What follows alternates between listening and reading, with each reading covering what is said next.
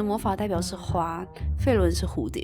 这个辛梅尔送芙莉莲戒指的故事，虽然到了第14集才出现，但是其实芙莉莲早在前面几集呢，就一直有拿出那一只戒指在把玩，只是没有直接戴在手上。那关于戒指呢，也有一个很让人心碎的小细节，那就是同样是净莲花的图腾，修塔尔克送费伦的手环上面刻着的是盛开的花，但是辛梅尔送给芙莉莲的是含苞待放的。那伴随着花语永恒的爱，两人的爱情也许可以长存，却无法开花。第二次看也注意到辛梅尔看到芙莉莲没头没脑选了这个戒指的时候，那个无奈心酸的神情，仿佛在说，我一个寿命这么短的人类，哪能跟你谈什么永恒啊。辛梅尔跪下为芙莉莲戴上了戒指，他还是铁了心要示爱，毕竟对他来说生命短暂，他必须要把握啊。除了是看完可以唤醒梯形人内心的一部动画，这部也是厌世人的解药。整部故事很暖心，却不是靠强喂给你心灵鸡汤，而是接纳生命的本质，就是悲剧这件事情。因为以芙莉莲第一节逻辑来看，既然我们人类总有一天都会死，那干嘛去认真过每一天呢？人类的存在本身就是悲剧啊！而我们透过芙莉莲的视角，发现即便是这样，正因为生命的短暂，我们努力抓住各种生命中的美好，就算最终会失去，人类也可以把悲痛之情化为一首凄美的诗歌。就像是由 Miley 演唱的片尾曲 Anytime Anywhere， 歌词里面唱到的，这份胸口的痛楚是你存在过的证据。芙莉莲决定带着这份苦中带甜的痛活下去，让辛梅尔永远活在记忆中。人类不断寻找目的，用一生赋予生命意义，就像海塔对天国的解释一样，天国的存在是为了让我们不要那么寂寞。曾经认为人类死后去哪都没差的芙莉莲，现在选择相信真的有天国，并不是出于放不下故人，而是他想要更理解人類一點點，這個美好如流星般轉瞬即逝的物種。そうか、いい友人を持ったな、フリーレン。大事にしろ。いや、その人はもう今は天国にいるよ。ならいずれ会えるな。そうだね。真的是没有看过这样的动画，每次结束都要关心观众 Are you alright？ 是怕我们会哭太惨还是怎样吗？真的好久没有一部作品像葬送的芙莉莲这样，可以让我在重看找资料的过程中呢，好几度都要哭出来，一直被凄美到那现在动画还在更新中，已经让我忍不住先做影片，真的很爱这一部，就是2023必看。然后我是动画党，所以请不要在底下留言爆雷。好的，那今天影片就到这边了，欢迎看过这部的人分享你的心得。那已经看完漫画的人呢，要注意留言的时候不要爆雷到动画党。我们就下次见了，拜。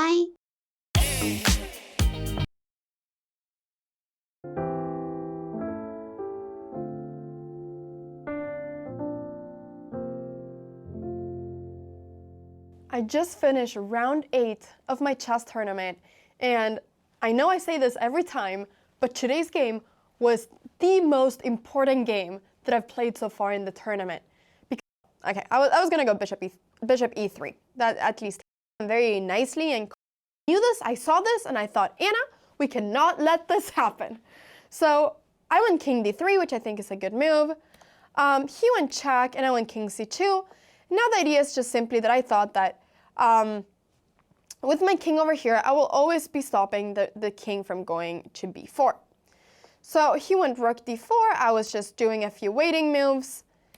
I was just going kind of back and forth, and he went king b7. Now here, the absolute easiest way, well, I think here I went rook c6, which is fine. Here, I can just literally go back and forth. King b3 is still fine, check, and here. But to have made it easier for me in this position, I could just have gone rook h7.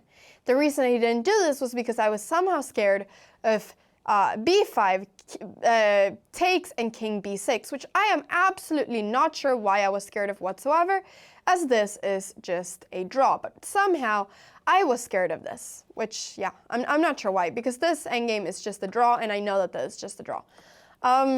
But somehow I got scared of that, so that made me not go rook h7. I went rook c6.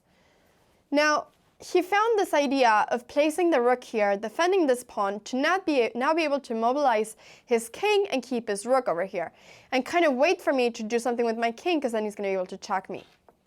So I went king b3, and this is fine. And here I started stressing because I knew that d6 was, if I'm able to trade, just a draw. But I got scared that after d6, there was king b7, and I missed that if I just take with the pawn, he cannot take my rook because I make a queen. And here, once again, I'm able to trade pawns. Some reason I missed this. I think I was starting to get really tired. This was like move 50. I had 3 minutes left on the clock. And for some reason in this position, I thought I was lost. So I went king a4 here, which is fine. He went rook here. I went king b3. He went check. I went here. He went back. I played rook g6.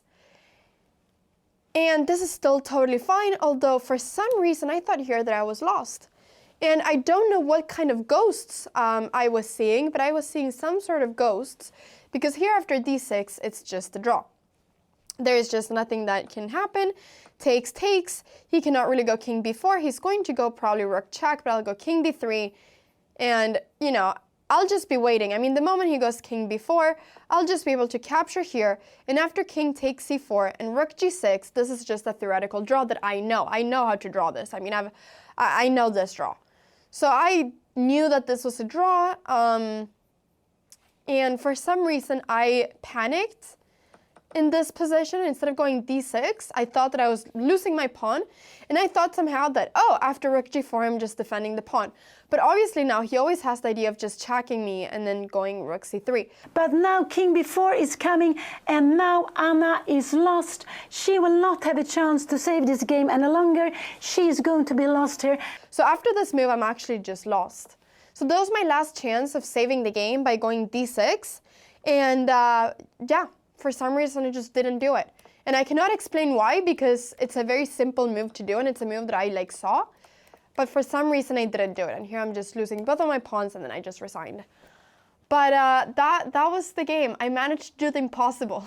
That was one way my opponent could win, and I managed to lose in the only way that I could lose, which really hurt after the game. It's been now like an hour, so I've been able to process it, and I'm not as upset anymore.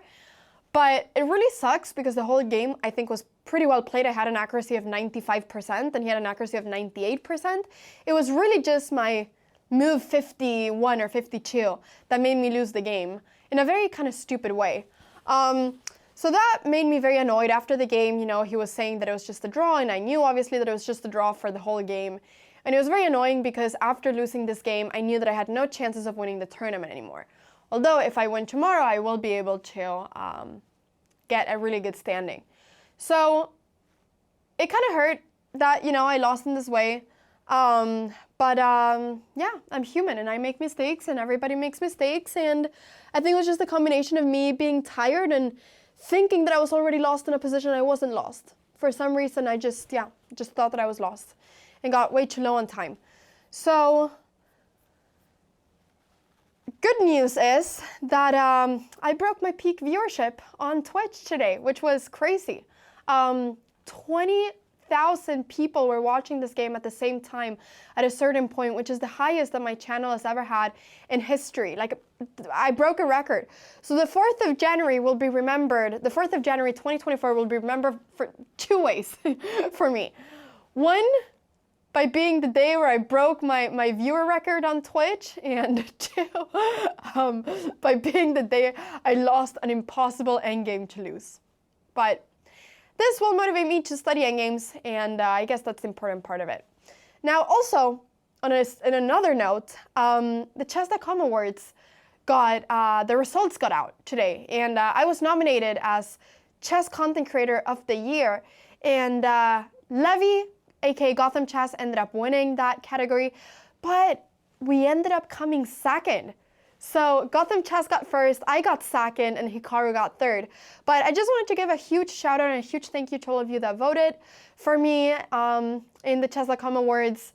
Absolutely amazing. I cannot believe, you know, that we got second. You know, I'm very excited about 2024. 2024 is going to be a great year of chess, a great year of videos, and I'm super excited about everything that I'm going to do this year. So thank you guys so much for supporting me. Even when I'm losing in games, I should not lose. And I'm gonna sleep now and study endgames and study chess, and gonna try to win tomorrow. And here she is here with you. Evaluating a trigonometric expression in terms of another one. We are given that tangent 10 degrees is equal to x, and we're supposed to find tangent 5 degrees in terms of x.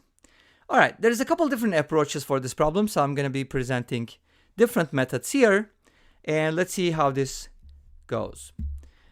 First of all, I'm going to start with tangent 10 degrees, and I'm not going to write the degree symbol, I hope you don't mind, but it's always in degrees. All right, so we know that tangent 10 is equal to x. How can I go to tangent 5 from there? I know what you're thinking. I'll talk about that a little later, but first of all, I want to present my first approach. So since tangent 10 is equal to x, from here, by using the double angle formula, I can find tangent 20. Let's go ahead and find that. And of course, tangent 20 means tangent 20 degrees, right? Okay, by using the double angle formula, this is 2x minus 1 over x squared. That is the double angle formula for tangent. Now, I can use the double angle formula one more time and evaluate tangent 40, because 2 times 20 equals 40, and that will be the same thing, but just replace the x or alpha, whatever, the tangent alpha value with 2x over 1 minus x squared. So tangent 40 can be written as 2 tangent 20 divided by 1 minus tangent squared 20, and now we're going to replace tangent 20 with what it is. So this is going to give us tangent 40 in terms of x. Tangent 20 is equal to 2x over 1 minus x squared. So let's go ahead and replace tangent 20 with that. And that's going to give me the following. Now I just need to simplify this expression. To simplify, let's go ahead and multiply. This is my numerator. And the denominator is going to be, when you expand it, you're going to get a quotient of squares. When you make a common denominator, you're going to get a difference of 2 squares. Like this. And the denominator of the denominator is going to be 1 minus x squared quantity squared. Great. Now, in order to divide these two complex fractions, let's go ahead and, find the reciprocal of the second one and multiply by the first one. So it's going to look like this.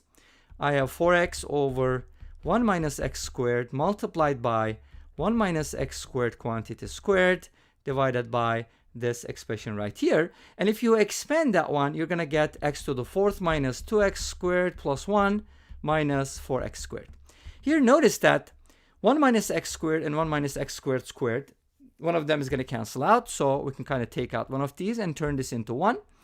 And just multiply 4x by 1 minus x squared. That's going to give you 4x minus 4x cubed. And we've done this before. You'll probably remember if you looked at other problems like this one.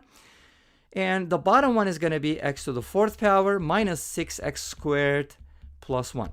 But this is just, the tangent 40 value, right? So we can basically, I could probably just erase part of this. That's too long. Okay, great. So now this is tangent 40.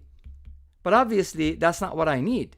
I do need to find the value of tangent 5. But how are 40 and 5 related? If you think about it, and again, we've done this before, 40 plus 5 is 45. So tangent 5 can be written in terms of tangent 40.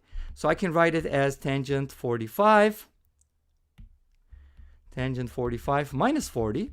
And since I know tangent 40 in terms of x, I can find tangent 5 in terms of x. Let's go ahead and use the formula tangent 45 minus tangent 40 divided by 1 plus tangent 45 times tangent 40. Great. So this is the value of tangent 5, and that's what we're trying to find. So let's go ahead and replace everything with what it is. Tangent 45 is equal to 1, as you should know. Tangent 40 is right here. Let's go ahead and replace tangent 40 with 4x minus 4x cubed divided by x to the 4th minus 6x squared plus 1. And then divided by 1 plus tangent 45, which is 1, times tangent 40, which is 4x minus 4x cubed divided by x to the 4th minus 6x squared plus 1. Great. Now, 1 times doesn't really mean anything here, so we don't even need that as a product. we can just make a common denominator in the numerator and the denominator. So that's going to give us tangent 5. Let's go ahead and simplify this expression. And notice that the denominators, once you make common denominator, they're going to be the same, so they'll cancel out. So I just need to worry about the numerators. So I get x to the 4th minus 6x squared plus 1 minus 4x plus 4x cubed. Notice that we have to negate. And then that is divided by x to the 4th minus 6x squared plus 1 plus 4x minus 4x cubed. Great. Let's go ahead and rearrange the terms a little bit, and if there are any like terms, we can kind of combine them, but I don't think there's any like terms. So tangent 5 can be written as x to the 4th power plus 4x cubed minus 6x squared minus 4x plus 1, and that is divided by x to the 4th power minus 4x cubed minus 6x squared plus 4x plus 1. Now notice that both the top and the bottom look like x plus 1 to the 4th power, but there are minor sign changes. So it's kind of interesting that when you find tangent of 5, you get a structure, the ratio of two quartic polynomials like this. Anyways, this basically concludes my first method, and I'm going to show you another method to find tangent 5, but it's going to be kind of interesting. Why is it going to be interesting? I can't tell you right now. You'll see why. Okay, in a little bit, you're going to notice what I'm talking about. So the next thing I'm going to do is look at this from another perspective. And that's probably what you were thinking when you first saw this problem. So I'm going to call this second method, but it's not actually second method, but it is second method. What am I talking about? Okay, it'll be clear in a little bit. So the second method, so to speak, is kind of like using the double angle formula in a different way. Because if you think about the relationship between 10 and 5, 5 is half of 10. So why not use the double angle formula backwards? You can call it a half angle if you want. Some people call it half angle. But half angle and double angle, well, whatever. I mean, doesn't really matter.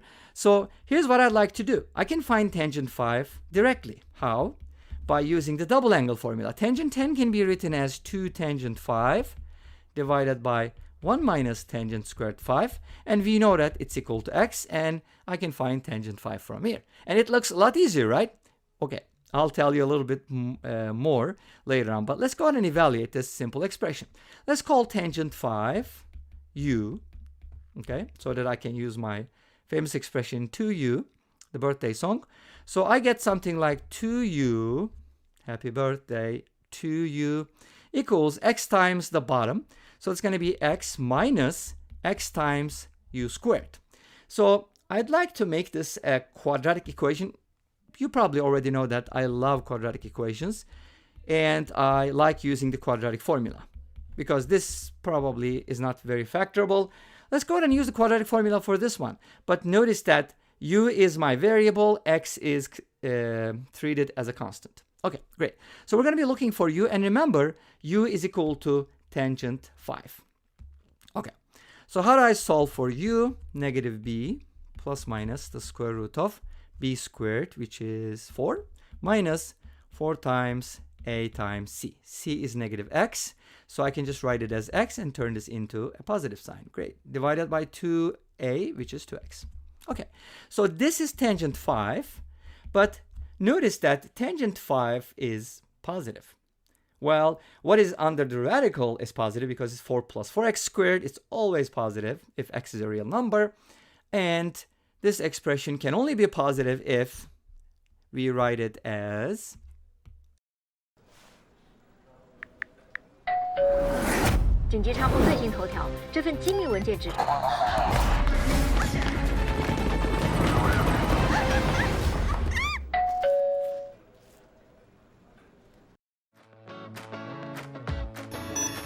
生理期来了，让你痛到很难过。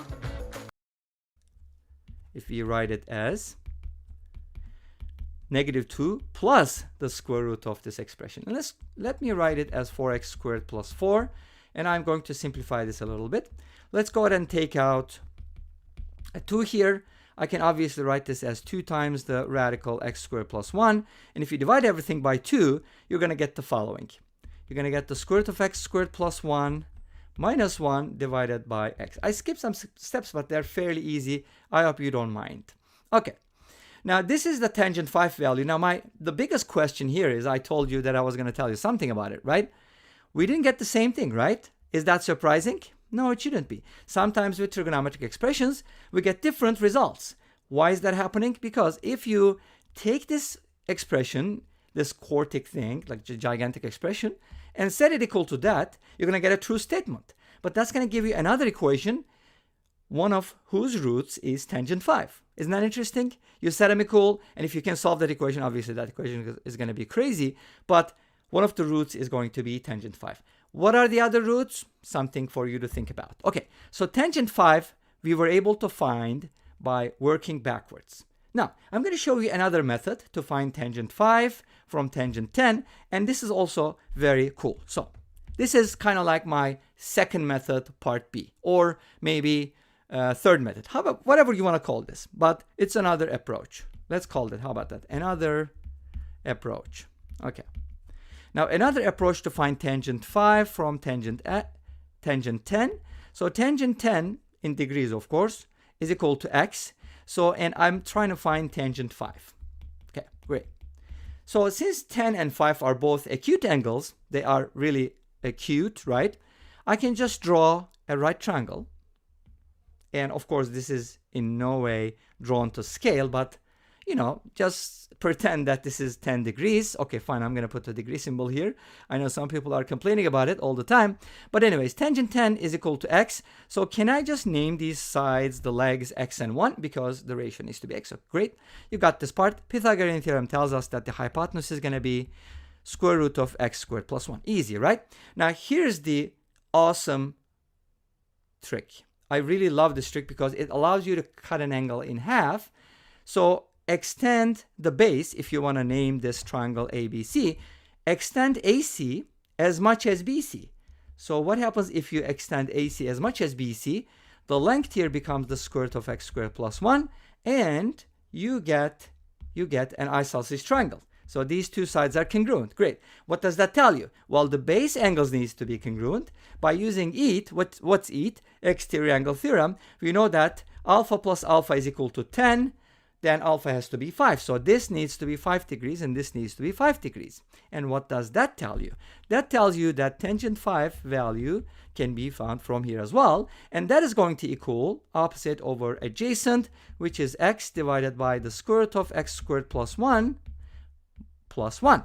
But why is that not the same thing as that one? Because we can use the conjugate, multiply by the conjugate, and you're going to get the answer. Let's go ahead and do it. Square root of x squared plus 1 minus 1.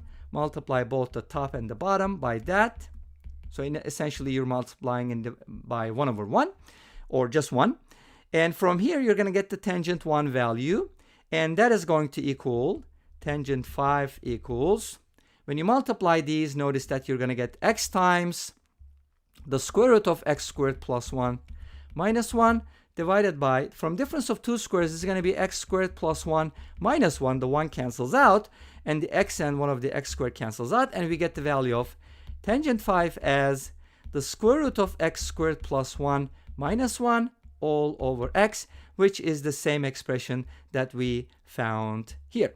And this brings us to the end of this video. Well, thank you for watching. I hope you enjoyed it. Please let me know. Don't forget to comment, like, and subscribe. I'll see you tomorrow with another video. Until then, be safe, take care, and bye-bye.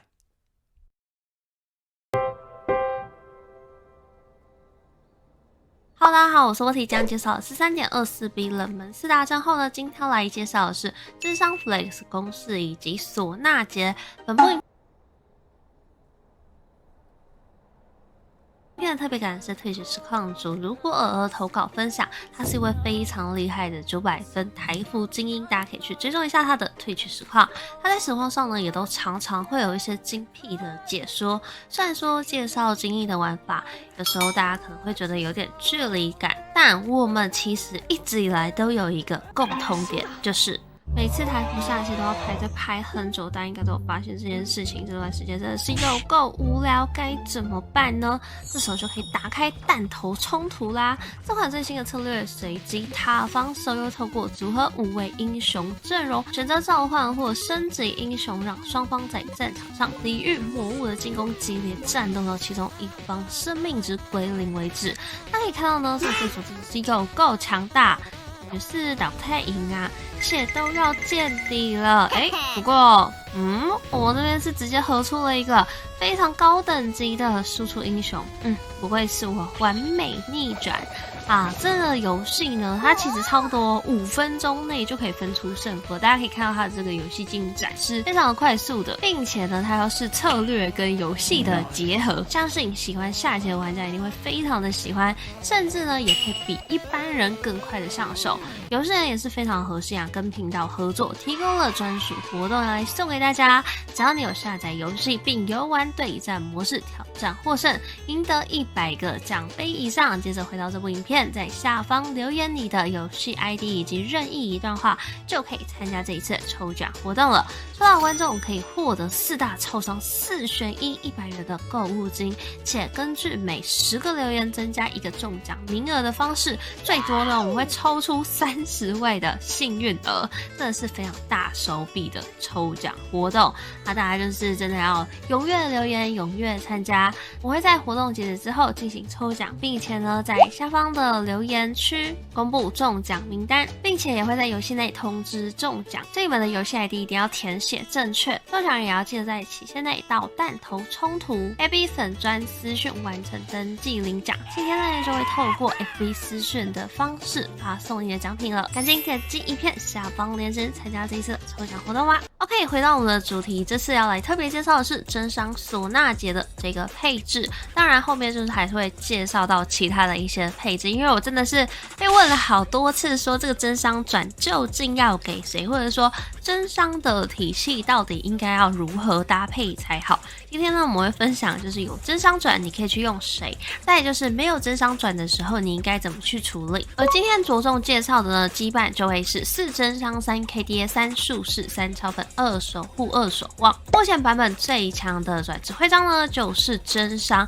并且大多都是以超粉 Flakes 的运营套路下去做延伸的。超粉 Flakes 是什么呢？就是我们之前有介绍过的超粉阿狸拼多多，大家可以自己再去往回看之前的那一部影片。现在的刷牌时机点呢通常都会是落在4-1或者说4-2，在合了真商转然后刷不到阿狸的一个状况下呢，你就可以来玩这一套主秀节加上唢呐的配置。因为节的分身它是会触发唢呐的技能附魔效果，之前大家应该有印象中就是在改版的时候呢，约瑞科的小鬼已经改成了无法触发唢呐的附魔效果，但是设计师却没有改到节的，可以说是意外的隐藏惊喜。而唢呐跟节的互动强度非常的高，很容易就能够去缩写身上久等。这边呢也要再额外分享一个，就是真商的计算机制，是由小熊、老王、枪哥等多位精英玩家多方确认的。这项效果呢就是根据造成的伤害再产生额外真实伤害，其计算方式呢是无视防御的，但是会计算巨杀、红 buff、蓝 buff 等等的增伤效果。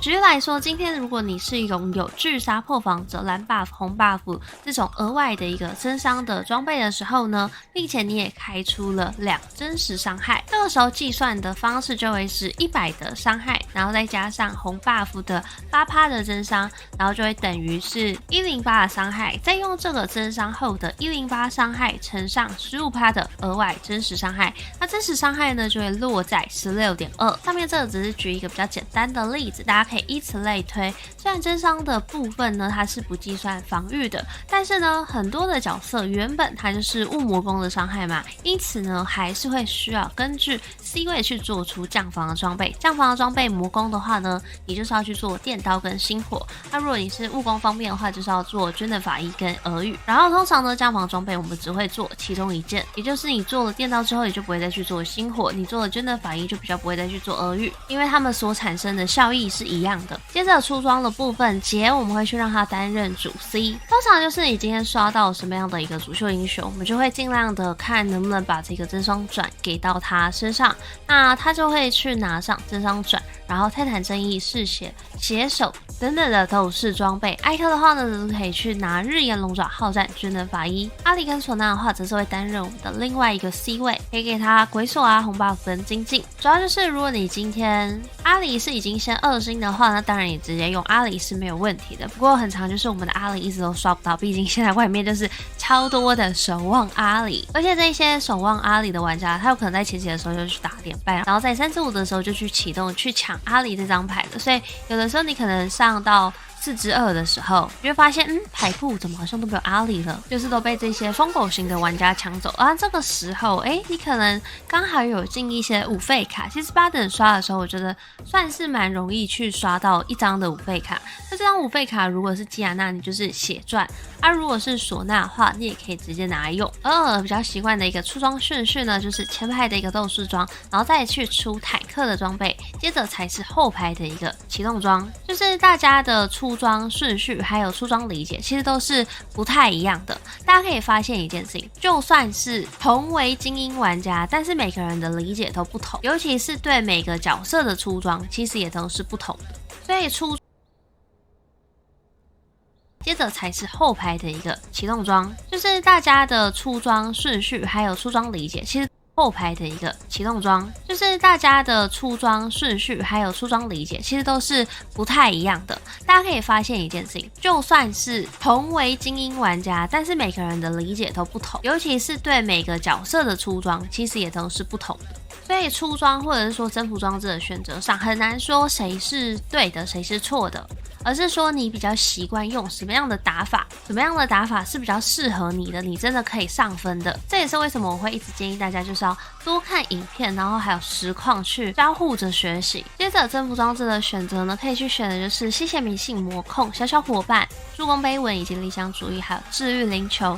主兽呢比较推荐的就是杰跟真伤阿卡丽。而玩这阵的先决条件就是你前期呢最好有胡超粉的体系牌，并且呢是优势开局，毕竟呢我们是得去升上8等抽牌的。而有没有真伤转呢，则是一个次要条件，因为有真伤转的话，你的强度就是更上一层，但没有的话，你就是直接玩超粉阿里拼多多这样子的体系即可。接下来讲到阵容的过渡，运营体系的经济呢是至关重要的。前期呢你可以是连胜或者是连败，胜败的关系呢要掌握的非常清楚，不要呢去打到1胜1败的窘境。而大家在玩这套的过程中呢，最需要留意的一件事情就是1费的超粉牌呢是一定得留的，像说莉莉娅跟凯能，因为呢你只要升等了之后呢，这2张牌就会很难去找到。这等的话呢，你可以先去组成就是卡桑蒂、凯能、莉莉娅跟亚素。前期呢可以先用超粉的体系下去做过渡，过渡就是要尽量呢用便宜然后又版本强势的单卡为主，尽量不要去合成3费牌的2星角，或者是说留下3费牌的对子，因为呢3费卡呢是比较容易卡经济的。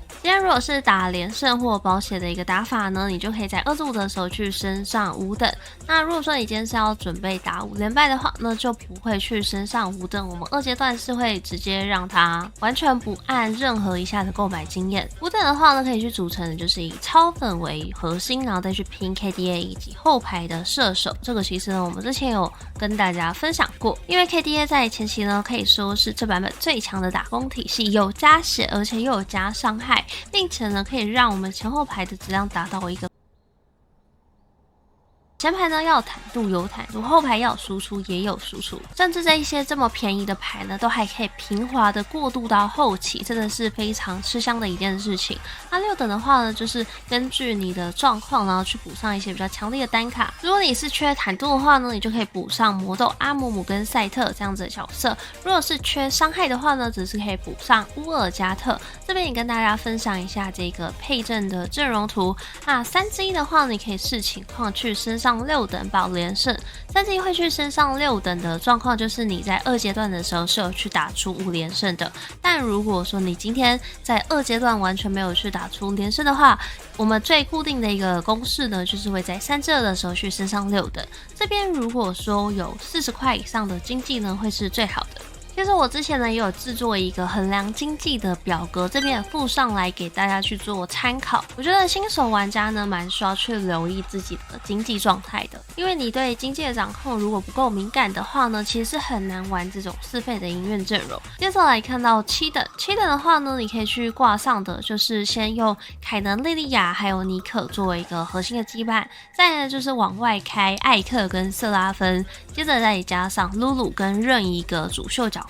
之前我有跟大家分享过一件事情，就是在3至5的时候呢，我都会去升上7等，然后鹅的理解也是一样的，就是他会在3至5的时候呢也去升上7等。当然这边要去评估的一件事情就是你升上7等后呢得保有30块以上，并且阵容一样可以用你的过渡阵容下来做延伸，通常呢就会是3超粉3 KDA， 然后再加上任一的主秀。这个主秀呢也大概率会是后排的英雄，为什么？因为其实超粉你可以发现妮可啊、莉莉娅还有凯能他们都是前排的英雄，所以我们为了前后排的一个均衡呢，通常会去抓的就是后排的英雄，并且鹅的打法呢都是比较少去合出后排的装备的，所以你今天去抓后排的主秀呢，才可以顺便去补强整体阵容的不足。接着4之1呢就可以去升上8等抢牌了。当然这个4之1如果你要抢牌的话，通常也是你可能是大连胜，然后经济非常的好，基本上呢你要升等之后有40块，你才会在这边去升上8等，不然正常来说呢，我们都会在4之2的时候才去升上8等刷牌。假设呢已经经济真的很差，就选择在4之5去升等，但不太建议就是钻石以上的玩家这么做，因为你会掉太多的一个容错。升等之后呢，我们就是要刷牌更换我们的主秀英雄，通常都会以斗士的角色作为主要优先级，像是杰啊、阿卡丽亚、威尔哥以及波比这样子的角色，尤其是杰呢是其中最优秀的一张斗士牌。阵容的运营体系呢，基本上都是以超粉 Flakes 作为一个核心主轴，所以你不能在开局的时候呢就想要去铁头真伤杰或者说真伤阿里，这是一个蛮大的误区。所以刷牌的时候呢，你只要有抽到斗士的主秀都可以视情况妥协，真的发现守不住血的时候呢，才会去考虑更换主秀，直到阵容强度够了，或者说可以收线了，我们才会去回存经济，去升上9等。9等呢，你需要做的事情就是去补上一些5费的强力单卡。如果你是一些比较大连胜的天胡局，那你可能4之2抽完说，你就发现你之前的缩线，哇靠，那这时候你可能在5之2的时候就能够去升上9等了。这种神操作谁可以做到呢？我目前就看过一位非常顶尖的台服第1怀疑熊，就如此做过，没错，他台服第1了。好，怀疑熊这位玩家呢又是另外一个故事了，之后再跟大家分享。那如果说你可能4之2刷的还不错，但是血量可能不是那么的优的话，那这时候你可能在5之3或者说5之5的时候呢去升上9等。有的时候我们在升9等会有一个情况是，你就算升等了，也没有钱刷牌呢，也是得升上等级的，因为你只要补上任一张牌呢，升等都会是一个提升，除非呢有多的真伤转，或者说主秀真伤的阿卡丽呢才会去补上6真伤的羁绊，不然呢我们上9等都是会以一些5费的强力单卡为主。缺坦的话也就是补上161缺伤害补进，缺破防的英雄呢就是补约瑞克，破魔防的话呢则是可以去补上希尔斯。不过通常大多的状况呢都是补161跟唢呐这2张牌。当你接着是不知道补什么样的牌的时候呢，就是补一些重复的牌，像说可能第2张的2星阿里啊，还是2星杰啊，甚至是1星的基安娜，我觉得都是可以补的。或是当你的杰开一下电子无血羁绊也是不错的一个选择，因为杰的分身呢它会触发唢呐这个技能附魔效果，那你只要多开一个电子的羁绊，你就能够多一个影子。而真伤转究竟要给谁去做过渡推荐的话，就是主秀的库奇以及主秀的凯莎。如果真的没有的话，就是任意一个后排的输出英雄，或者说乌尔加特也都是可以的。而最多人在问的就是真伤转究竟要给谁，这边呢也帮大家列出了一个排行榜，让你们以后不再烦恼。所以这个时间轴呢可以笔记一下。目前位居 T0之当然就是我们的阿里啦，推荐的装备就是你最好一定要有一件的启动装备，就是经济红 buff， 然后或者说鬼锁3折1去出一件。不过阿里这张牌就是有的时候你根本就抢不到，所以我们今天也可以找一个备胎，也就是我们的凯特琳。你可以去给的装备呢就是无尽加上红 buff。那如果说今天真的连凯特琳也没有的话，也可以去找1折，因为其实有的时候就是要根据你刷到什么样的主秀，或者说这张牌它可能就2星了，那你就直接用也是没有问题的。1折的话呢，跟凯特琳拿的东西呢又是通用的装备，所以可以完美的互转，你就是给它红 buff 加上无尽，然后来搭配一个真伤转即可。再来就是跟阿里一样位居 T0的杰，可以给他的装备呢就是一些吸血类的装备，像说嗜血者啊、正义啊，然后泰坦还有血手这样的装都是不错的选择。接着维尔哥这张牌虽然不是特别强，不过有的时候就是刷不到杰也刷不到卡里，那这时候当然也就只能先随便选一个拿来用。那他拿的装备呢又刚好跟杰是通用的，所以你就可以先暂时用维尔哥这张牌去拿真伤转，接着你可能在后面可能升上9等啊，或者说确定文血，然后把经济回存之后再去重抽一只主秀英雄回来就好了。接着阿卡丽呢你也是可以去做搭配的，而且 KDA 的阿卡丽呢也可以去拿真伤转，当然我是没有这样做过，但感觉是蛮新鲜的。接着呢镜也是蛮不错的选择，你可能就是镜先来了，那这个时候你当然就是给他一个蓝 buff 加上无镜，他就能够打出很不错的爆发伤害。不过因为镜就是很难去升到2星了，所以它的强度也差不多会落在 T1 的位置，除非说你今天真的是有很完美的装备可以去搭配，然后也升上2星了，那它的强度呢才会是再更高一点。接着是约瑞克，他拿装备啊跟维尔哥还有杰呢也都是比较通用的，因为他都是拿斗士装的类型，像嗜血泰坦、正义、接手之类就会是很适合他的。最后一个呢就是我们今天真的是没有真伤转，这时候该怎么办呢？这时候你就是直接打阿卡丽其实就可以了。那给予他的装备呢，你可以去拿嗜血泰坦、正义、接手，就刚好这一套装呢都是比较通用一点的。不过像怀熊或者说 Terry 的话，他们自己是也蛮喜欢去搭一些输出装备给真商的阿卡丽，所以你就会发现，每个人的出装理解真的是都不太一样，因为这会取决于说你前面掉什么装之外，还有就是你前期喜欢用什么样的角色，喜欢用什么样的主秀下去做过渡，这都是会有很紧密的关联的。而新手呢比较容易犯的一个错误呢，就是摆位的一个部分，斗士呢记得一定要站在主坦的后方一格，千万呢不要让他开场的时候就被敌方的角色给锁头了。所以我们抓的斗士主秀呢都是要围绕着他去做摆位的一个延伸跟调整。当然基本上的一个大方向呢，就是你直接照着你的 KDA 格去做摆位即可。而如果大家想要更精进整套阵容的话，其实你需要做的一个辩证呢，就是用超粉的阿里去做一个稳动式的调整。那第二个呢，就是用超粉的杀武社去做调整。你可以是后排跟主秀的英雄去决定说你要走杀武社，或者说 KDA 的一个体系。主秀可以去拿的呢，就一样是杰，然后阿卡丽、威尔哥跟波比这样的角色。次之后收牌的时候呢，我们就只会去拿斗士的主秀英雄。这也是为了补足3超粉后期坦度不足的一个缺点，并且呢用最低的限度来去帮忙换怪，弥补经济不好或者说质量不好的一个硬伤。OK， 大家有发现就是前面的讲解有一点长，就知道我们做的有多用心了。这里是 Z 的话呢，可以看到鹅就去身上了8等，并且刷下了主秀。这里呢先刷到威尔哥，所以就先让威尔哥上去打工。基本上你就是刷到什么样的先排主秀，你就可以先拿来用了。不过可以看到一件事情，这是什么100万莉莉娅吗？啊，没有莉莉娅，这个一张莉莉娅前面都没有留，或者说中间都没有刷到的话，其实真的是蛮伤的一件事情，因为这张莉莉娅你有可能就得花100万才找得回来了。接着呢，可以看到阿里的话，这边已经进了2只，不过还没有来到2星，先用唢呐再去搭配3术士的羁绊。接着这里可以看到4之5，他其实在4之1跟4之2都是有打赢的，但是4之3输了一波之后，他可能觉得说，强度不太够，他回存了一波经济，希望可以再找到更强力的一个前排主秀。这边刷，可是很明显的可以发现到，好，接着这个前排的斗士主秀就不回来了。可以看到的是呢，他本来是有进1张的主秀阿里，但基本上你前排只要不够坦，你就不太可能再去拿后排的一个主秀了。就是你这样子前排的装，你会完全不知道要给谁，所以他这个阿里没有办法自己身上2星的一个状况下，他就把他的装备托给了唢呐。这里的话呢，就有点亏了，这个前排的斗士主秀一直找不回来，终于找到了杰。OK， 这个杰我觉得也是花了100万吧。那这里刷到杰之后，就把装备还有真伤一起托给了他，并且这里变换了一下阿卡丽的真伤，因为你要后上真伤的英雄才可以去变换这个真伤的阿卡丽，所以大家如果想去变换阿卡丽的话呢，就是可以用后上你想要的羁绊，然后去变换阿卡丽的羁绊。OK， 对面的话是非常大成的1则95的体系了啊，他应该是85，还是8等161 2星的玩家，高手来的。但你可以看到杰，哇，完美输出，随便乱杀，手起刀落一下就打了1万的伤害，只能说真伤杰真的太强大了，清场的能力极高，而且大家在这一场的游戏之中呢，你就可以发现，只要你有撑到唢呐开大，唢呐给予的攻速加成呢，就能够更拉高杰的一个上限，甚至唢呐它的普攻呢本身也会加攻速的，对上这种新刚9的体系也都有战胜力。那今天影片到这里，感谢大家的收看，拜拜。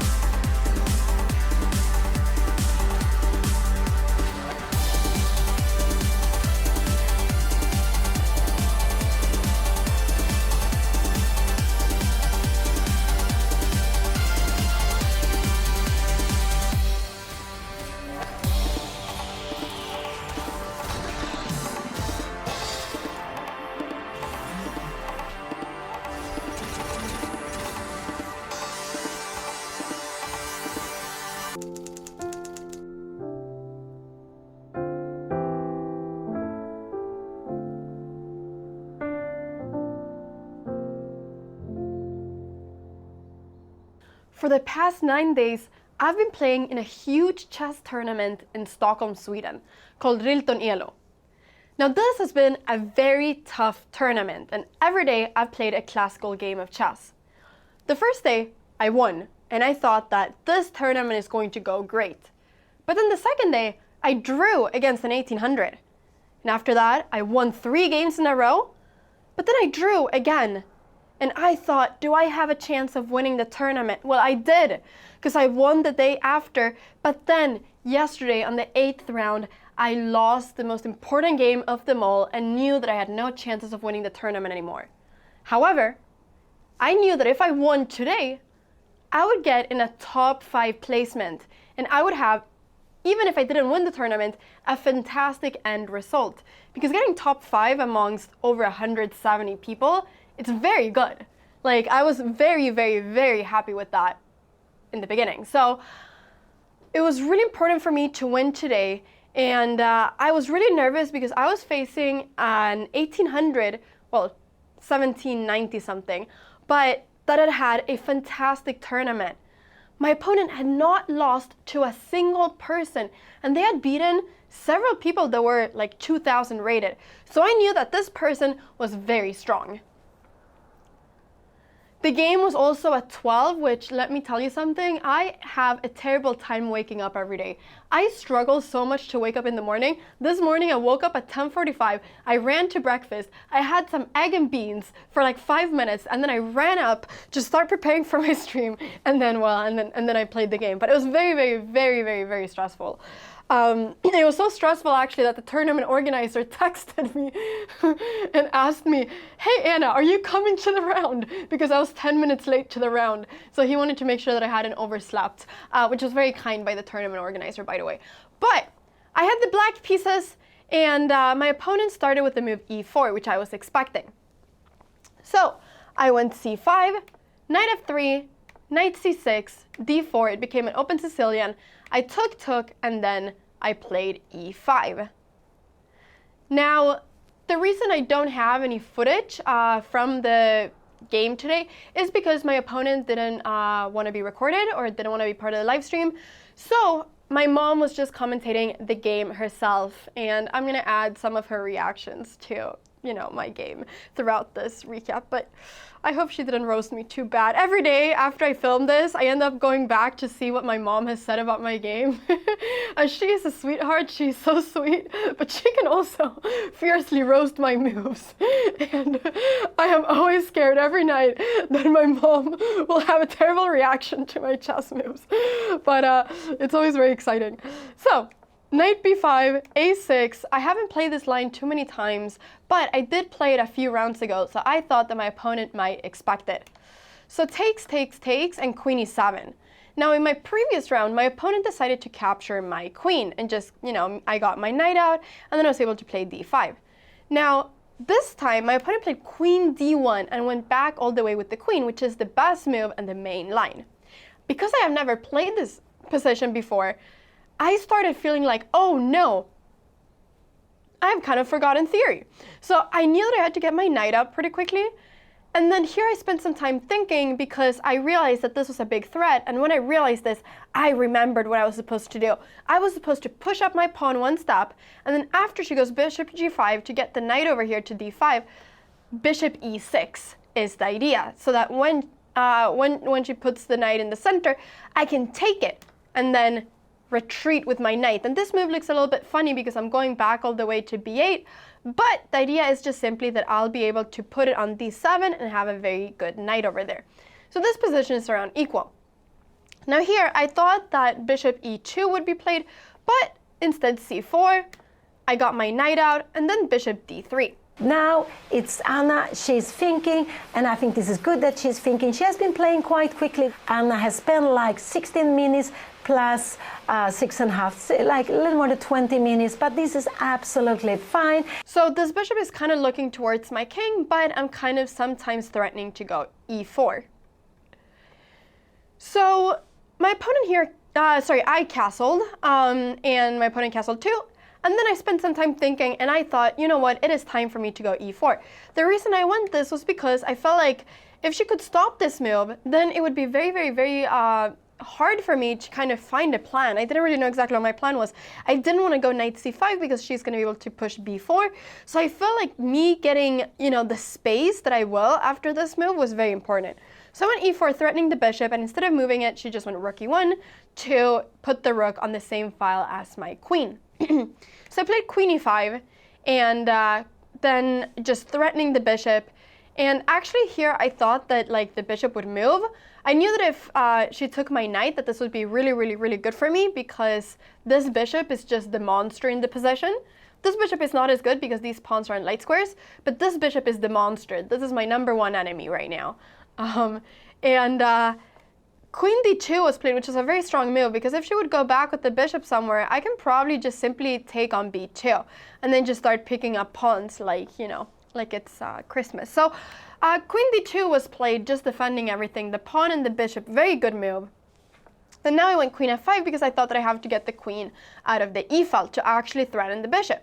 Oh, she played queen f5. She played this good move, queen f5.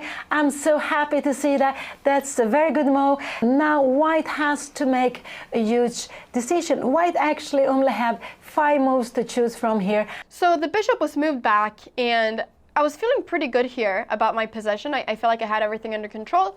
I went rook c8. Maybe it's better for me to bring the other rook, actually. I think this is the rook that I should bring, but it was maybe hard to know then. But I brought the a rook, which, you know, makes sense because it's the rook closest to the square. But sometimes you shouldn't judge a book by its cover, and sometimes things are not the way you think they are. And b3 was played. Now here, I realized that I can do 2 things. I can either go rook e8 and just get my rook to a better square and do a slower move, or I can do the most active, pushy move out of them all. And you know me. You know that I'm the kind of person that always does the pushy move, because I am an impatient person and I do not like to wait. And when I see a plan that I like, I just go for it, which is, you know, one of the reasons my mom roasts me sometimes. She thinks I should be more patient and that good things take time, but I like to do good things immediately. So here, I decided to go for b5, which is the second best move. Now, what is the idea of this? Well, the idea is that if my b pawn would be captured, then this d5 pawn would become very, very weak. It would be completely isolated, and I'd probably be able to win it. I'm also immediately threatening to take this pawn, and my opponent cannot capture on b5, because if this, I have rook takes c2, getting both bishops for my rook, and 2 bishops is better than a rook. So I would win material here. So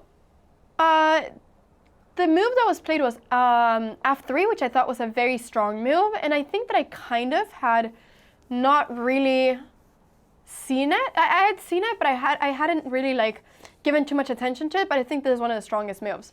Here, maybe I should go rook e8 to defend the pawn, but I got really worried about my opponent being able to capture and then somehow being able to like put extra pressure on this, or maybe first capturing here. That's what I was scared of. I was scared of takes, and then I was scared of bishop. Was I scared of this? Yeah, I was scared of something like this. I wasn't too happy about this position after it takes and rook e1. So this is the reason I didn't go for rook e8. I was really scared about the takes. So instead here, I decided to go and capture this pawn. Now she captured this pawn first, because if she captures back here, I'll just be able to take it. My rook will be pretty active. So she took queen e5, queen got threatened, had to go back to e7, and now rook e2. And this is maybe the first move that was played that I felt like was maybe a little bit slow for her. I was more worried about a move such as capturing on c4, and then after this bishop d3, and then I was gonna go rook a4 to defend everything, but I thought my rook was a little bit out of place here. But rook e2 was played, and we were both starting to get low on time, and I realized that I had to take advantage of the fact that I had more time than my opponent. Can you believe it? I had double my opponent's time. This was a rare occurrence of my life. I was extremely happy. I couldn't believe that I had more time. So, you know, obviously at this move I spent almost all my, no, not yet, but soon I spent almost all of my extra time. But still, I was very happy about the fact that I had more time, and I thought, you know what, let's get this to a time scramble and I will try to win in the time scramble, because I actually feel pretty confident in time scrambles because of the fact that I've been into time scrambles so many times. I'm a very experienced slow player. I am experienced at being terrible with time management. So I actually feel pretty confident in my own skills with little time. So we started doing a little bit of random moves. I knew that she could never really trade the bishop for the knight because then I'd get control of the dark squares. So my ultimate goal was basically just to be able to put a knight over here on d3, but it was kind of hard to do that. So f6, we were kind of playing back and forth. I was trying to come up with a plan. I decided to start doubling up my rooks, and then to reroute this knight and place this one over here. And constantly, actually, her best move is to go b4, but this is a pretty difficult move, I think, to do. So she went h4, which I was expecting her to do, and I was a little bit worried about it, but I also got really happy about the fact that I got this g4 square for my knight, because now there's no pawn that will ever be able to kick away my knight from here. So rook c3, I brought in the other knight, and then now, I thought maybe bishop d1 would be played, threatening the knight to try to get them out of here. But after this move was played, I was able to capture here. We traded, and then I went a5 with the idea of going a4, threatening the bishop, and going check and winning it. So she moved the bishop, and I went a4. I should actually here just go h5, but I really wanted to get the bishop to a weird square. Bishop d1, I went queen c5 check, and now... Now I forgot that this pawn was hanging. Because she couldn't take it before, I just forgot that this pawn was hanging, and I played rook b8, which was just a terrible move, because I'm literally just blundering the pawn. And now I got really scared, because the moment I went here, I was like, wait, what happens if the pawn is just captured? Rook b8 was played. Now Anna is losing a pawn because she's blitzing out the moves. I'm a little bit concerned that she lost the pawn here now. This is a very important pawn to have. I had to go here a3. That was probably the best move. She took the pawn, which was the best move. She was playing very well, and I went queen e5. And now she has this move, bishop d7, which is a really strong move. And after this, at h5, this bishop becomes just a monster. The extra pawn, together with the bishop, just makes her position to be much better than mine. I don't know, it's getting so scary. This would be just very, very dangerous, and we have a queen coming in here. So I'm really, really hoping that we will not see this on the board. She had this chance, but we were both very low on time. She only had 40 seconds left, so we were both just kind of trying to get into the time control. And bishop b3 was played instead.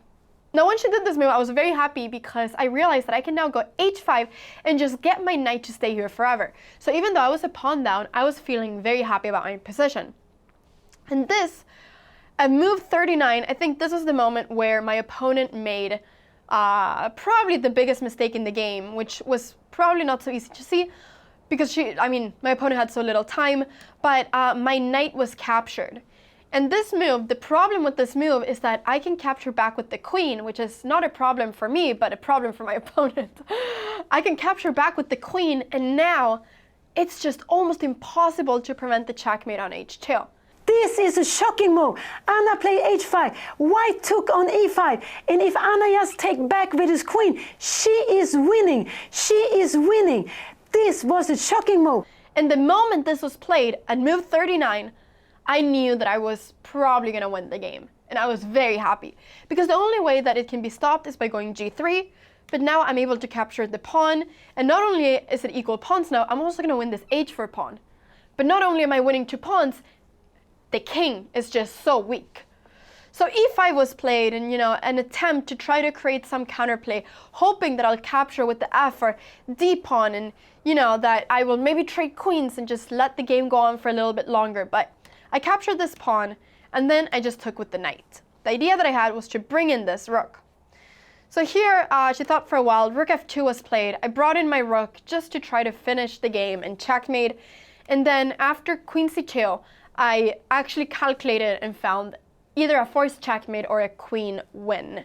And so I just played it pretty quickly with just a couple minutes because I had already calculated this. After this check, if this move is played, there is check and checkmate. And if she goes king f1, which is the move that was played, there is queen check, and after rook e4, my opponent resigned.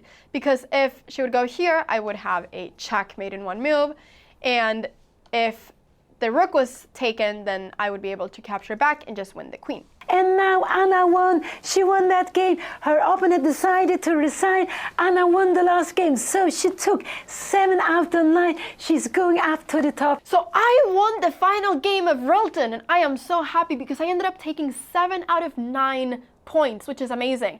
I gained 20 points of rating, and I am actually going to end up 5th in the whole tournament. So I'm getting top 5, which is amazing.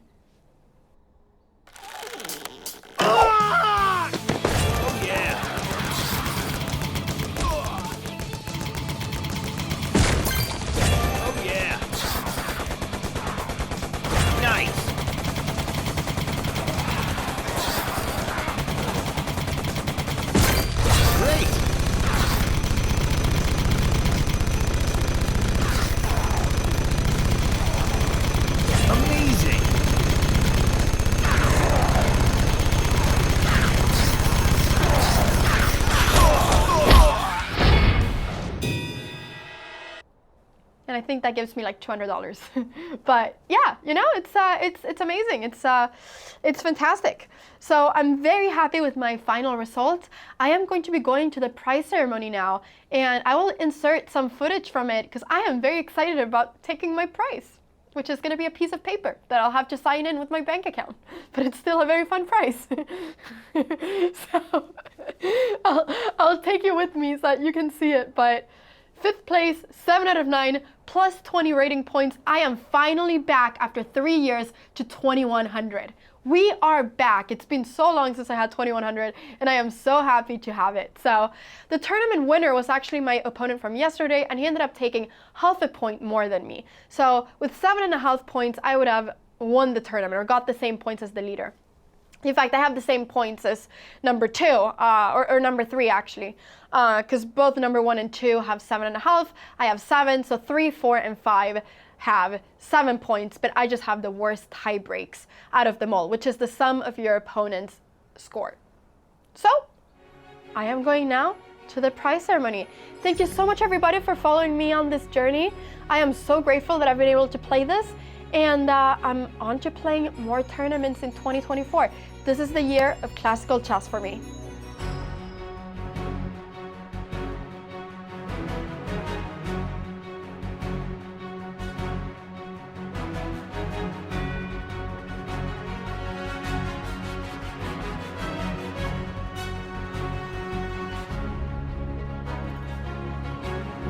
First place, Anna coming.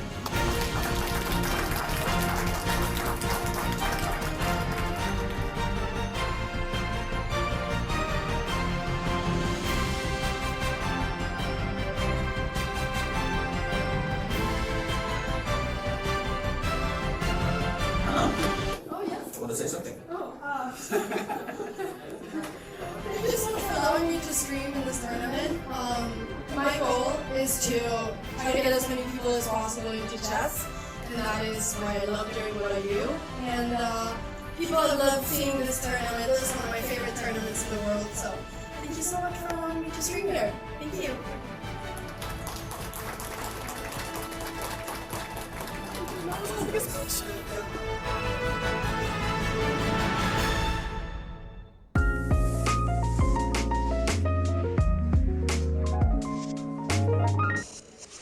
身份认同的问题。台湾发展过程中是族群融合的，详细跟我讲什么是台菜，什么是外省菜，我其实没有办法说得非常清楚。Taiwanese food is basically a composite of all of our waves of governance, which includes the Japanese colonial era. 台湾原住民是世居在这个地方，这里的16个族群应该够强而有力的代表整个台湾。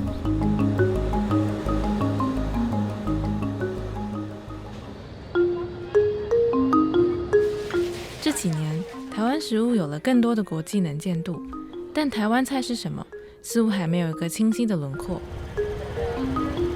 台湾菜的形成过程，其实也反映了台湾身份认同的转变。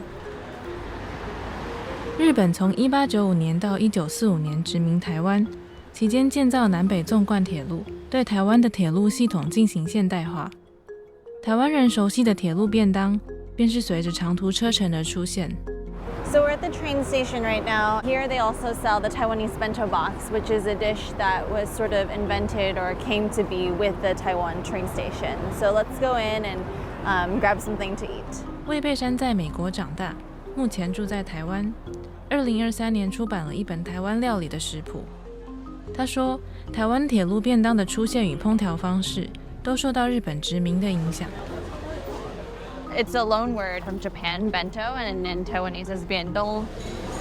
Japan didn't create these bento boxes per se, but what happened was when the railway system launched, these entrepreneurs would be selling bento boxes at every single stop. The train station saw how these merchants were making a bunch of money and they took matters in their own hand, and then they launched the official Taiwanese railway bento box. It's still made in the train stations today. I'm going to be ordering the classic, which is the pork chop bento. It's a deep fried pork chop that's then braised in a soy sauce liquid, and that's the traditional one. 你好，我要一个排骨便当。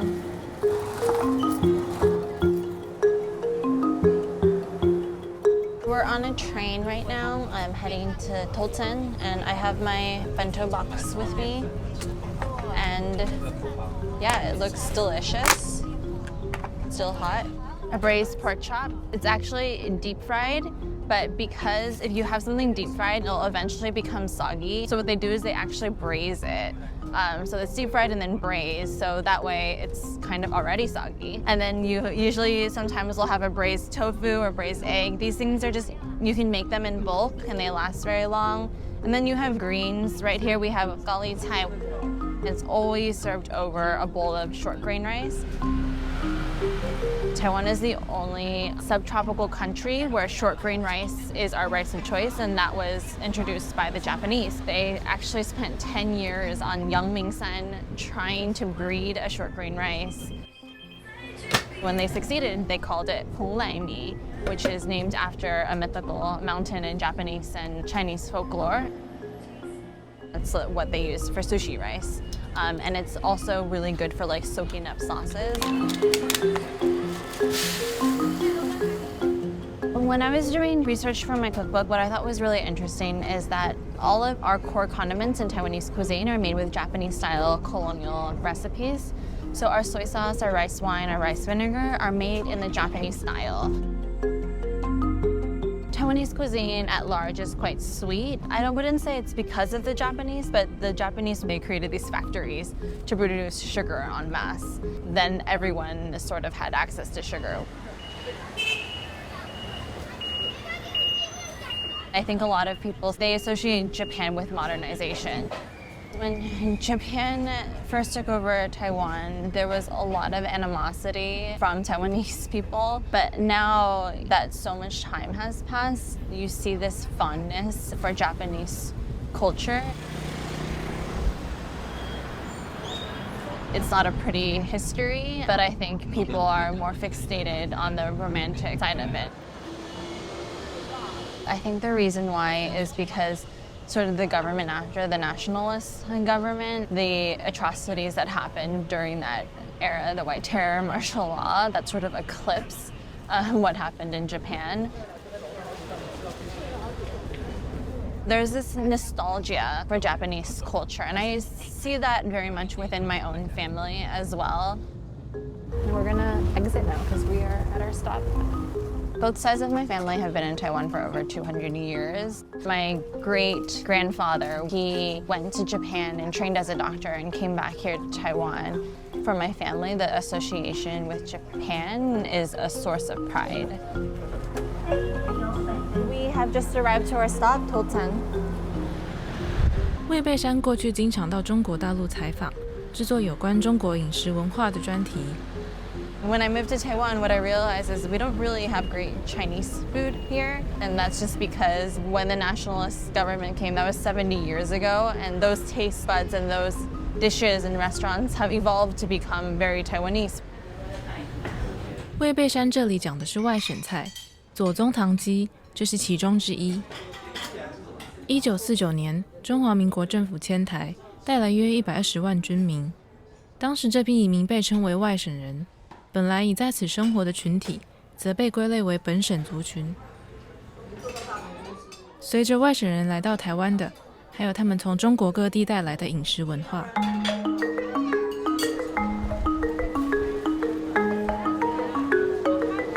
很多外省人怀乡啊，想要买一点特殊的食材，都会来南门市场。我今天做左宗棠鸡，需要这边的辣椒酱啊，我是用冈山这边的辣椒酱哈，然后我还需要干辣椒。很多人台湾认为左宗棠鸡是美国菜，它其实一开始的发源是台湾。台湾以前很有名的一个大厨叫做彭长贵发明的，应该在那边。在冷战时期，台湾被作为防堵中共的第一线，美国派驻军队协防台湾。左宗棠鸡就是政府为欢迎美军司令雷德福来访，请彭长贵研发的料理。他就想到外国人的口味，所以他用酸、用甜，加了这些湘菜、川菜的基本元素，就是辣。对对对。然后鸡块是用果粉炸过。我们说它是外省菜呢，因为它是从湘菜源流过来的。OK， 好，谢谢。国民政府迁台以后呢，很多外省人到来台湾，他们会想吃外省菜。我现在要腌鸡肉，刚刚在南门市场做的那4只鸡腿。好，当时的政府是江浙、蒋介石，他们都是江浙人，所以那个时候很多餐厅都是以江浙菜为大宗。很多外省菜先是江浙菜，后来呢就有川菜啊、湘菜开始。这些外省菜就在台湾做了汇流。其实有时候很难说是哪一个省份的菜，因为它到最后都变成台湾人喜欢的口味。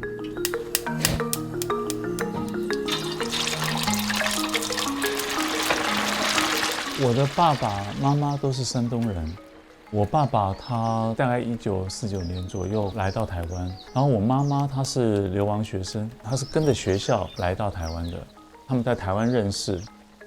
我们就算是外省第2代了哦。我小时候当然会听到爸爸他谈到怀念的问题。他过世之前，两岸还没有开通，所以他也不能回去探亲。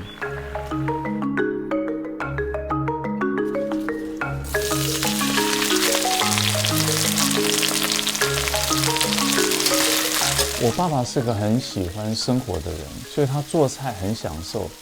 以前小时候看他做菜那种，做一道东西给家人吃，然后大家都吃得很快乐，那种感觉是我做菜的动机。多干，没有汤汁就 OK 了。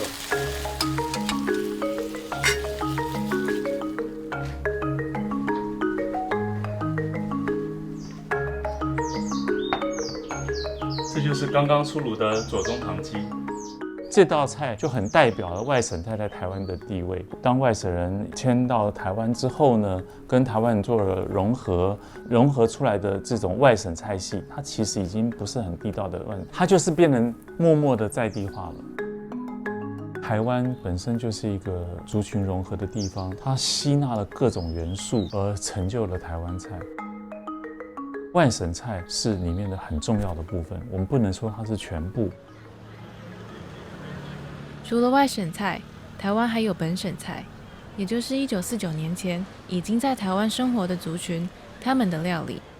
数百年前，这些移民从现在的中国福建和广东等地移居到这里，历经日本殖民时代，语言源于闽南语和客家话。蚵仔煎就是著名的本土小吃。忍不住自己都赞叹，我的牙齿也太白了吧！真的要跟你们分享用过之后就回不去的东西，电动牙。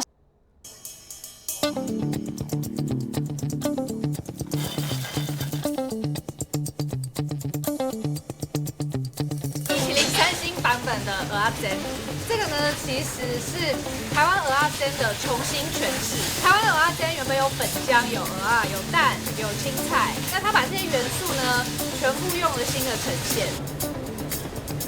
这是蚵仔煎的创新版本。一般的蚵仔煎在台湾是平价料理，在传统市场和夜市都能见到。蚵仔煎在潮汕或是你在东南亚也都找得到。我不太确定起源是从哪里来的，但是台湾有渐渐发展出自己的风格。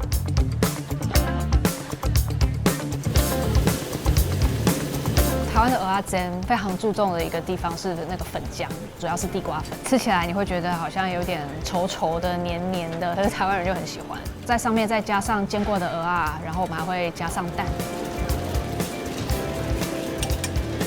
打好的蛋，一些青菜。那加青菜这点也是台湾的蚵仔煎还蛮特别的一个地方。最后再加上酱汁，可能是海山酱，可能是甜辣酱，可能是酱油膏等等。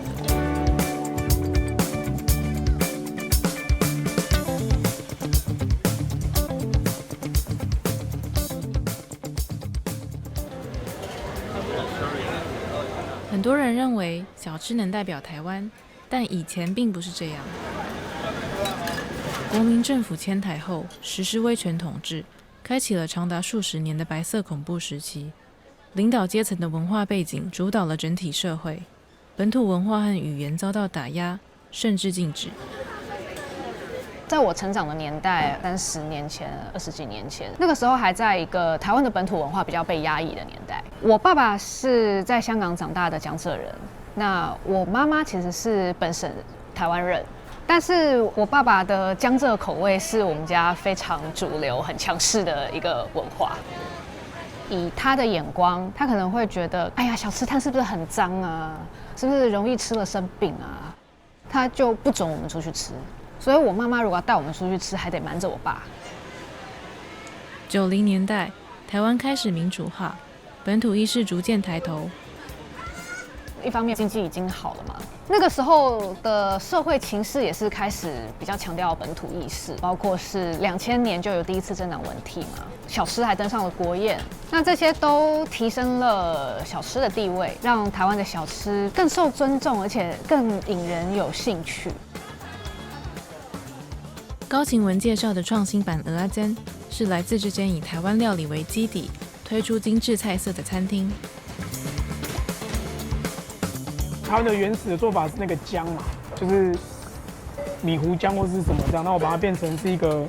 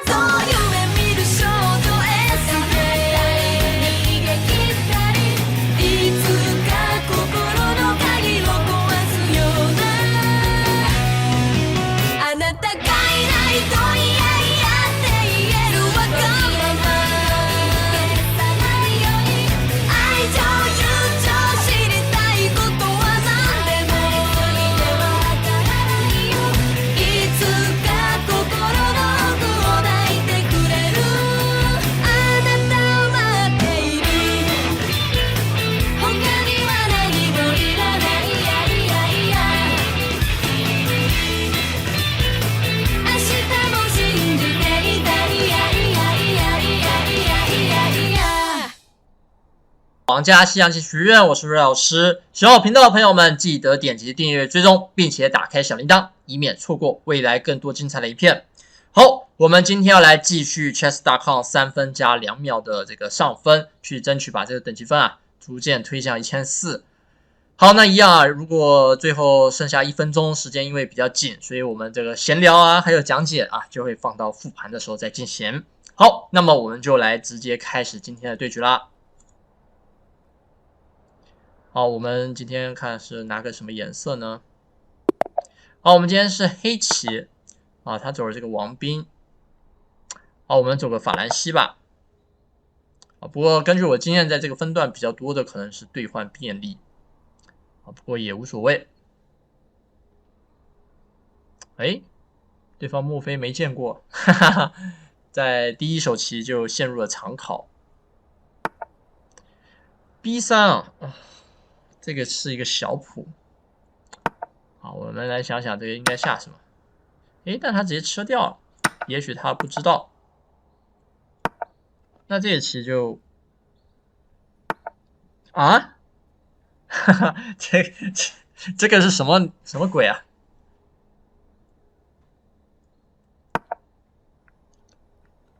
那王在这边认真的吗？好，我们换位吧。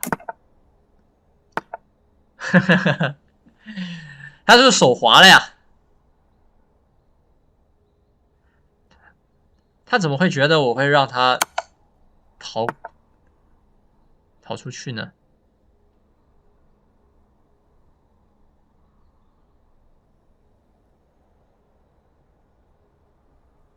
好，我们来思考一下，怎么样准确的杀他王。好，我们先 C5 往上一压，观察一下他这些子弟的出动。他走马1了，那么我这边给他牵10000年，让他马再也动不了。而且不要忘记他现在还不能换位。好，我就拉回来。好，让他不能换位。我们要谨记这件事情，然后走这个象车4，掐他这个点。这个是一个削弱，那么我们退。他可能王过来吗？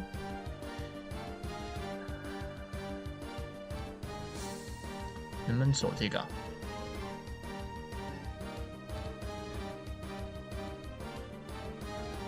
好像可以啊，好像啊，可能可以，可能好，我们就走吧。我觉得这个优势太大了。好，看他如何防守。我这边还有这一个棋，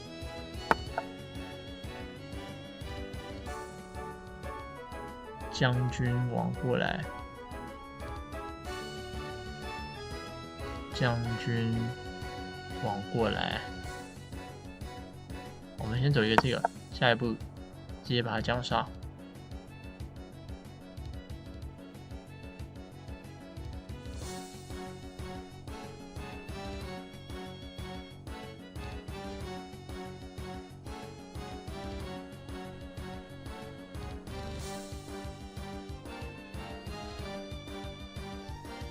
然后我们还有这些东西。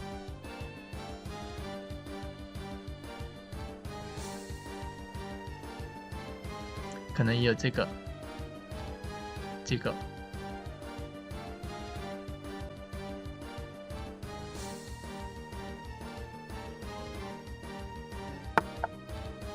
好，王钻出来了，能不能杀他起？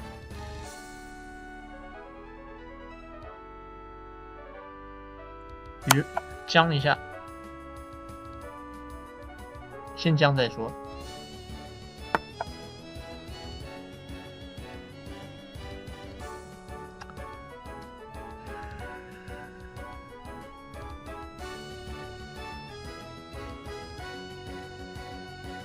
再将一下，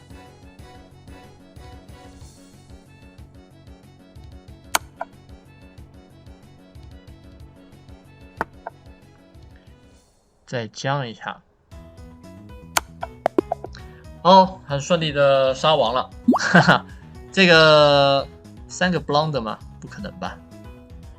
好，我们来看一下，这里的 blunder 应该是指，我有更好的赢棋机会，结果我没有走，好，但是有差吗？这没差了，好，显然这种王出来绝对不是一个好事情啊，王出来的话，王之留在中心呢，很快就会被将死了。但我有点好奇，是什么样的原因让他敢这样走？是不是每盘都这样下，还是只有对我这么下？哈哈。资生堂及抗衡系列4D 弹力带瞬速科技精雕，那就我们来看一看啊。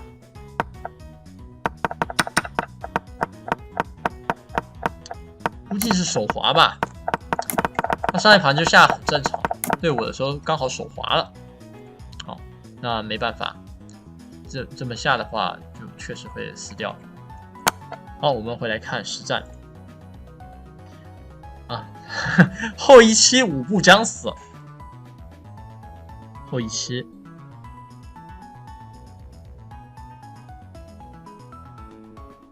后一4。王过来，象 B4 直接杀王哦，真的啊，好像的确有可能啊，因为他的王没有什么东西可以防守。如果他往这的话，后一4依然是将军，象 D6再打一将，哇，的确有点扛不住了这个。那他往里啊不能钻。没了啊，这一期死掉了啊，所以我错过了5步杀，难怪被系统认为是 blunder。好，但我就算走向D6这个棋，优势也非常的巨大。好，那这边追杀一下他的王。啊，这个其实后面这个应该可以弃啊，你看最好的啊，这个弃子一马换双兵，但他的王就是太过于危险了。好。我这边管住这个格子，这条斜线，然后如果他再让我走1步棋，后 H4 是1步将杀，那他可能也发现这件事，但我当时认为啊，他最好应该 H4 啊，这是我当时认为比较顽强的一手棋。那我后进不去，那这个还有的下，但他王 F2，那我后一进，那这个应该是杀王没有问题了。好，那这盘棋比较神奇一点，因为对方直接把他的老王在开局阶段给走了出来啊。那显然不是一个明智之举啊！好，那么那这盘棋它也让我们演示了一下什么叫中心攻王。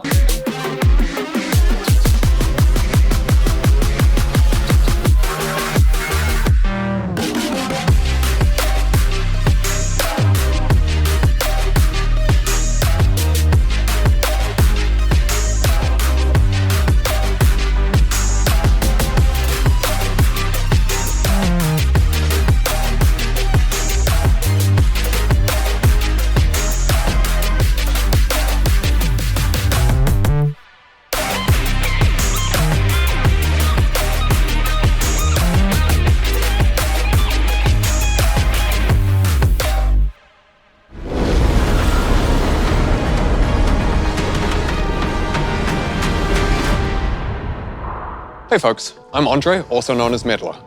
And I'm Jeremy, aka Right Brightman. Welcome back. We hope you all had a wonderful and happy holiday season, and we're really excited to welcome you to season 2024. Now, we're filming this video in early November, so anything that happens between now and the start of the season won't be covered in this video. Today, we're going to be joined by more folks from across the league team to talk about some of the things coming in 2024, like ranked updates, new champions, some information about Arcane Season 2, and some updates on esports. Now, before we get started, don't forget that when you jump into a game in 5 days, Summoner's Rift is going to look and feel a little bit different. Get ready for some new objectives, map changes, and updates to the core item system. And as a reminder, Season Start Cinematic is going to be releasing next week on January 10th.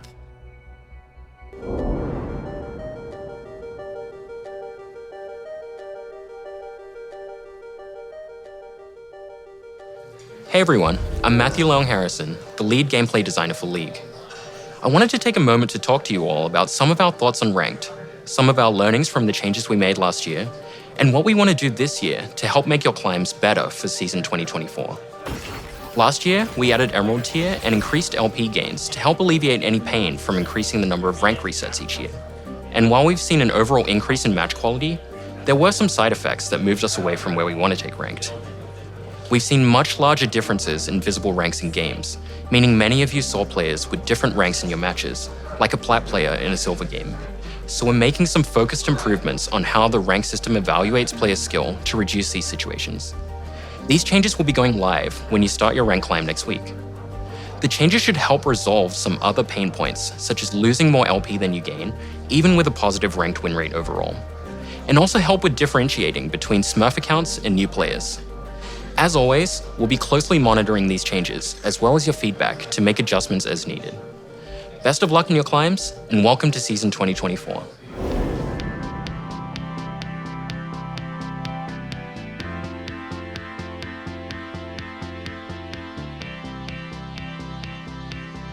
Hi everyone, I'm Lexi Gao, aka Raya Lexical, the Champions team lead.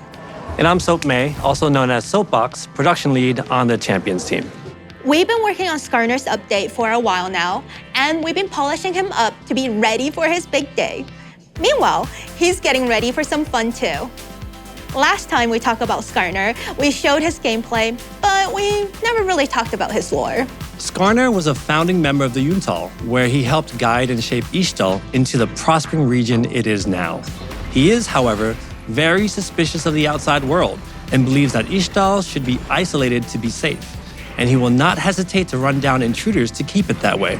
We are currently finishing up Skarner's VGU, and we can't wait for you to skitter across the rift in the first half of the year. After Skarner, we're working on 2 other champion updates. The first one is for a champion we haven't talked about before, but plays a pretty big role in a show that maybe you heard about, Arcane. We want to bring their Arcane version to the Rift with updated visuals and VO, while also giving some love to their gameplay. You can expect to see them early next year after the second season is over.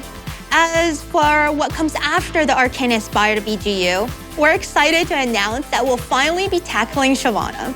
She has a great theme and has become an iconic part of the league roster.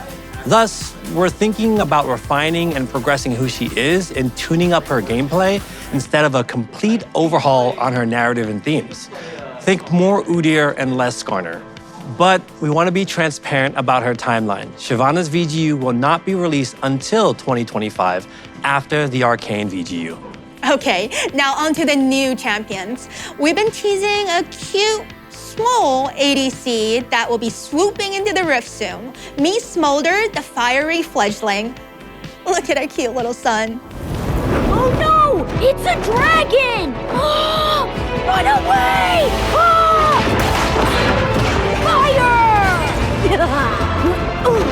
At least I didn't end up in a tree again. Hi, I'm Smolder. Oh, my mom says hi too.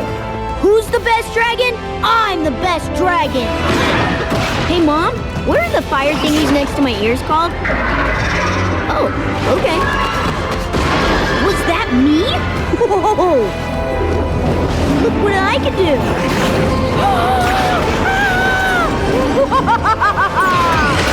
Foolish mortal! Hey, where'd everybody go? Oh yeah! Did you see that, Mom? I smoked them! Fine. One of the goals we had for Smolder was to make a straightforward ADC. As all of the recent ADCs we've released are high-skilled champs or very non-traditional. Aphelios, Samira, Zeri, Neela, we want to fulfill the fantasy of a little dragon who can focus on honing his fire-breathing skills. And while Smolder may be working on his skills, his mom is never too far in the distance and is always ready to make an appearance when he needs her the most.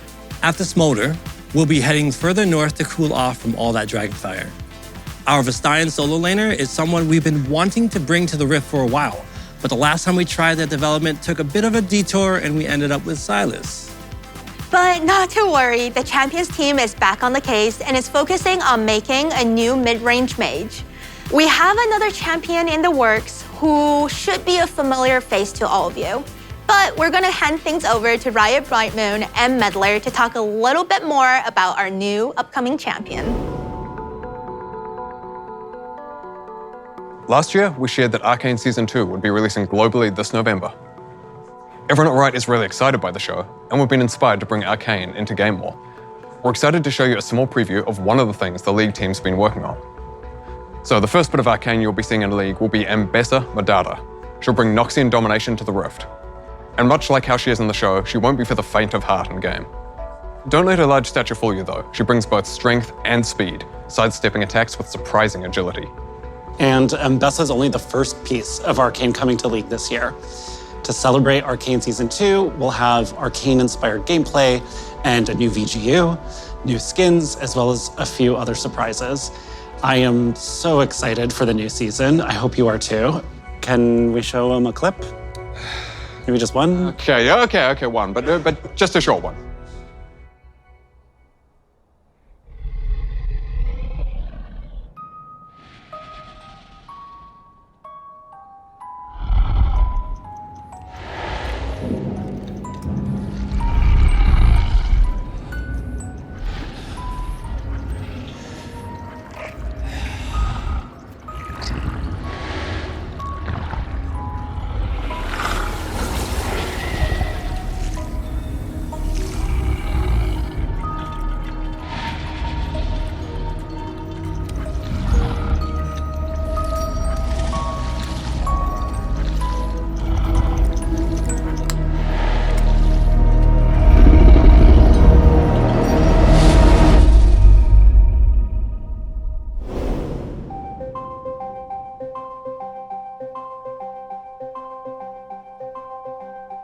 Hey everyone, I'm Evan Humphreys, aka Riot Revenancer, the lead system designer for our motivations team.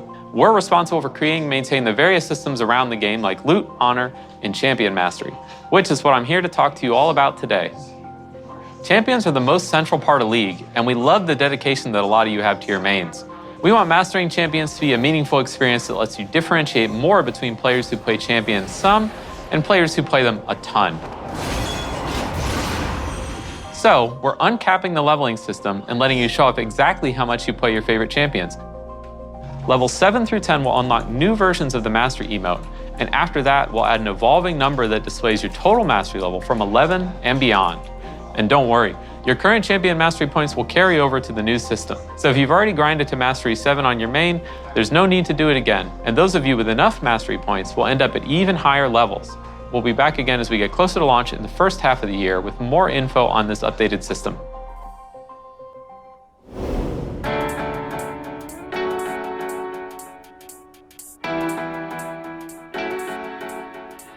Hey everyone, I'm Eduardo Cadmus Cortejoso, and I'm a team lead for game modes on League of Legends. Hi, I'm Selena Chuchu Trang Liu, the delivery lead on the MOS team.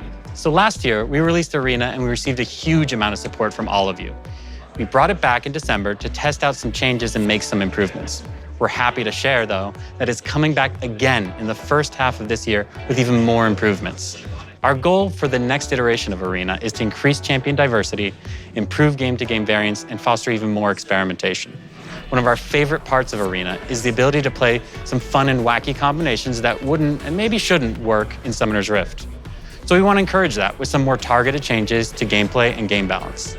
The biggest change you'll see is that we're increasing the number of teams from 4 teams of 2 to 8 teams of 2, for a total of 16 players in each game of Arena, making Arena a 2v2, v2, v2, v2, v2, v2, v2, v2. This means that you'll face different teams more often, have more chances at redemption, and maybe get out early or crush the competition if you're really doing well. You can also expect to see some new augments, new maps, and some other improvements that we're still right now exploring. Outside of Arena, we are also bringing back more game modes this year. Earth will be back for Lunar New Year, and then we'll be following that up with One for All. We'll be sure to update you later in the year about what modes are going to come out after that. Oh, and one last thing. Even with all the work happening on Arena last year, we still have something else cooking behind the scenes. We're experimenting with yet another new mode that, like Arena, will be a totally different take on core League gameplay, But unlike Arena, this will be a little bit more of a chill way to spend time with your friends. We don't want to spoil too much yet, so we'll be back later this year to share more. Good luck, have fun, and we'll see you in ARAM, Arena, Earth, OFA, and TBD. Last year, we spent some time behind the scenes working on updating League's anti-cheat and bot detection software, as our current version had fallen behind the times. This was compounded by the security breach earlier in the year, which increased our vulnerability to botting and cheating.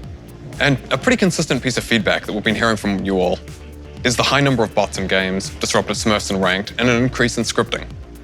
We know this has been a consistent pain point in League, so it's been something we've been working on fixing. One of our goals this year is to maintain and improve the competitive integrity in all of your League games, whether it's in ranked or normals, Clash, Arena, whatever. So in late February or early March, we're bringing Vanguard to League. Vanguard is our proprietary anti-cheat and anti-botting software that's been active in Valorant since the beginning. We've seen a huge amount of success in their ability to catch and stop cheaters in their games, and we expect to see similar results when we implement it in League. Similar to Valorant's version of Vanguard, Leagues will run at the kernel level. This is becoming standard for strong anti-cheat software in gaming, as cheat and bot makers are quick to adapt. If you don't run at this level, they will, and thereby evade all of the anti-cheat software as a result. Now, Vanguard offers us the ability to catch bots and cheaters as quickly and effectively as possible. It also gives us the opportunity to do things like hardware ban offenders and terminate matches in which a cheater is detected, refunding loss of LP for everybody except the person cheating, of course. Now, we know that there's a question and concern of data privacy around kernel-level anti-cheat. This is something that came up with Vanguard and Valorant as well, and we want to take a moment to tackle those concerns up front here. Vanguard does not collect or process any personal information differently from our current anti-cheat software. We don't need or want to know anything more about you or your machine other than what is necessary to maintain integrity when playing our games. Now, if you already have Vanguard installed because you've played Valorant, you won't need to do anything else and you can continue as normal. But if you haven't, starting in a few weeks, you'll be required to install Vanguard in order to play League. We know that this may be a meaningful change, but we're very confident it will lead to an overall better League experience for everyone. We'll be sure to communicate with you all as the changes go live and to let you know how things are going afterwards. All right, we're going to hand things back off to the dev team now for an update on some of the skins coming to League this year. It's like trying to craft a unique fantasy where you can't have any kind of costuming on the stretch locations and like the thighs, the knees, the elbows, so you're kind of isolated to Hey everyone, I'm Stephanie 100 Piece Nuggets Leong, the Skins team lead. And I'm Thomas Ranby, aka Riot Hylia, the concept art lead for Skins. Today we're going to talk a bit about some of the upcoming thematics for League, some of our goals for 2024, and we're going to give you all an update on our ASUs. But first, I believe we owe you an updated prestige skin list. Yes, we do. Ta-da! Oh. In the first half of the year, you can expect prestige skins for Rakan, Ezreal, Kindred, Evelynn, and Kayle in that order. We'll be back later in the year to give you all an update on the second half of the year. We also wanted to give you all an update on our 2 ASUs. Lee Sin's base is finalized, and we've been working through his extensive skin catalog. We spent a lot of time testing out his animations to make sure we didn't impact his smooth gameplay, and have been sure to similarly focus on this with his skins. We're really excited to put him and his newly unbroken neck into your hands, and you can expect to bring him onto the Rift in early May. We did want to give you a heads up that we have run into a few challenges with Teemo. Such a troublemaker. Mischievous. Ugh, seriously. His ASU is taking us a bit longer than we originally intended, and we're currently figuring out our updated timelines, but we'll be back with an update later this year with a sweeper to let you know when to expect an updated Swift Scout on the Rift. All right, now on to the new and returning skin thematics of the year. So first up, we're going to be celebrating the Lunar New Year with a brand new thematic called Heaven Scale, which pays homage to the rich cultural heritage of the holiday. In the world of Heaven Scale, a curious court of deities take on human guises and descend from their palaces in the clouds to take part in the mortal celebrations below. So Heaven Scale's design fantasy skews a bit more heavily into ancient historical divinity and garments in order to distance itself from our more modern takes on the Lunar New Year, like lunar beasts or firecracker. We wanted to take care to preserve the majestic and beautiful designs while also keeping a fun and celebratory tone in line with the spirit of the holiday. We also have another brand new thematic coming up that delves into a world where primal instinct reigns supreme, called Primal Ambush.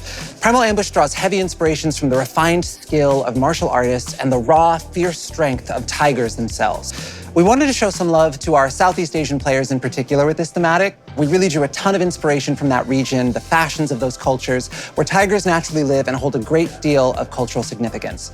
We'll also have the return of some established thematics like porcelain, recent favorite fairy court, as well as some well-loved thematics we haven't visited in a few years, like Project and Blood Moon, and you can expect to see all of these come out before summer this year.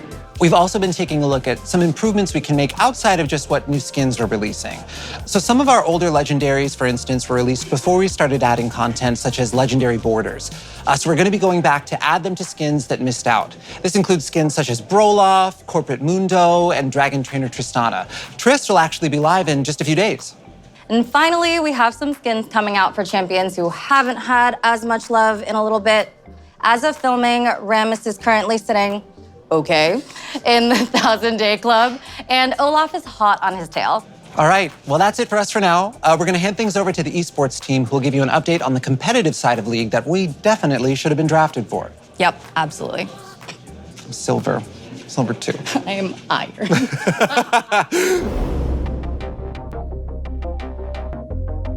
Hi, everyone. I'm Nazala Taha. And I'm Chris Greeley. And we are so excited to kick off the 14th season of LoL Esports. And we want to give you a look at some of our plans for 2024. So let's start by talking about our global events, MSI and Worlds. We want our international events to have a strong regional representation so that the best teams from each region can fight it out on the global stage. This year, we're making it so that there are 3 base slots for the LPL, LCK, LEC, and LCS at Worlds, with new ways for teams and regions to earn additional slots. The LLA, CBLOL, PCS, and the VCS will have their slots remain unchanged. And we're keeping the same double elim format from MSI 2023, but we're going to up the stakes even more this year. For the first time ever, the winning MSI team will be awarded a guaranteed spot at Worlds, which also counts as an additional slot for their region. And the next best performing region at MSI will secure an additional world seed for their region. Yeah, and we can't wait to see the increased competition at MSI this year. And while we're talking about MSI, we wanted to share that this year's MSI will be held from May 1st through the 19th in Chengdu, China. This is the first time we've brought a global LoL Esports event to this vibrant city, and we're so excited to see the amazing crowds there cheer on their favorite teams. And we'll be back with more updates on MSI the closer we get to the event. Last year in Korea, we announced that Worlds would be returning to Europe, with the finals taking place in London, England at the O2 Arena. Today, we wanted to let you know where the rest of the tournament will be held. Well, we'll be kicking off Worlds in Berlin at our newly remodeled esports arena for the play-ins and Swiss stages. Then we'll head to the Adidas Arena in Paris, France for quarterfinals and semifinals. Fans brought so much energy to the Paris finals in 2019, and we're really excited to see what you all do for not just 1, but 2 stages of Worlds there. Worlds will run from September 24th through November 2nd, and we'll be back later this year as we get closer to the event to announce ticket sales dates.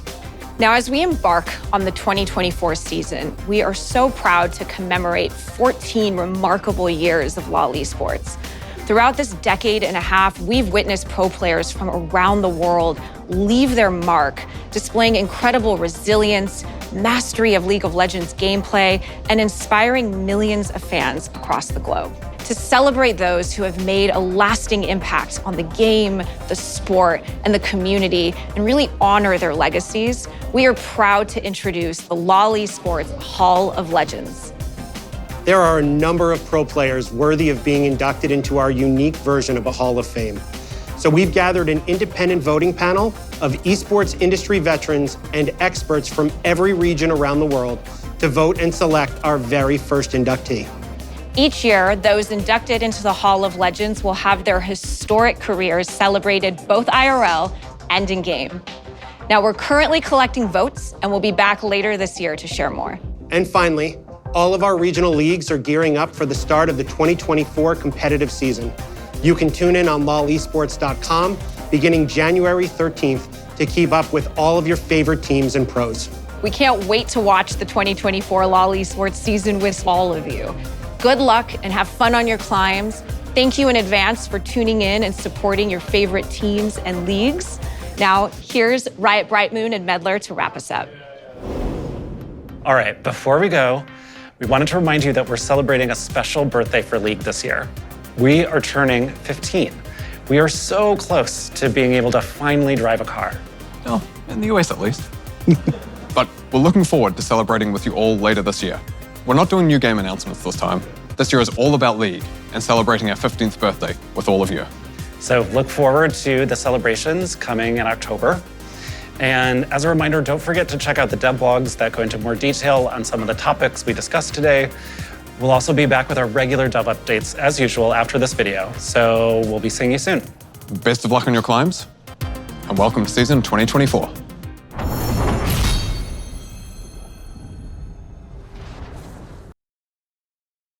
Everyone, in this video we're going to be solving a Diophantine equation from Polish math Olympiads. Now we have a cubed equals 6b squared plus 2, and a and b are integers. Okay, let's see how we can solve this problem. Diophantine equations are actually pretty interesting. I also made a video on them. You can go ahead and check it out. They're basically equations with integer solutions, sometimes rational, and there's usually more variables than equations. So in this case, we have two variables and a single equation, and we're going to be able to solve it as long as a and b are integers. All right, so let's go ahead and take a look. So a cubed, notice that a cubed is equal to 6b squared plus 2.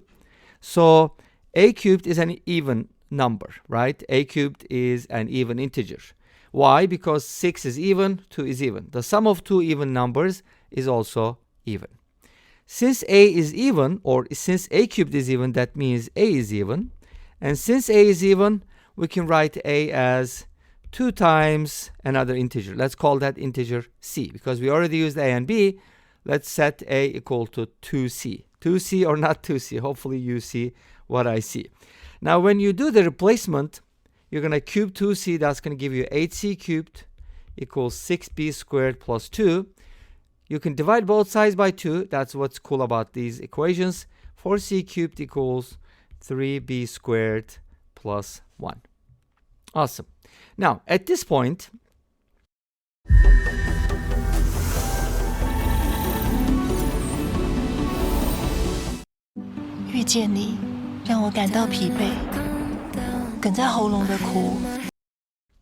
notice that 4c is even, or 4c cubed is even, and 1 is odd, 3b squared is odd, b is probably odd from here, right? Does that make sense? Okay, because if b is even, then 3 times b squared is going to be even. Even plus 1 is going to be odd, but there's no way 4c cubed can be odd.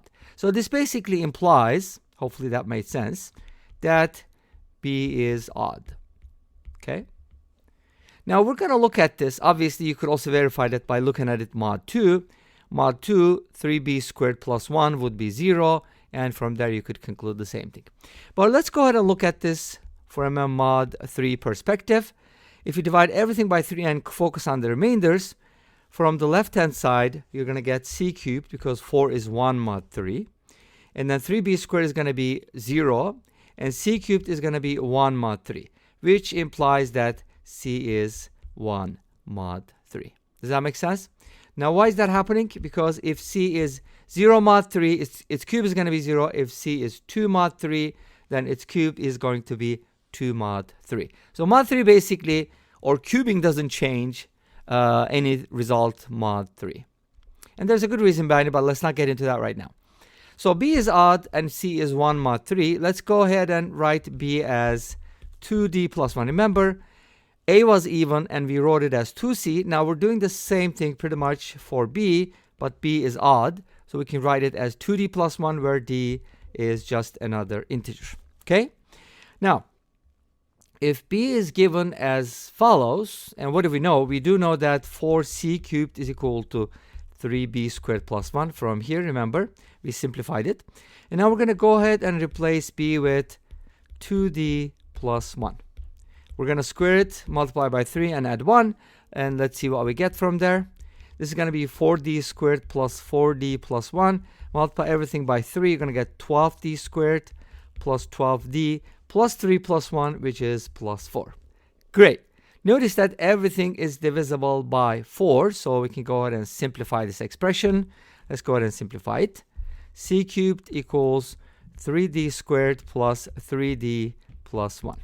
Now, I hope this expression makes sense to you, because remember in previous videos we talked about this.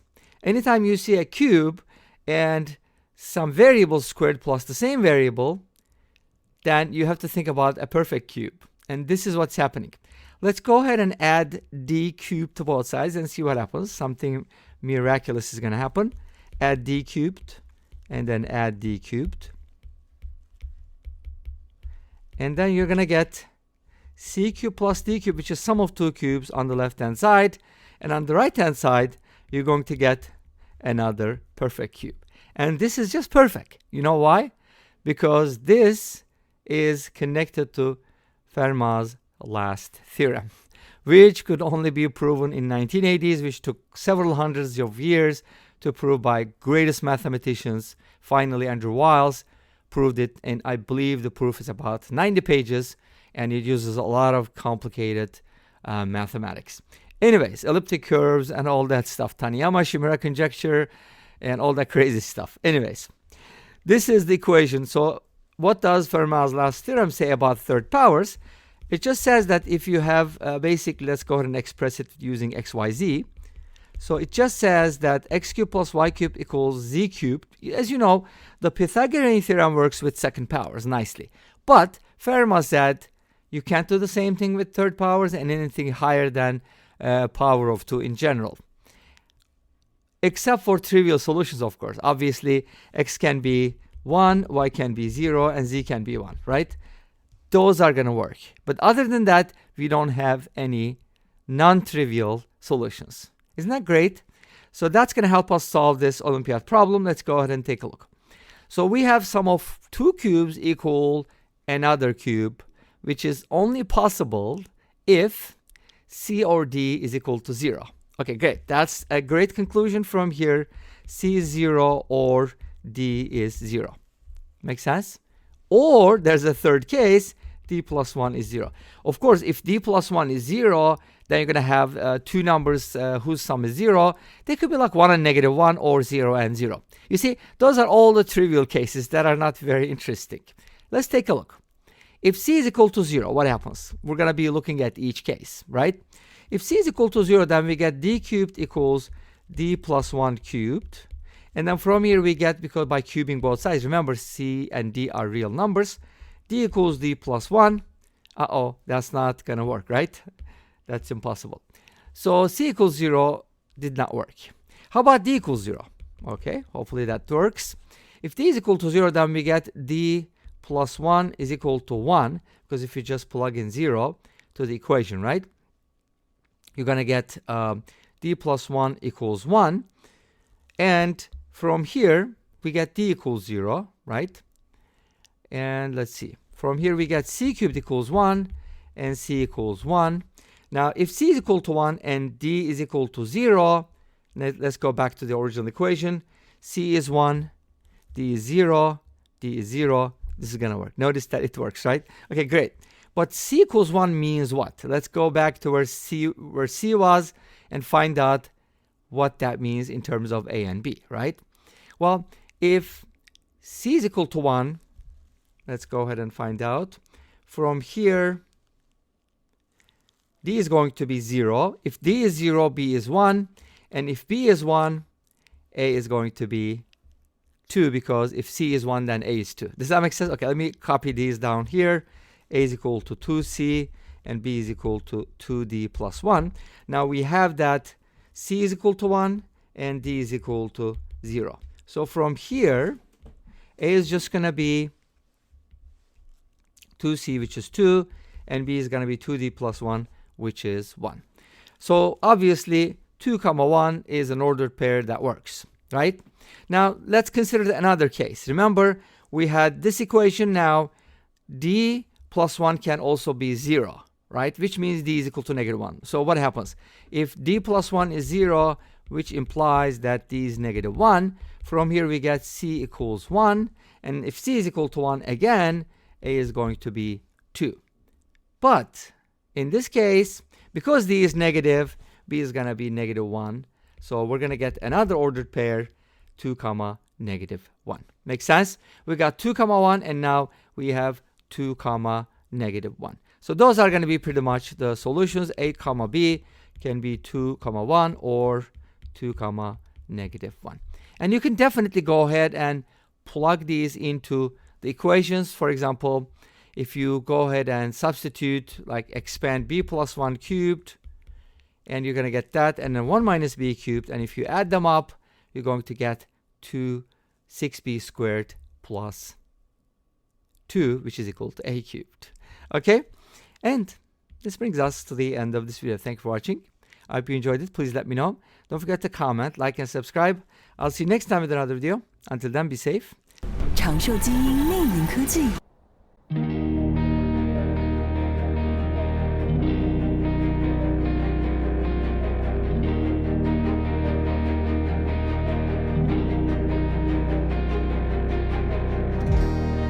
在凌晨4点半，坦白隐藏的快，2罐啤酒不想回家的借口，街灯霓虹高楼灯火，片段闪烁着谁的美梦，不属于我，城市迎接早安，故事还没说完，2罐啤酒不想回家的借口。我说希望夜晚别走，你懂我想说的是什么？寂寞的人更讨厌白昼，舔舐彼此的伤口，人类模样真情一生。始终害怕不被接受，寻找了眼这么久，原来就是你在左右，让我真的就只是我。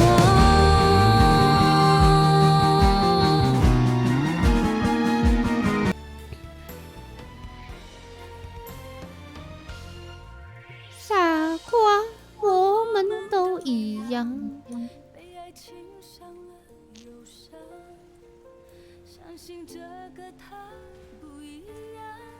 他只要会飞就很头痛，哎、真的是。你看，很圣石，因为我唱歌。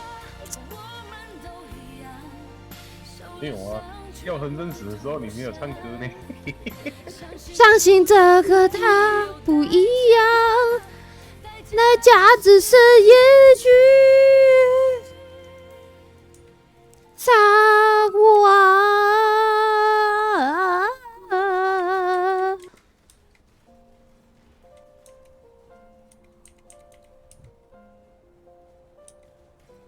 哎、他都不掉了，他都不掉东西，看超过分，垃圾游戏，难怪没有人玩，气死我！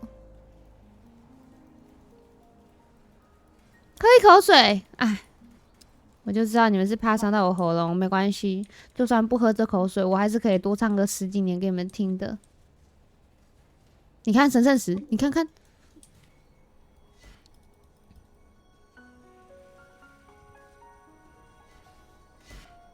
哎、为什么张麦克不讲话？张麦克走了。没有啊。哎呦，你刚刚不讲话，你是不是偷偷把电视关掉了？靠飞。没有啊，我只说我现在肚子好饿呢。你是吕先生是不是的？哦，这里是要几个？整天在那边给我喊饿的，到底要几个？就问。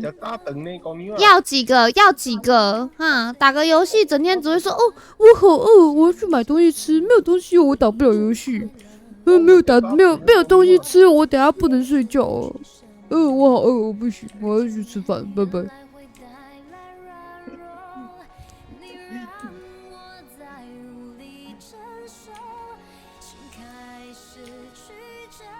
靠背还没有楼梯。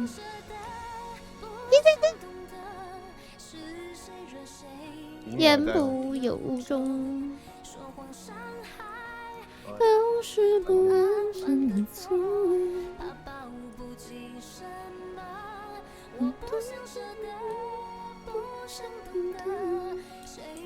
这样玩，你先打我回一下信息。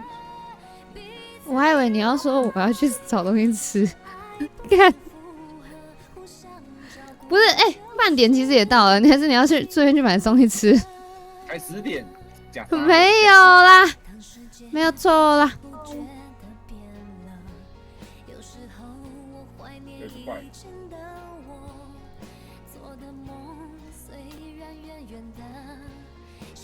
当时没这么卡。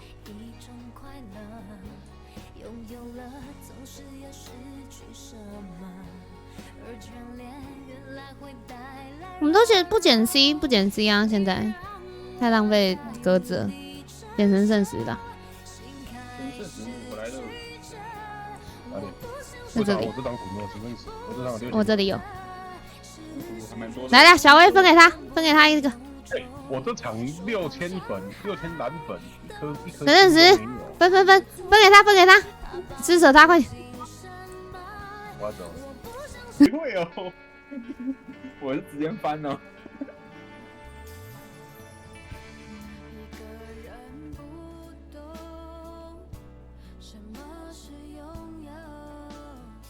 米线没问题啊。玩得好饿。不要再吃了，打怪，打要素，送虚空。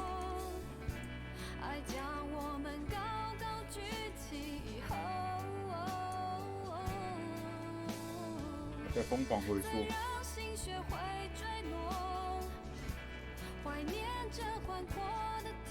可是这时捡不起来。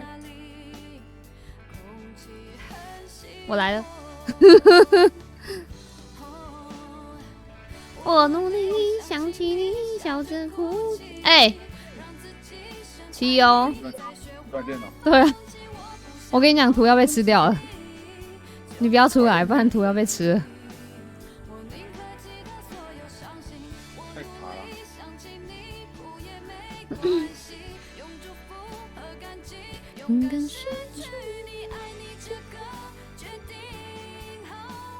重开之后好很多要阿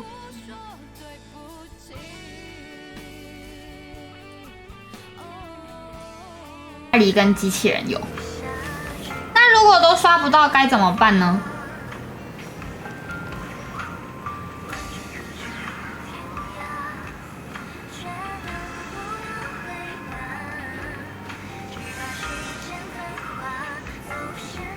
就是下一把哭啊，哭啊！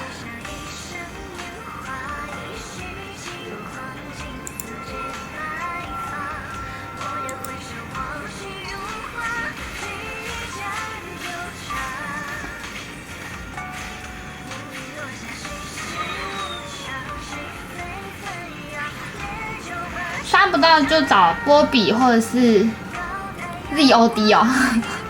DOD 打工很强，怎么每次都纳米啊，很烦欸，整天给我这个破鱼。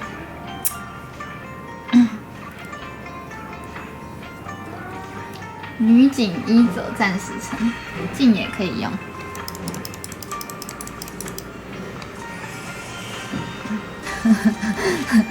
哦，不是DOD 打工很强，是LED 哦。LED 是谁呀？有2个安妮，他是不是在叫我玩安妮？开始赌狗症开启，安妮赌狗症，看一下安妮，安妮在哪里？术士安妮，靠北要拿凯能呢。没钱拿凯能，这样一毛钱都不给我。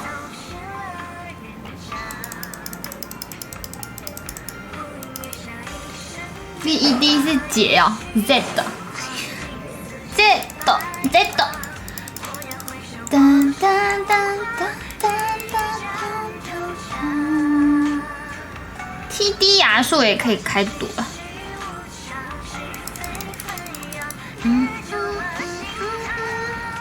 卡桑蒂要拿吗？你又要叫我玩守望者哦？我不要再守望者了吧？守望者好烂哦，玩守望者就是都会白给。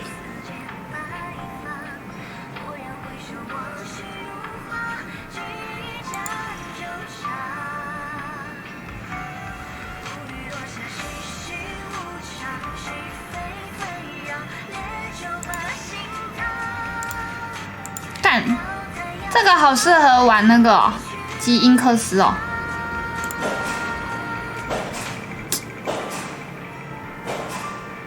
赌狗安妮2很强，我甩掉了，怎么办？没了。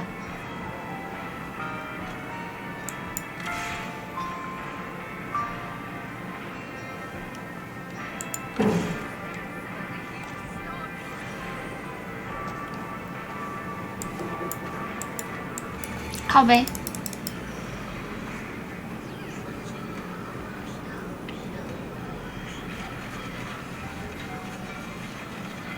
对啊，等一下换个天选吧，不玩安妮了。我等一下找那个，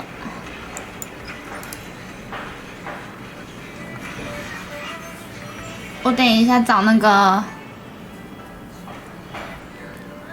超粉，随便搭一只。找3超粉，随便搭一只主秀。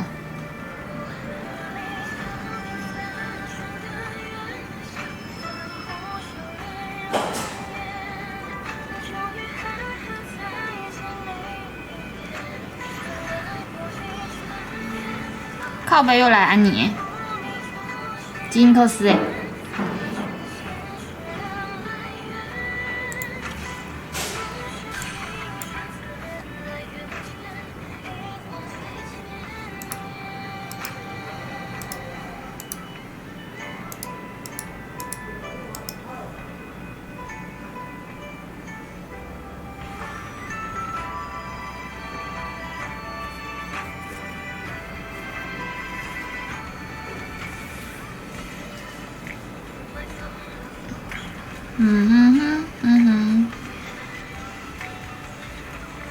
主播什么排位啊？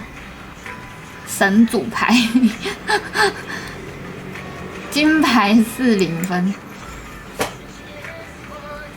出 damage 阿卡丽，什么是？哦，你说 damage 哦 ，damage 阿卡丽哦，可以啊。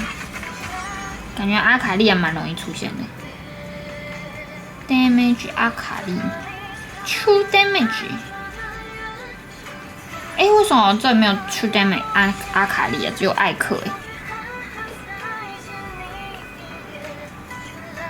怎么都是这种垃圾角色啊？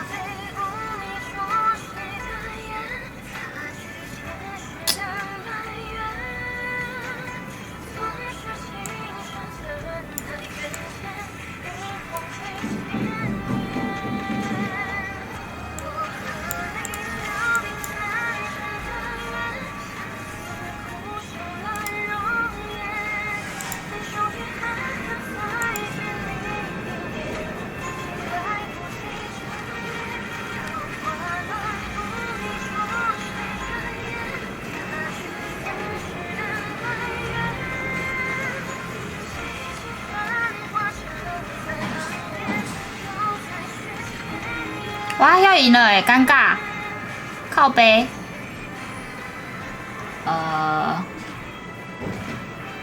尴尬，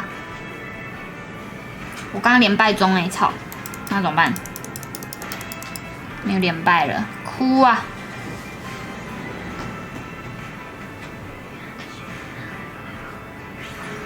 前期赢不好啊，感觉是联合征召第一次之后不要输太多会比较好。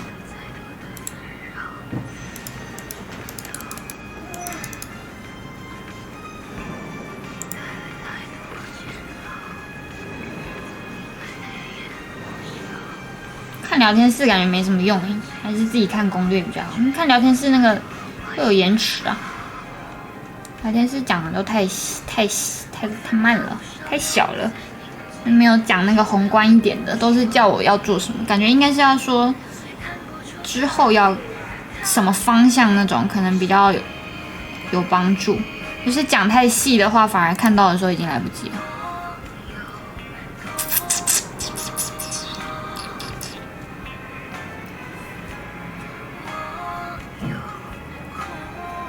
看一下有什么可以玩。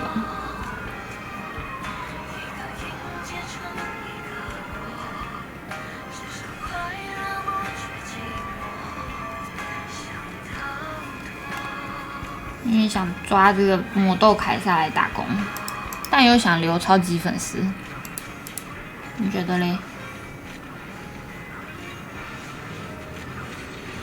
？TD 是什么东西啊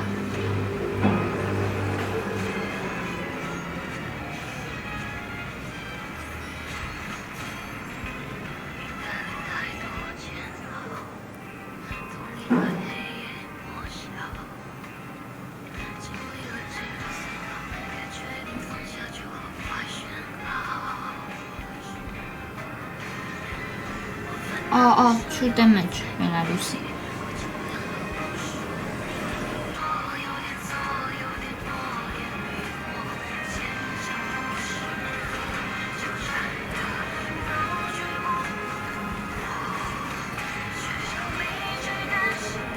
他要回血呀，那么回超多的血嘞。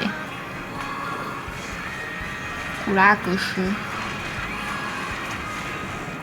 我的连胜被断了。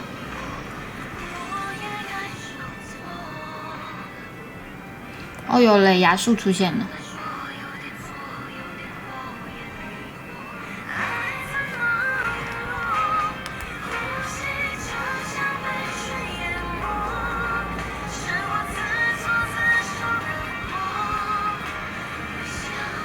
可是我看这边的 TD 阵容都没有亚树哎。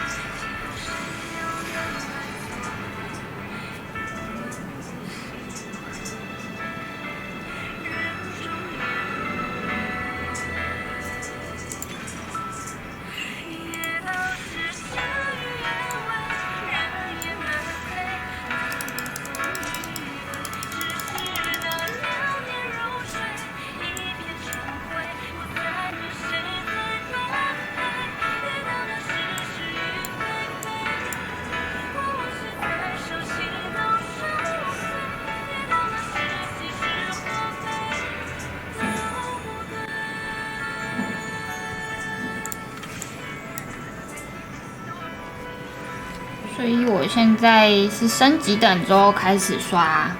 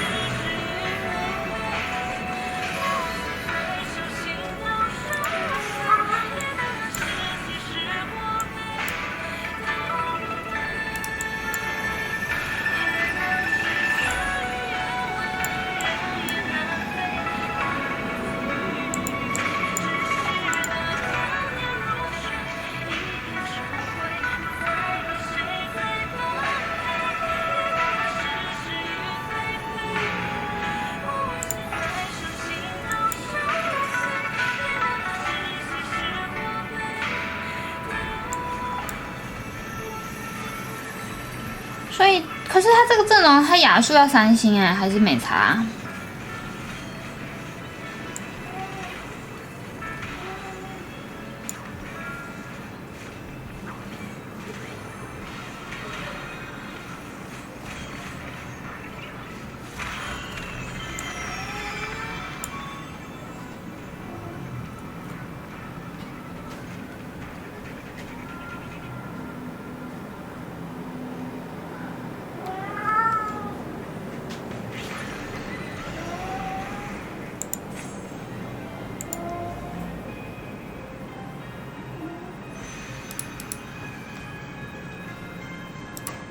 阿卡丽，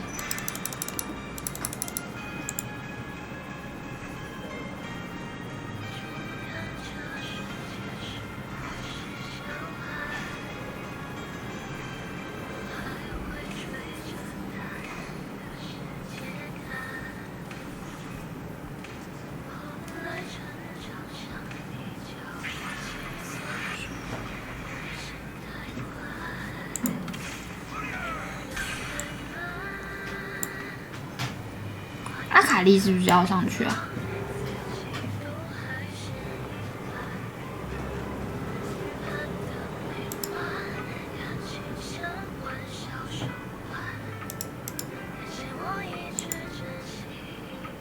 亚树换成阿卡丽啊？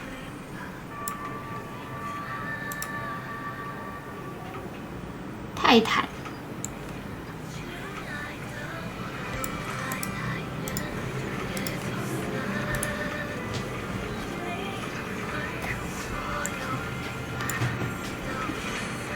嗜血者，正义手套，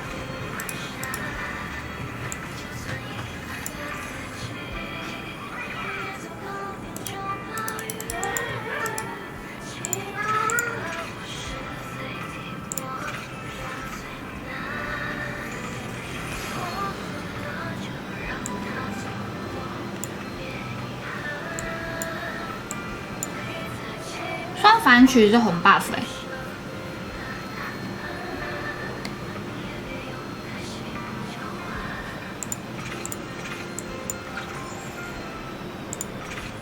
哎、靠背怎么少1块？吐了。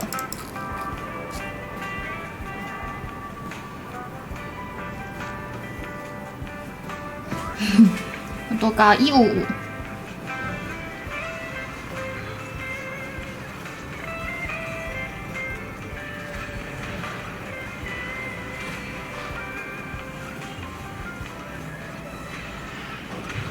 哇，输了，而且还少1块，几白？不是4块吗？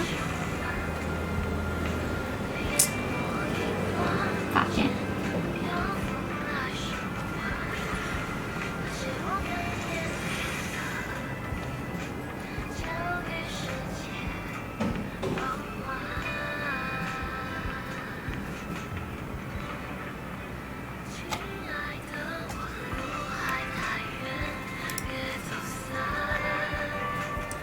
全套 TD 转是什么东西啊？听不懂。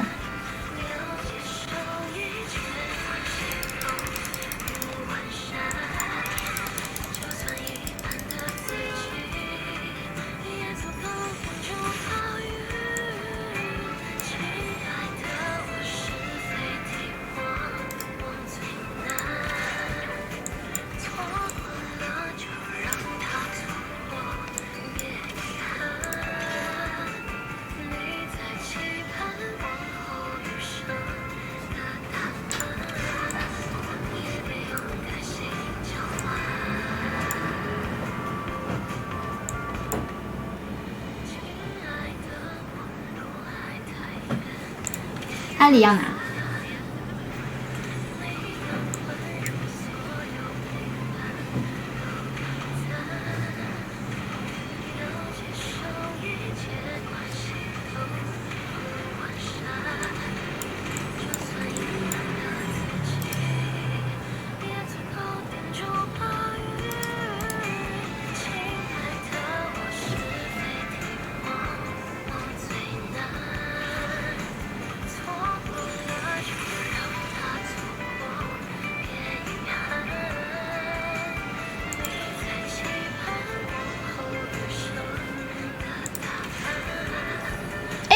克哎，要哎不对，不能艾克，要拿什么我忘了。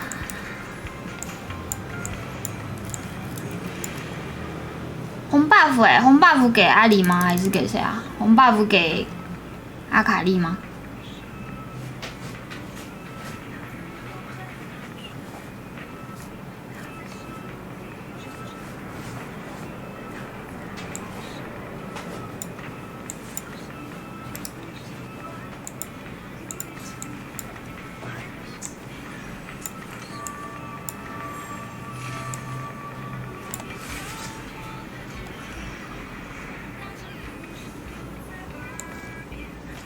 腰带跟弓是要给阿里的，是不是？靠背。啊，红 buff 嘞，红 buff。喂，还是红 buff 给阿里。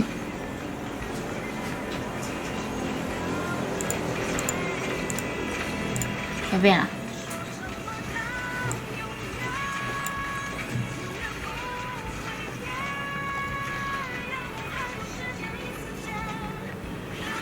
启动装是什么东西啊？什么是启动装？哎，伊泽瑞尔哎。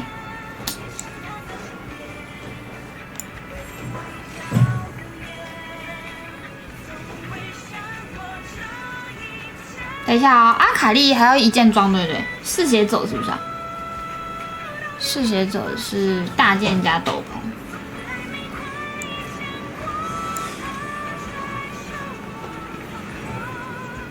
主 T 是谁啊？冠冕是什么啊？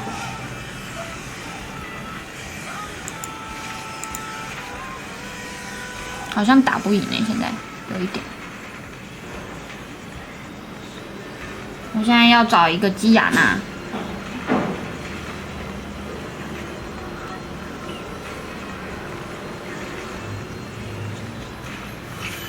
好痛啊！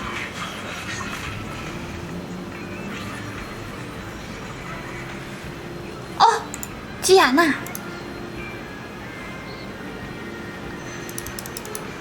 还有阿里耶，那就让基亚娜好了。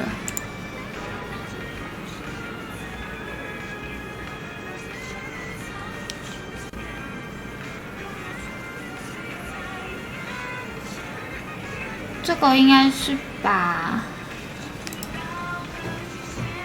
守望者有3个，所以应该是把莉莉娅换掉吧。干，可是为什么为什么我的尼可只有1星呢、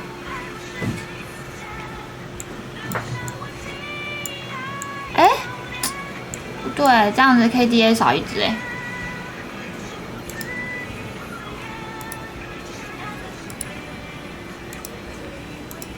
怎么会？为什么 KDA 不是4只吗？1、2、3、4 ，KDA 要4只吗？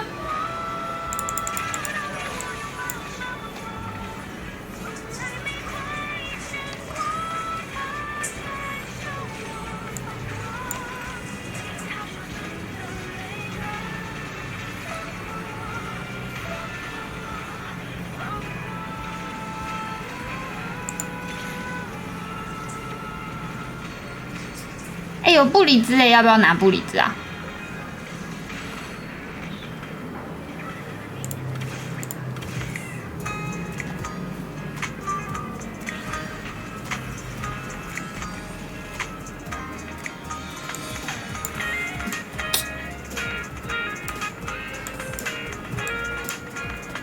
可是他现在放不上去，尴尬。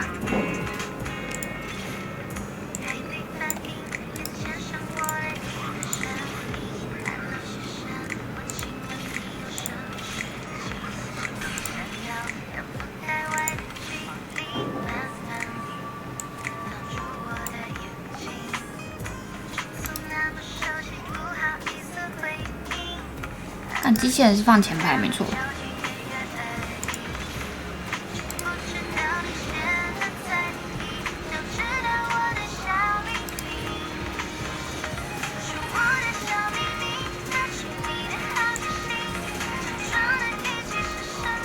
夜色先给谁？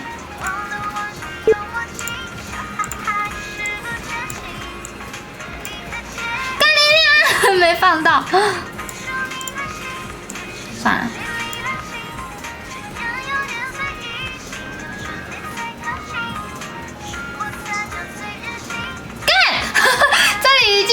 斗篷了，怎么办？尴尬。算了，让他转吧。等一下，我刚抓这只干嘛？给我1块钱好不好？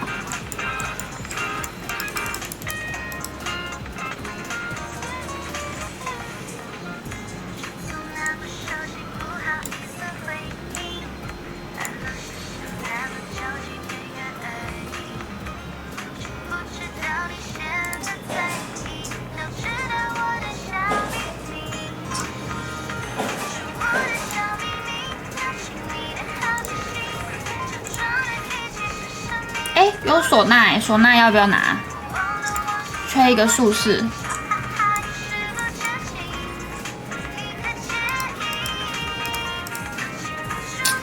我是不是要死了？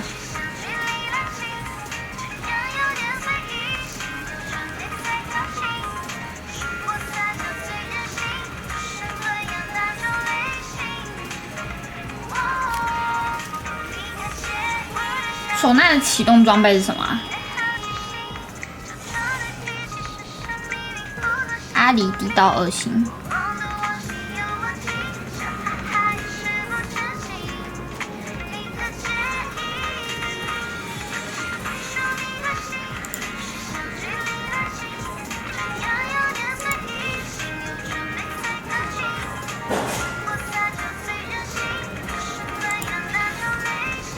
约瑞克要不要拿？小姐拿一下。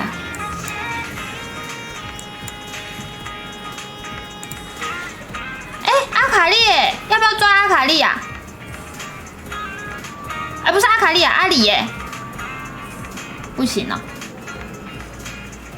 现在抓来不及了，是不是？把机器人换掉吗？来得及吗？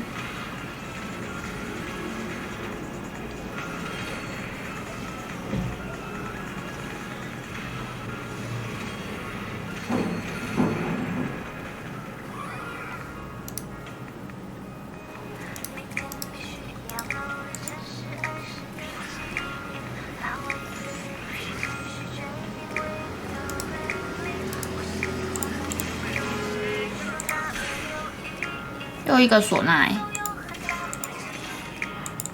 啊，干你娘！尼可没抓到啦，哭啊！哎，尼可已经2星了，那好像不用抓。哎，有青龙刀了，要不要把唢呐换上去啊？我还有下一波吗？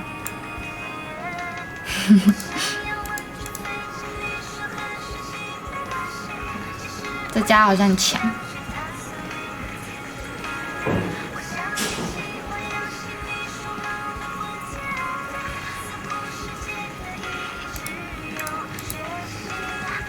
这雅树是不是可以卖啦？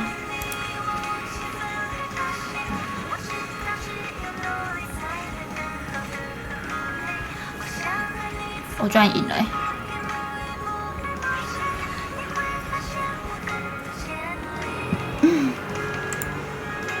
拿个基亚娜吧。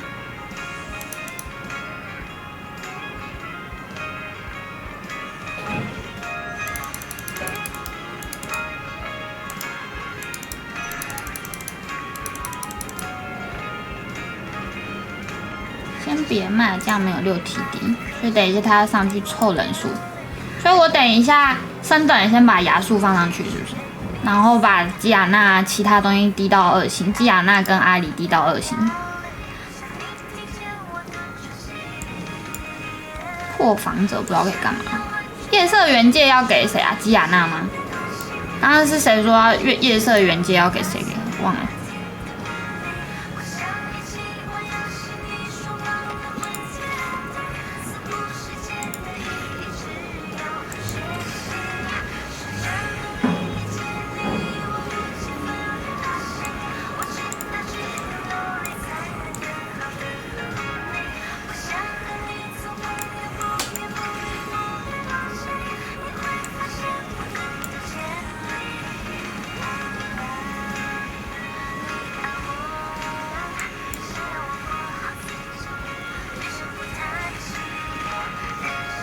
铁砧开一个水滴给基亚娜。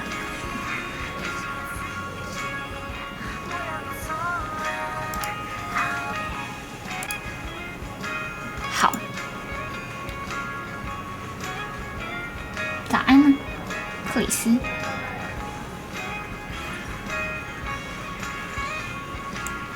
水滴有然后嘞，现在滴阿里到2星。这个死神之刃要给谁啊？无尽之刃，我好像没有这种需要无尽的。我还要继续滴吗？还是不用？不冷吗？不会，今天超热的，我刚才开冷气。今天高雄超热的 ，Super 爆干大太阳，上9啊！看他的阿里已经2星啦，但他好像会下去哦，吗？会吗？还是我要下去了？不是你死就是我亡啊！看来是他要下去喽。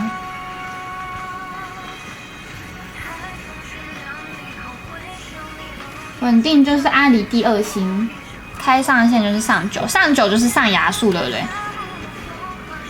上牙术开6 TD，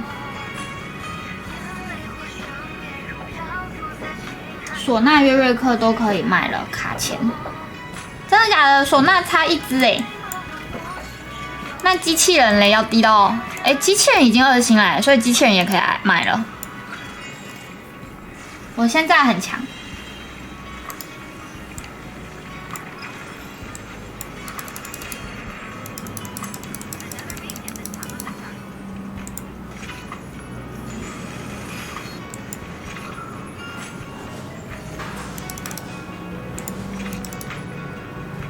刺藤胸甲好像可以给艾克，然后滴一下吗？开个坦装给机器人。来不及哦，开个坦装，你说这个？哇，夜色原界吗？还是怎样？没有坦装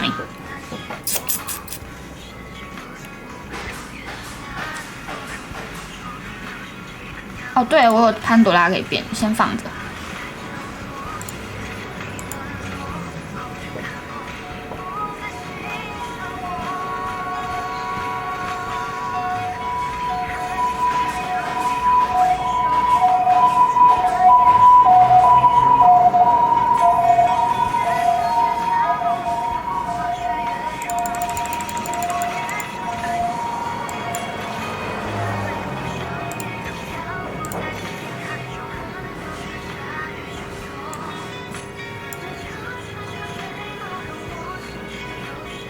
然后等阿里。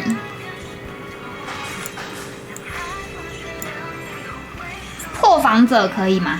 给机器人，还是再变一下？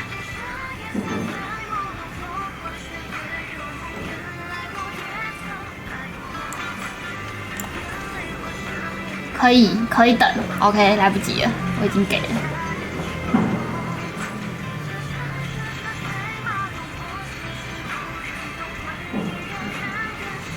我好像很强剩3家，我现在血量最佳。多，那我现在要干嘛？等2星阿里就好了。莉莉娅可以踩格子哦，这样会不会很卡？我看他们都走很久还是放这里，这样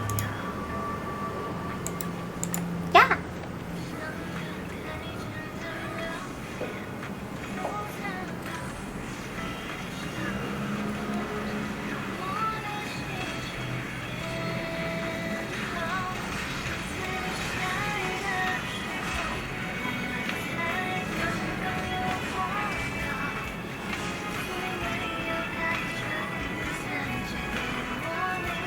我也是，结束了，我还没找到2星阿里耶，好好强啊！TD 阿狸很强哎，哦，我是阿狸才1星而已哎。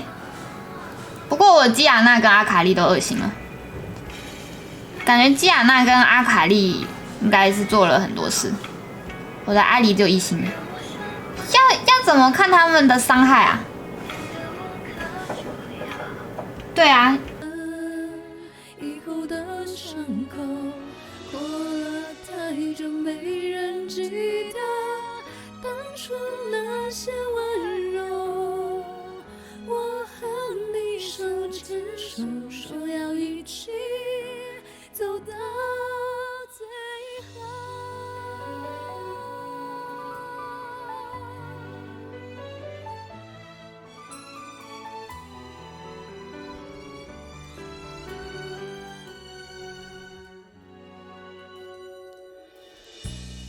我们都累了，却没办法往回走，两颗心都迷惑，怎么？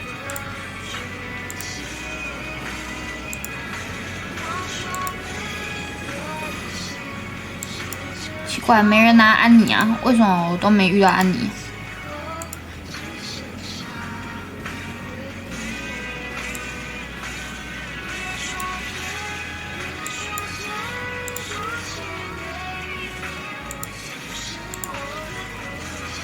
哎，阿姆姆要不要拿？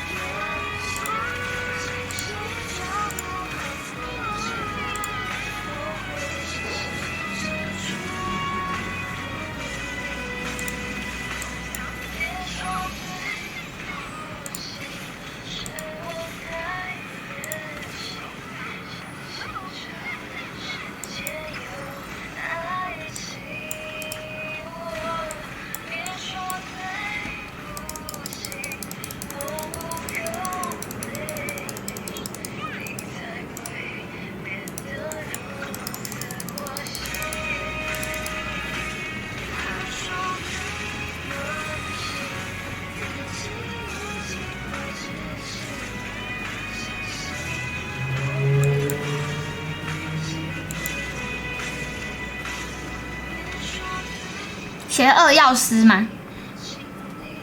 我记得我好像有看过这个。哎，没有哎，是这个吗？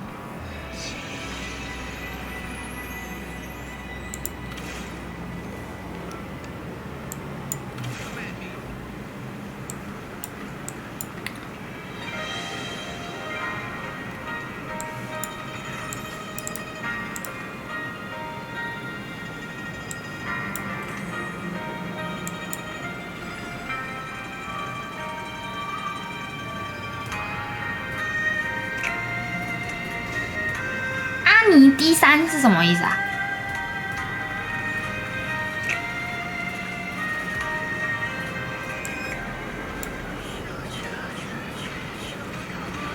哦，你说安妮低到3等这样子。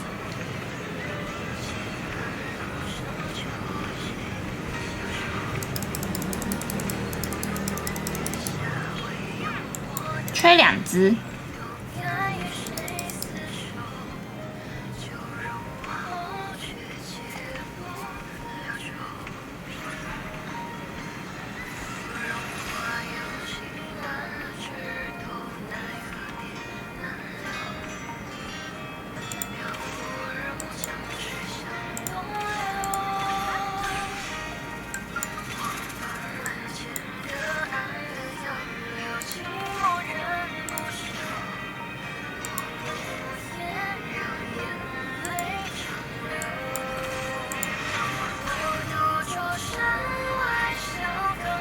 靠背，露露瑟拉芬凯能哦。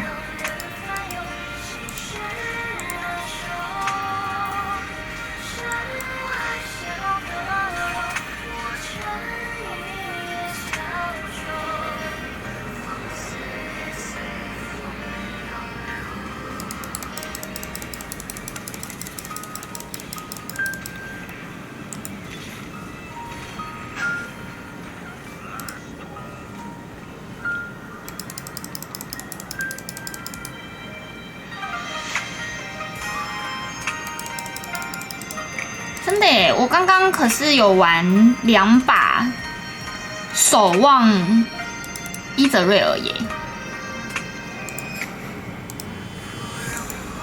我是不是要拿坦装？哎，我现在是要拿坦装，对不对？就是拿一把手套来做偷偷手套怎么样？还是要反甲？铲子没了啊，手套也没了，好呗。哎呀，这个好了。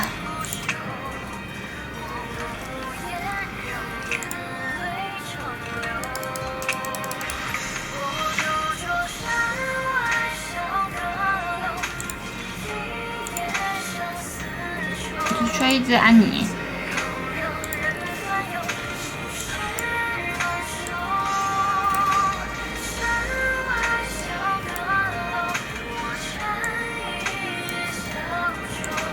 阿姆姆要不要换上去啊？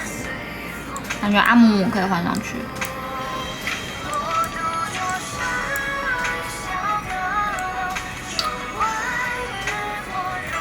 均等法医。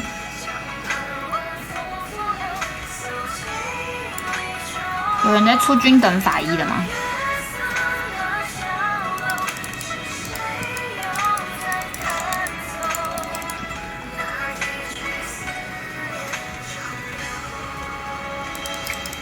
不需要阿姆姆吗？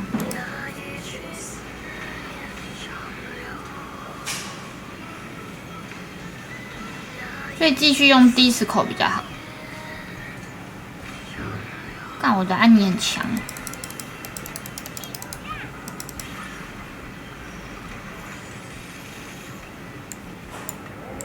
那继续这样子，找安妮。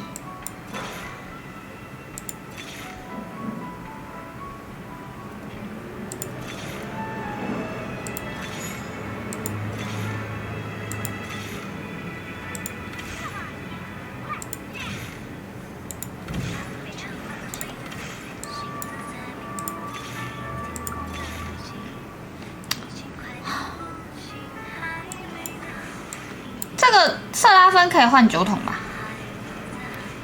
瑟拉芬应该是代替阿狸的位置，对不对？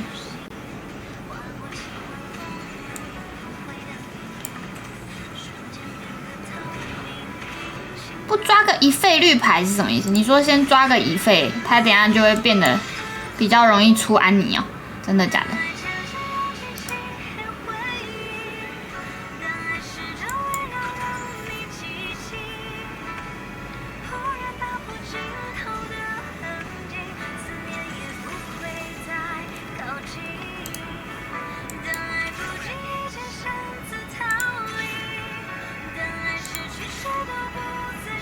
干是怎样啊？没有安妮。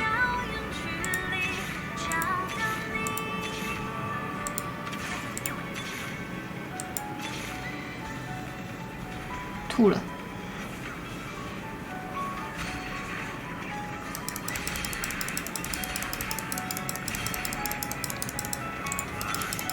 有了。终于，所以我现在可以升等了。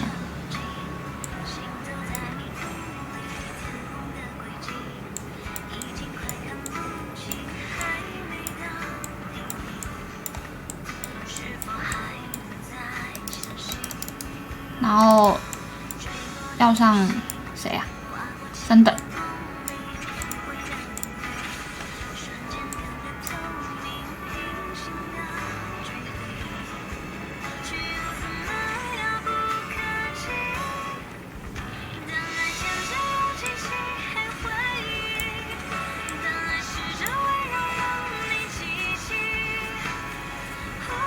酒桶我卖了哦。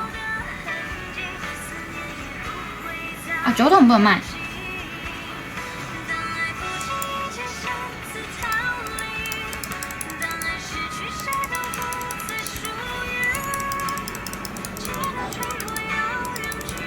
酒桶不能卖，那谁能卖？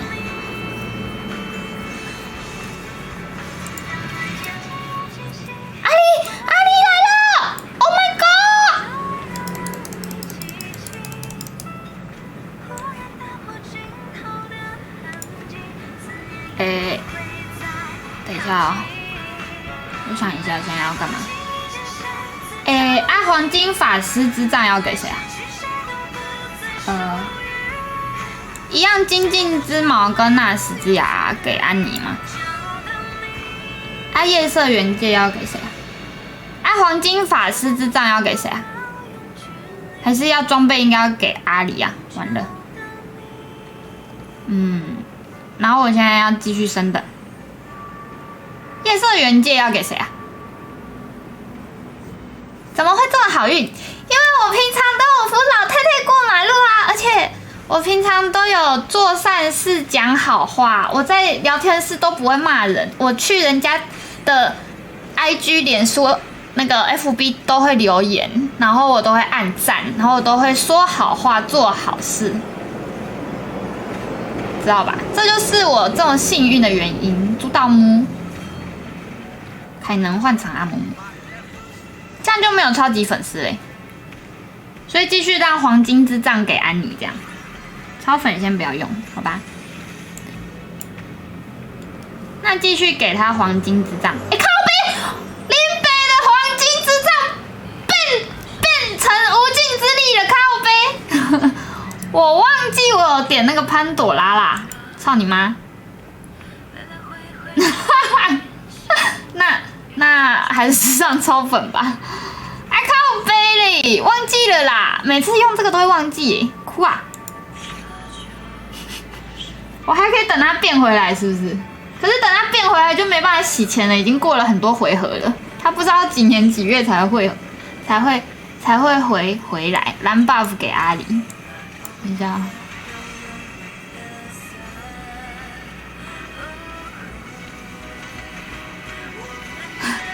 熬死嘞！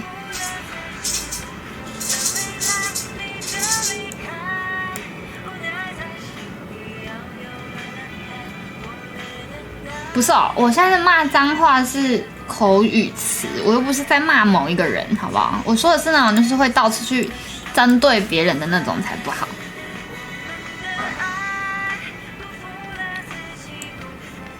感觉是拿最贵的就好，拿1罗伊嘛，拿唢呐都没得拿了。唢呐，我要拿唢呐，我要拿唢呐，干，好吧，只能拿凯特琳了。干，凯特琳也没了，哭啊，好吧，只能拿3块钱的。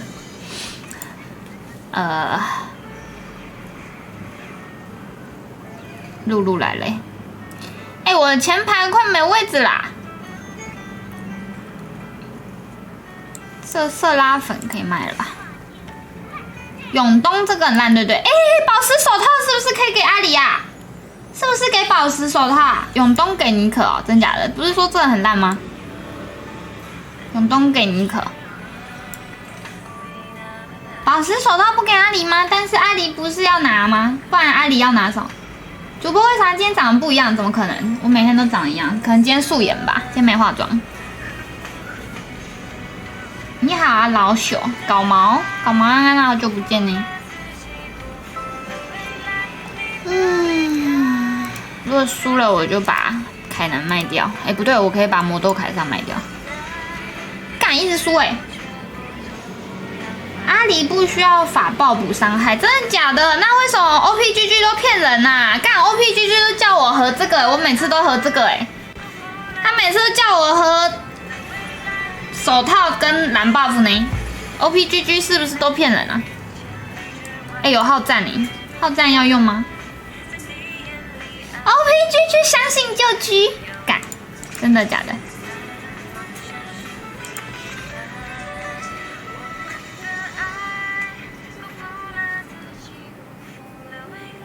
直接上吗？还会再打一场？等一下应该是上阿姆姆，对不对？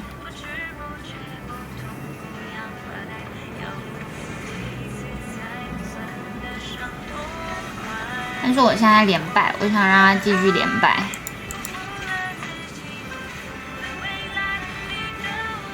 说了会给2经验，还是不会有经验啊？看我该不会要赢了吧？尴尬。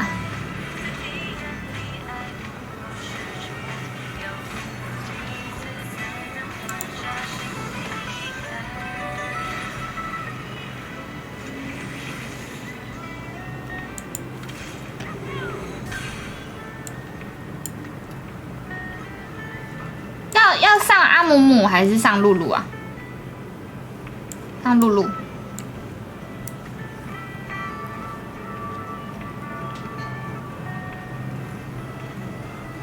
所以这个 disco 这个到底可不可以卖啊？哎，均等法医有用吗？哎，等一下，所以阿狸是要等什么装啊？他要等绿霜是不是？那个绿刀是不是？哦，阿狸耶，还有阿卡丽耶，我是鬼吧？什么鬼？哈？拉巴上酒桶。阿狸跟阿卡丽耶，我抓到有蓝 buff 不需要青龙刀，那我需要什么？哎，无尽哎，无尽给阿卡丽吗？有色拉芬酒桶换了，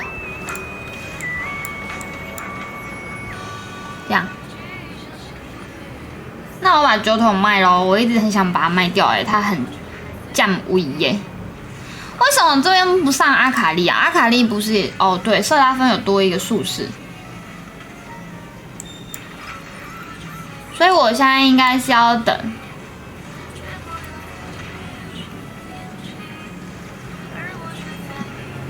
所以给阿狸要给什么死帽吗？我现在就等阿狸第2星这样子。哦，有一家下去了，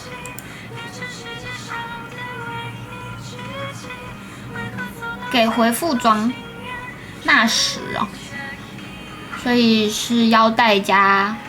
弓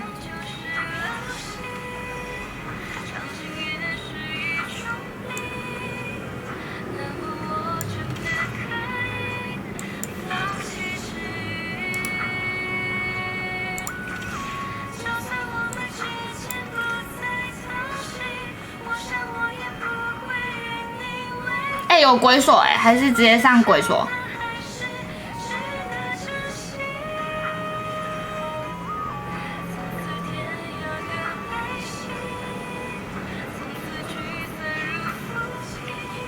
要上鬼锁吗？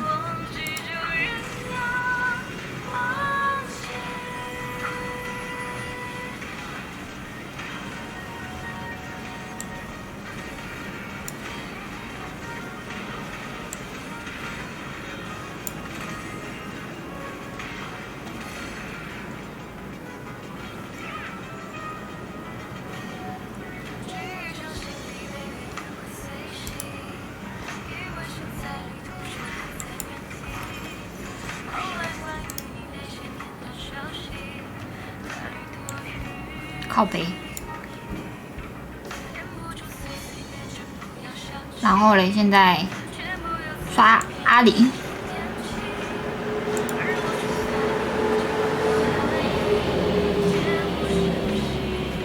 阿姆姆没他位置哦。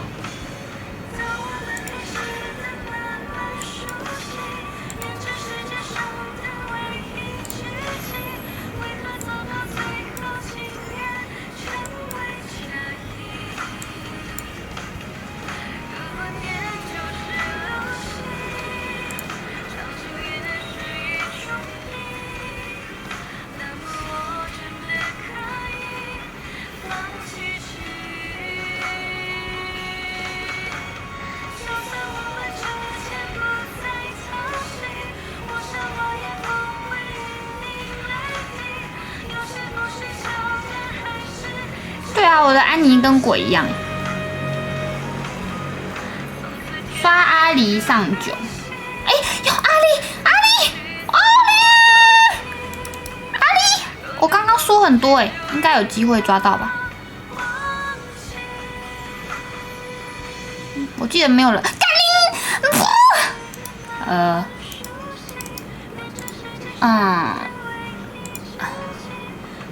情绪摇滚好像可以抓。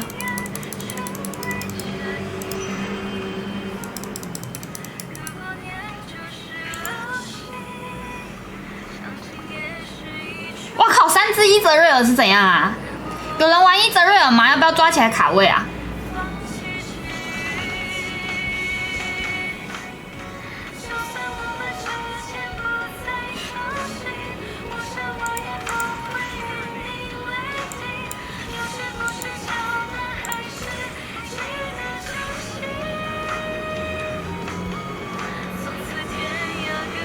看我现在的凯南还是1等，也太可怜了吧。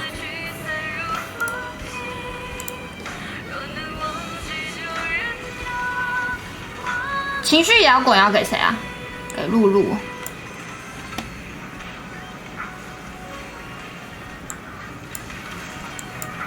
阿卡丽也抓起来。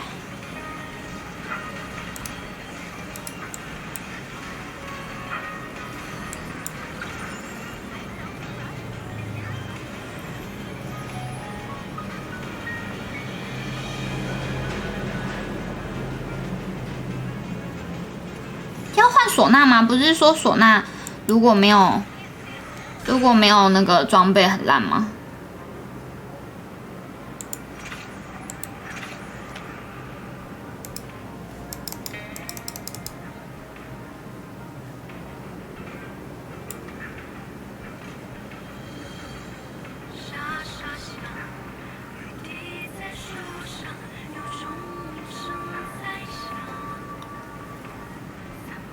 对啊，不是好像说他没有装备的话有点烂，还是给他弄一个装备，给他搞一个装备来。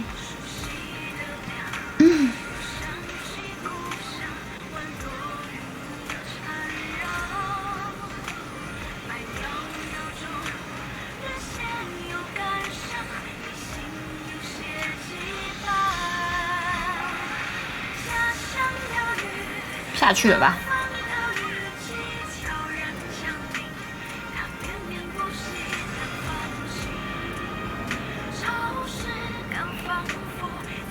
怎么就没攻啊？还是直接给他黑输了啊？不对，我这边打完会掉装，对不对？我在这边要升等还是低排啊？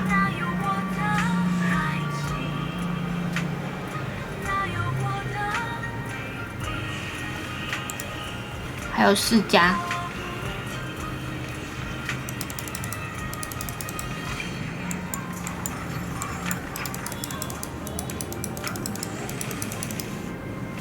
靠北还有阿里耶。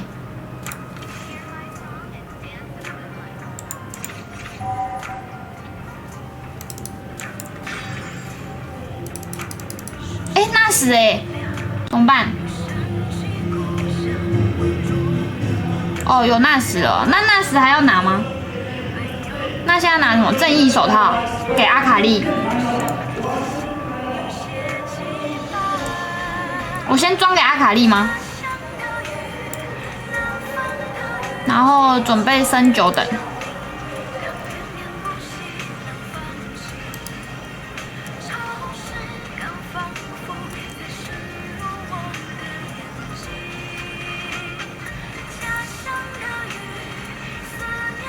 护甲给凯能。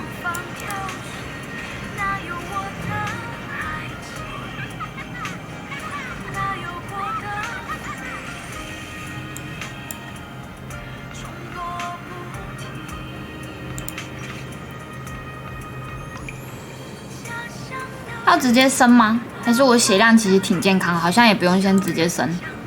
我刚刚打赢他，对不对？我刚刚打赢第1名，第2名的是 KDA。他这个是不是被 OPGG 骗啊？他跟我一样出宝石手套啊？直接拉9了，真假？干你啊，来不及！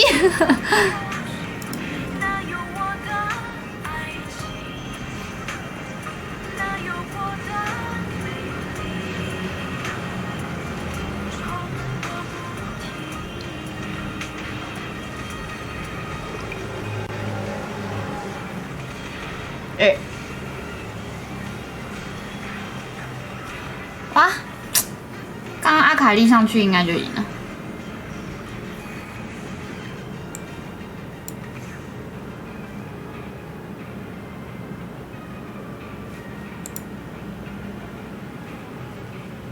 我的连胜断掉了 ，QQ。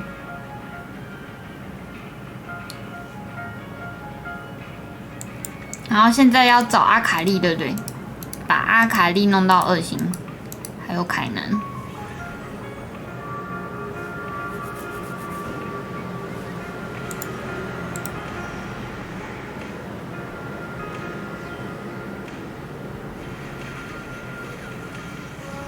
好像都没有1折了，我可以把1折给卖了。完了，我好像打不赢哎，尴尬。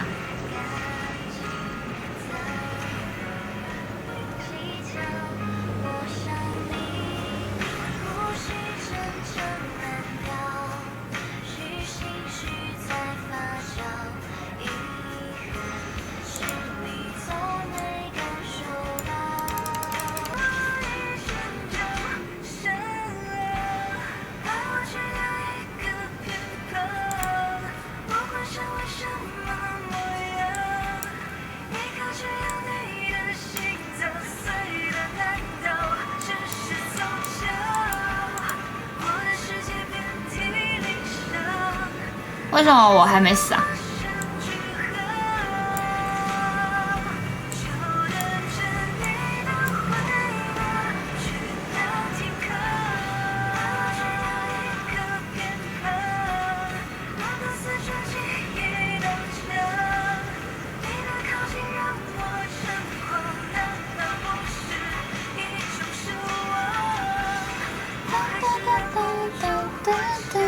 ？GG。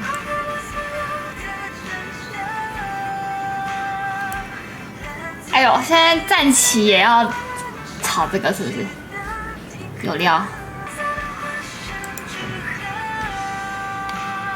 冷静啊！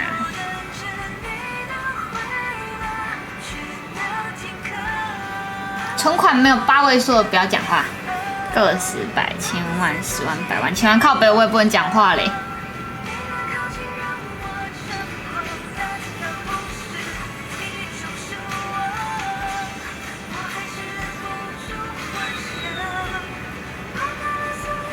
那我也不能讲话啦，那我也不能讲话啦。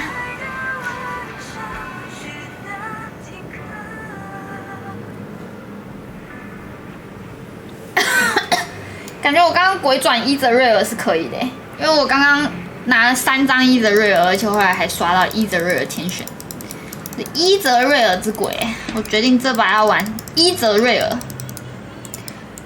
哦，亚菲利欧哎。一样那个前期新刚守望，后期转伊泽瑞尔怎么样？我感觉那个挺有料的。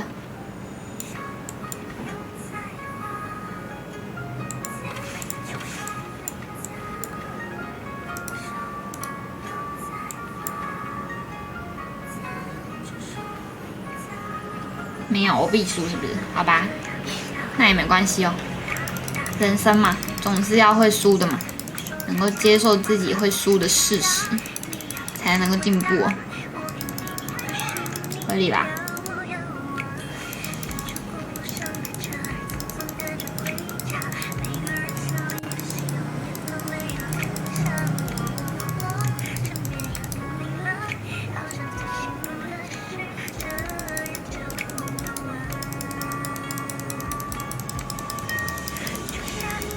安妮是陷阱卡吗？确实是挺像的，还是我们牙术开赌 ，TD 牙术开赌。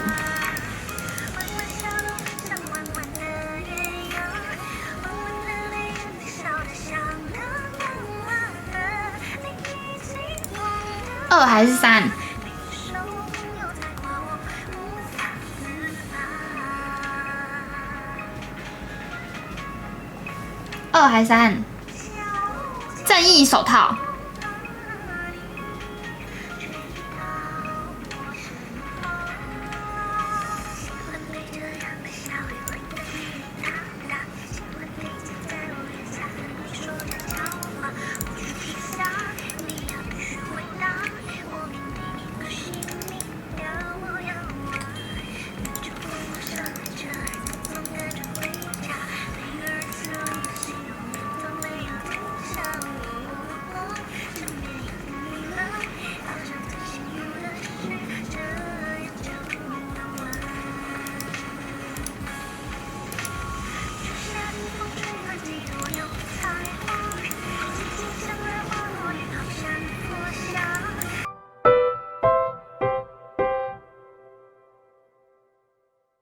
Hello， 大家好，我是我刚刚介绍的唢呐姐后呢，今天我来介绍的是芭比雷文，是目前雷文最新流行的玩法，后期上线远超传统的疾风雷文，而且如果你有拿到骰子的话，还可以组出6芭比，有机会暴打游戏机，夺得无限财宝，并且这套阵容也是在近期国服的比赛之中非常常出现的，是蛮多精英玩家也开始爱上的一套阵容，组成英雄有雷文、魔豆、威尔哥、机器人、艾克、盖伦、凯特琳以及凯尔，一般是4芭比4守望。芭比的雷文呢，可以去配合凯特琳双 C， 然后加速过前排坦克的一个速度，并且还有机会帮忙收割后排。所以呢，凯特琳这张单卡呢，会成为芭比里面非常核心的一个副 C。接着4守望的羁绊呢，当然也是可以换成5疾风的，就完全是根据你刷牌刷到什么样比较高质量的单卡而定，依照整体的金牌手顺去做搭配即可。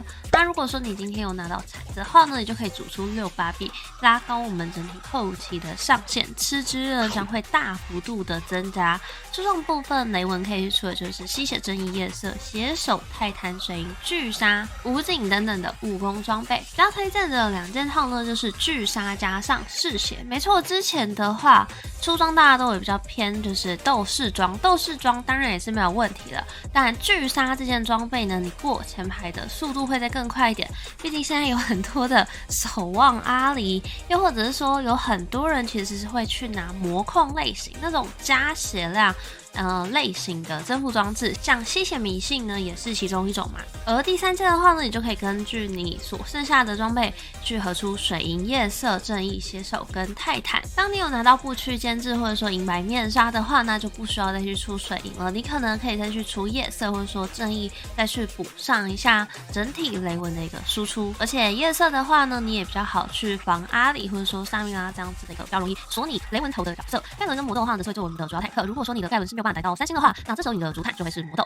可以给到军能法医赎罪、日炎、皇冠等等的坦型装备。它这套阵容的坦装呢，只有军能法医它是比较必备的一件装备，主要就是帮我们的团队去破物防。而有些玩家呢，军能法医也会给到维尔哥的身上，然后帮他做一些斗士装然后跳进去人堆里面帮忙破的，当然是没有问题的。一样就是依照手顺即可。因为其实有的时候我自己在刷雷文的话呢，可能雷文主秀或者是他已经2星了，但你会发现好像还刷不到维尔哥，因为毕竟你是7等刷牌嘛，有的时候找不到4配，我觉得也是合情于理的。甚至有一些比较衰的人呢，他可能维尔哥就会一直卡在1星，就会比较尴尬一点。凯特琳呢会是我们非常重要的一个副 C 英雄，那这个时候你就要给他红 buff 无尽巨鲨这种比较暴力类型的装备，又或者说你今天没有军能法医的话，你也可以给凯特琳做一件俄语帮忙的雷文破防，又或者说飓风剑等等的武功装备也都还行。那我知道自己可以去拿经济类型的就是英雄礼包跟建立团队，战力类可以去拿请投币、为险而生、邪恶钥匙、理想主义、支援灵球、吸血迷信、地飞死期、多万年华、巨兽决议、假人辅助酷热打击、不屈监制以及银白面纱。有不屈监制或银白面纱，你已经头铁想要去玩雷文的话，绝对是必拿的。不过这东西呢，只有可能在就是3之2或者说4之2，就是你已经确定你就是要走雷文或者是哑铃的时候才会去拿。雷文的话呢，会建议你就是直接拿3战力，又或者说1经济2战力，就你也不要全部都拿经济，那肯定是没有办法打的。因为这阵容也没有强到说它就是像守望阿里一样，你1星阿里就能够锁血。雷文呢，绝对是刚需3星的一支英雄，并且它也不是一个过于无脑的阵容。其实需要的先决条件还蛮多的。那我就来看一下条件到底有哪一些。第一个当然就是比较有同行，并且呢，你雷文的竞牌要够多。再来就是你的装备呢，就是比较偏向务工的装，又或者说你拿到一些比较关键的增幅装置，像说巨兽决议请投币理想主义这种，我觉得都是有机会来玩这套阵容的。当你的先决条件设得越严苛，当你玩好这套阵容的胜率也就会越高。胜过多部分呢，这套就是一个3费独保证，前期呢连败或者说连胜都是可以的。但是呢，胜败关系要是比较分明的，就你也比较就是1胜1负这样子，是会处于到一个很尴尬的状态。如果说今天是拿请投币的话，其实我会比较偏向就是尽可能去保险，因为请投币是可以换钱的。而且呢，如果你是拿请投币的话，你最好就是要有一个2星的库奇，你才会拿得下手。又或者是说呢，你有库奇的主秀英雄，接下来就尽量善用我们的芭比英雄，又或者是说亚素伊芙琳这样子的主秀英雄下去做过渡。当然，如果说你今天前期呢是有抽到这种3星钢的牌，也可以直接上。有前期有3星钢呢，绝对都是可以蹲的，因为毕竟你今天就是有机会，可能就直接去走连败，然后在3-5的时候去做一波转正。而且呢，你也可以最大化你的整体的一个经济。只是如果有铲子的话呢，要记得就是要优先抢，因为今天你不管要拿这个铲子去玩芭比好了，又或者说真伤，其实真伤现在还是比较强势的一个徽章。所以今天你拿到铲子的时候，绝对第一个优先考虑的就是真伤转，然后再来你去考虑的就是，我这个东西能不能去合出什么爵士转还是杀戮转又或者说芭比转都是可以的。这个的话，你可以先去凑出来的就是3星钢2守望2宿舍2庞克。组出2庞克后呢，你每回合都可以去善用这个庞克1块钱的福利机制去刷新1次商店。毕竟你6等的时候你刷到3倍英雄的几率其实就是蛮高的了。而且呢，你可以边刷牌边文选。如果刷到雷文的主秀，当然就是直接中大奖了。不管呢是芭比的雷文，又或者说疾风的雷文，我觉得都是可以玩的。疾风的雷文呢，就是上限没有到那么的高，所以有些人刷到疾风的雷文呢，他是会在最后要去冲出3星雷文的时候把它卖掉，那再重抓一次芭比的雷文。但我觉得这样做呢也是有风险的，所以就是看大家自己当下的判断，又或者说竞牌的数量去做决定即可。而且我觉得这套阵容呢，其实需要蛮多的练习量，因为这套阵容呢，它的强度并不是那种很无脑的强，就不是那种你随便刷到1张，然后你就很好锁血那种。你会需要很大的练习量，是你今天刷不到雷文主秀的时候怎么办？你这时候就是要来回转一个哑拧，因为毕竟他们的装备都是可以通用的，所以你优先合的装备呢，就得是正义或者说嗜血这种通用型装备。甚至你嗜血正义你都不一定要去玩雷文，就你发现苗头不对劲，那这个时候你可能就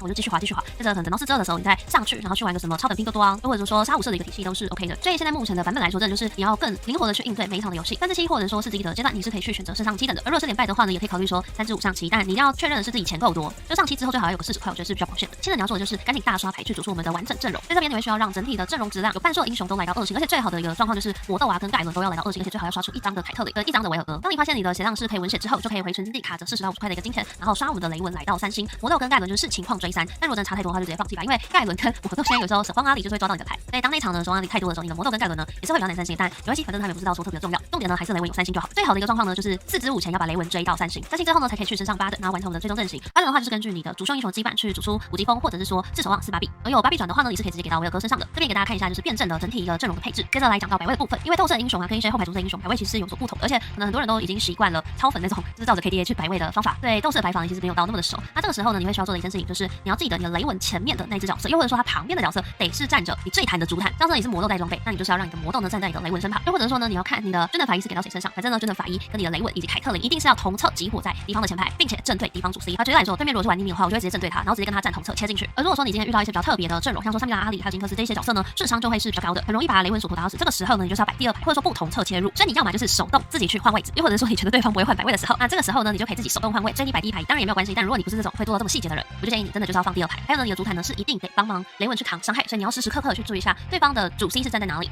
然后用你的主坦去帮雷文争取时间。OK， 这场的话就是我在教学我弟的指导期。其实我跟我弟或者是跟一些高端玩家呢，我们都是常常会去交流一些打法的。像这场我就是因为对雷文有一些理解，然后就跟他分享说，我自己其实有时候连请投币这个增幅装置我都会拿。那拿了的话呢，先决条件就是你要有2星的库器，再来就是你可能有无尽这样子的装备可以去在前期的时候堆点你的巴比特的层数。再来呢，如果你今天没有凯特琳，因为像他这张凯特琳呢，其实是在4至5的时候才去刷到唯一的1张，但没有关系，我们如果今天有什么1则这样子的角色，你都可以先拿来用。但就是钻石之手呢，不要给到雷文身上，这样有的时候你可能会有些打铁铺啊，或者说一些区域它会给神器嘛之类的，这个时候你的钻石之手就是尽量的都要给到魔豆这种主要的坦克。为什么呢？因为他得去帮你的雷文争取更多的时间，他争取的时间才是真的物超所值，真的有价值、有效益的。而你的雷文呢，其实就是帮忙默默去在背后打输出就行了。像这里可以看到一个是有3星牙宁的玩家，就是那位玩家呢，他是在牙宁跟雷文做摇摆，然后我觉得他也算是蛮明智的。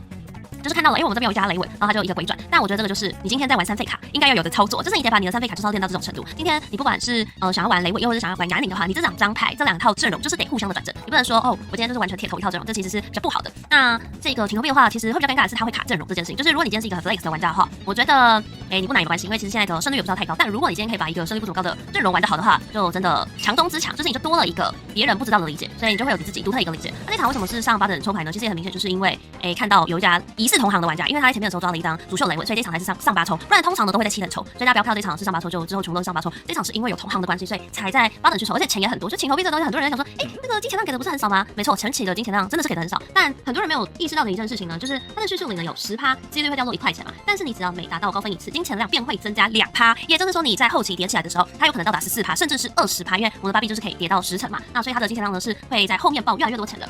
OK， 再来就是巴比特英雄，他可以直接处决低于10%生命的目标。我觉得他就有点像是巴比特英雄都直接带着金币收集器的这样子的概念，就每个巴比特英雄都自带金币收集者。好，这里的话呢就是直冲9等，那刷了一阵后呢，上了这一支路线，这一场有一个很难受的事情，没有破甲的装备，就有的时候装备真的很差，都是没有破甲，你会发现说，奇怪，怎么好像打不赢对手？那你就是没有军的反应，没有这种俄语这样子的装备，这对雷文来说呢，就会是比较吃亏的一件事情哦。那对面的话，你可以看到他已经是完全大成的1则，这场全都是鬼，看得出来吧，各位？因为其实前面在4至2的时候啊，可能雷文就是都还没有3星的时候，其实2星就打得赢，像是一些什么逆命的玩家啊，然后阿里的玩家其实也都是有机会打赢。这里呢很细节的是正对牙宁，这里就是得相信你自己的雷文比这支3星的牙宁强，而且大家有看到啊，他是有最后一波的，而且他是触发最后一波的牙宁，不是我们让他触发，有没有？送你下去，太开心了，最后一波的牙宁就这样被我们送下去了，这就是我们雷文的实力。而且雷文我觉得有请投币真的是更强一点，因为它有处决的效果。以前就有一些羁绊，以前战棋其实有一些羁绊就是有自带那种处刑、处决敌人的效果，我觉得这种东西都是还蛮强力的。只是呢，这个东西胜率会比较低，是真的很绑阵容。你今天突然蹦出一家同行，就很容易没了。所以大家就是把它收进口袋名单就好，但不用拿出来玩，就是天时地利人和的时候再拿出来玩就行。你看这边打阿里也是随便打，这种很热门的流行阵容，在这种大师、宗师、精英场呢，还是随便乱杀的。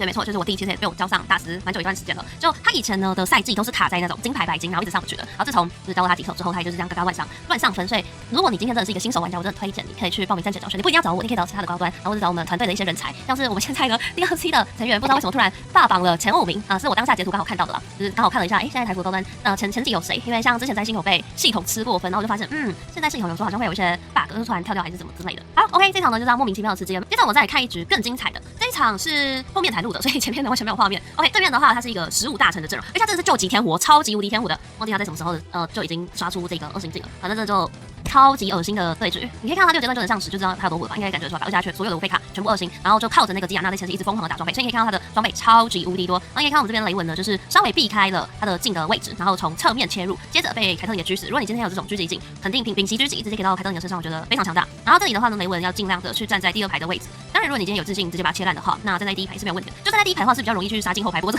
雷文你不是pass，OK， 有点蠢，有点小蠢，但没想到还是赢了。有没有看到我这凯特琳？这张卡带的非常慢恶心，因为对面卡了5张凯特琳。那今天不要感谢大家，拜拜，中午就可以记得追踪我的 Twitch 频道。那你们要讲清楚啊，不然我怎么会听得懂呢？什么叫做凯能的大棒也没拿？干谁知道凯能的大棒要拿给谁啊？谁会知道什么叫做凯能的大棒也没拿啦？听不懂呢。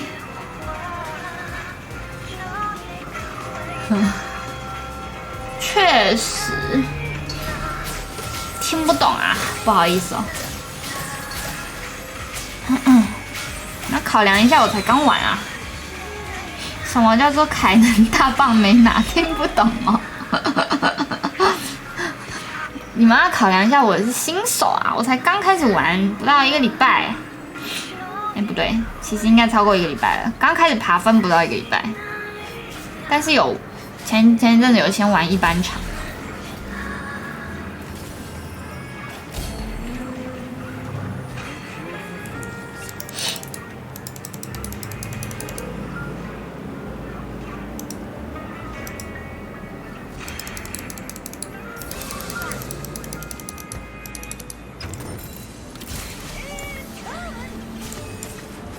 酷奇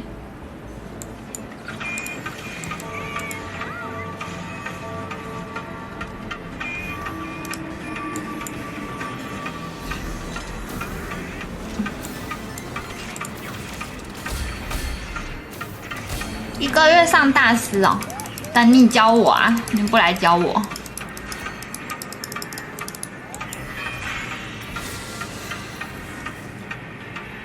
好像都很烂哎，永东吗？还是明火？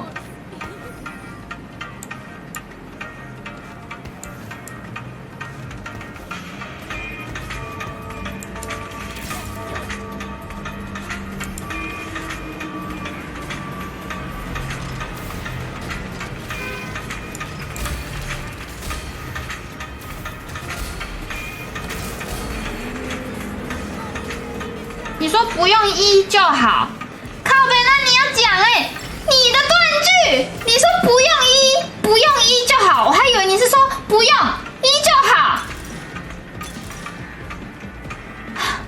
干，我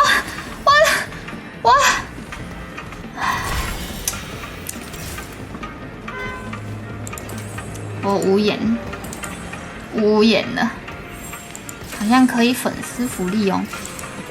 增加暴击率好了，干不用1就好，哇靠嘞！我吐了，老哥，卡上地，换守望者，哇，那怎么办？这个给库奇啊。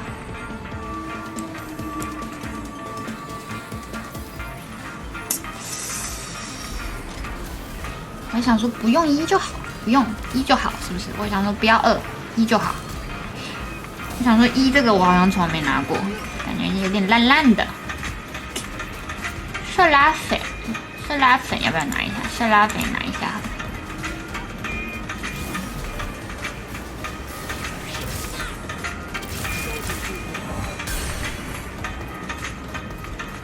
有贾克斯哎。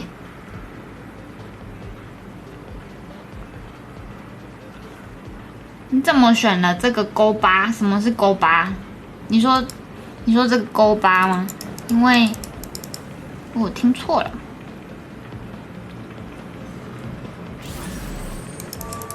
这是观众吗？好可爱哦！这是骑士哎。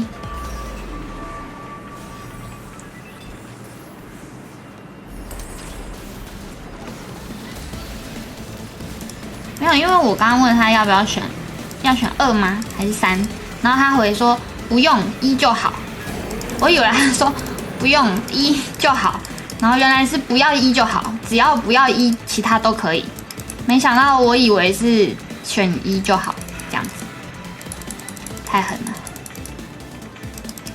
那你付了600没有？人家有订阅哦，他有600免疫哦，订阅者600免疫，知道吧？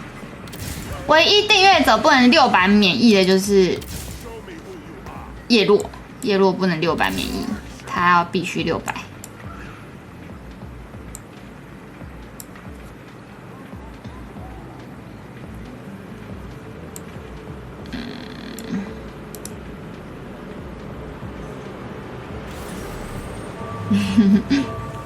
不知道要上什么，随便10块钱，先存钱。所以这个装备是干什么的？刚刚其实也没仔细看。轰炸目标等同于其最大生命值的20%魔法伤害。看一下，等一下能不能抓到那个潘朵拉，把这个换掉。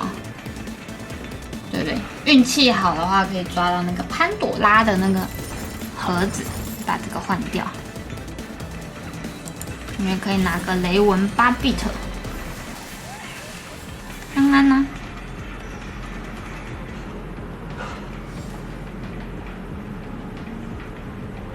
哎，有铲子，铲子或者是弓吧，铲子没了。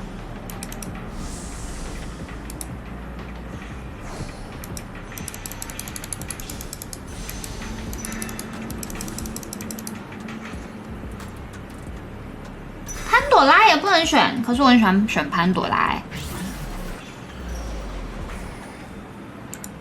你怎么抓了一只雷文亏了利息啊？我忘记看钱了。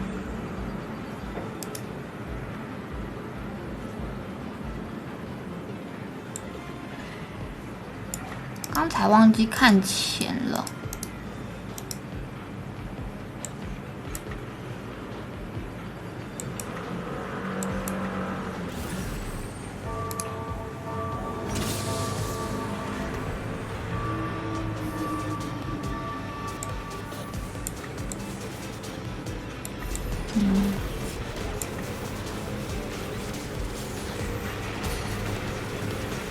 我等下是不是该升等？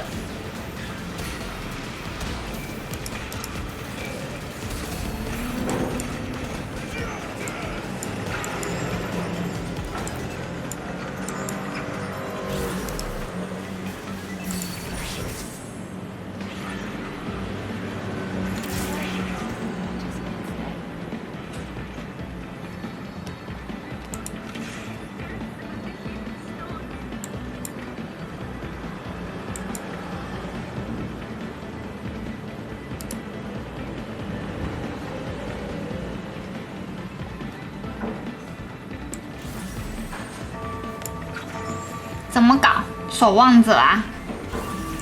我们来抓守望者开搞。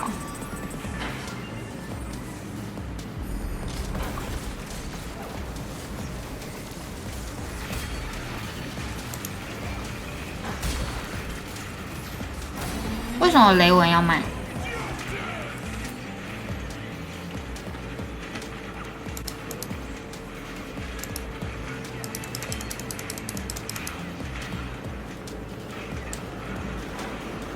为什么要2个黑哥哥？哦，靠背。说起来，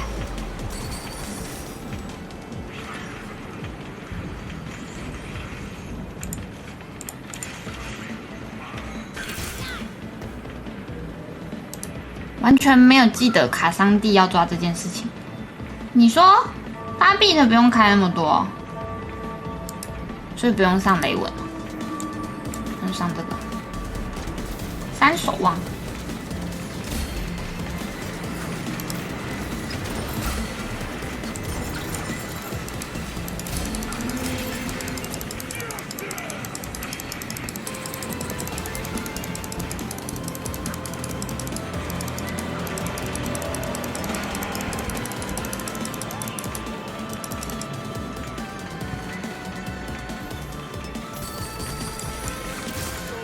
你说要找老甲，冲撞者老甲是不是？刚好像都没有刷到老甲，我是不是要升等？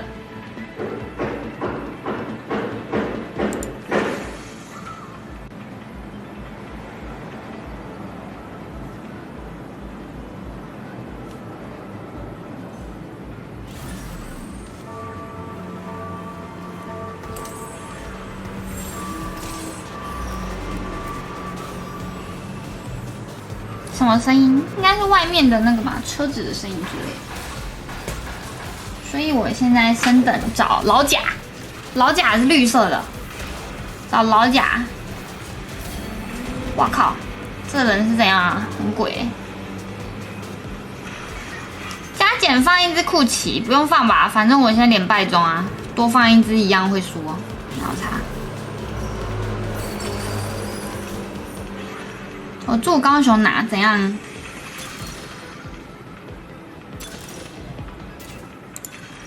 是不是可以招兵买马？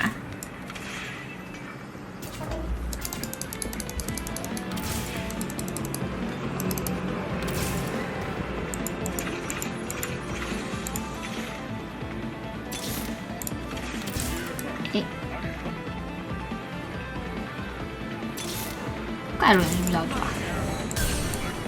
靠北啊！为什么我可以上7只啊？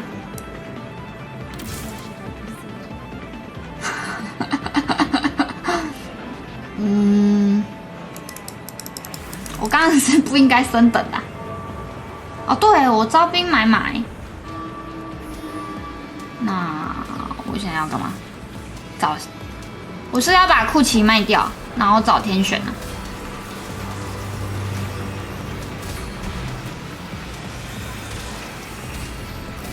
所以我现在要找一只强一点的天选。我要玩啥？我怎么知道啊？玩老甲就不急，因为老甲是绿色的，对不对？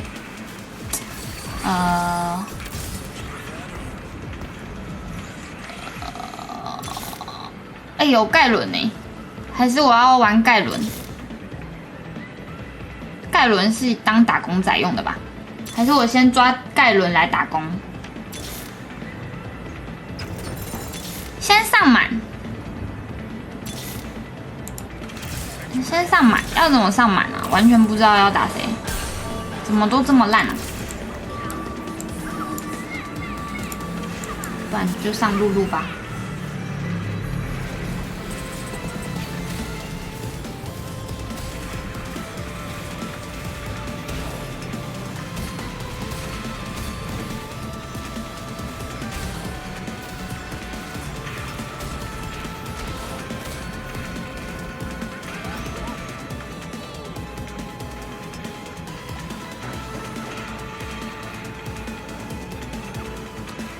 队伍编辑器，把电子全部放进去。电子哦，你说电子音乐哦，扎克那种的吗？电子舞曲，扎克节，我是不是要抓节？我抓节吗？节。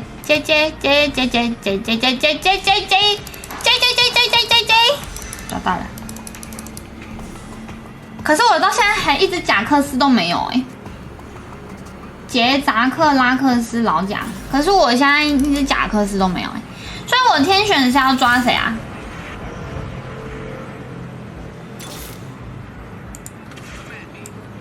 这懂老贾。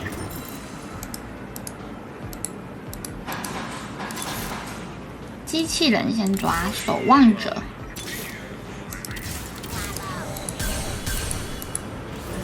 这个换下来。只有一个小问题，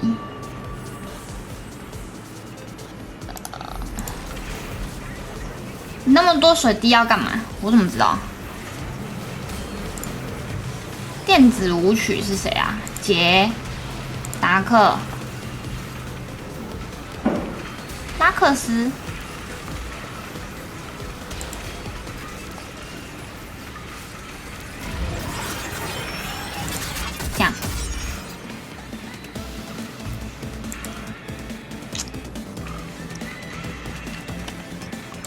还有赛特，赛特是蓝色的。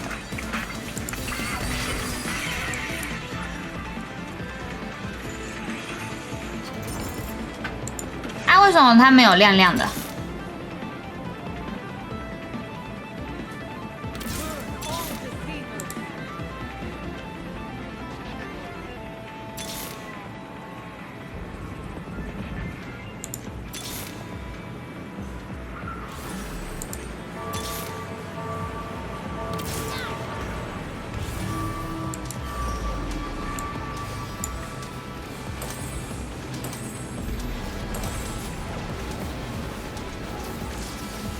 赛特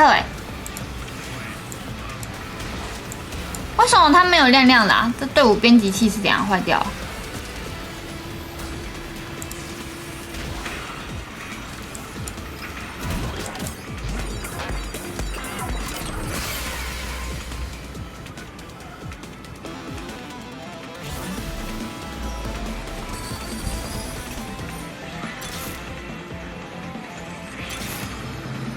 巴德要拿巴德天选吗？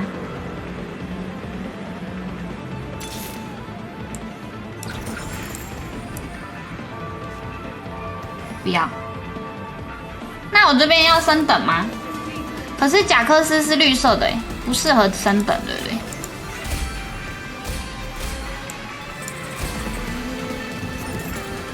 对？贾克斯为什么它没有亮亮的？我盖伦还要拿吗？应该不用了吧。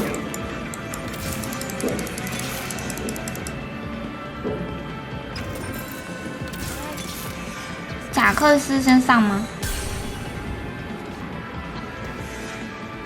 贾克斯换盖伦。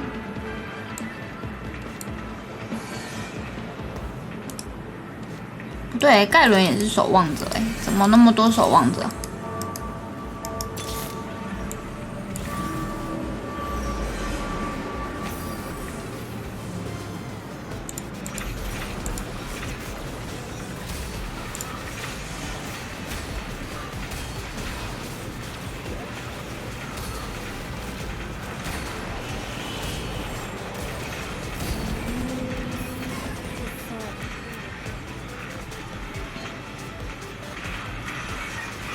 靠背超痛。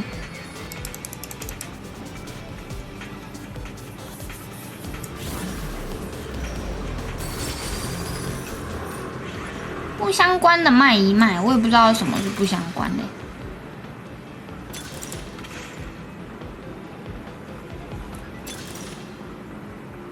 冲撞者纳尔。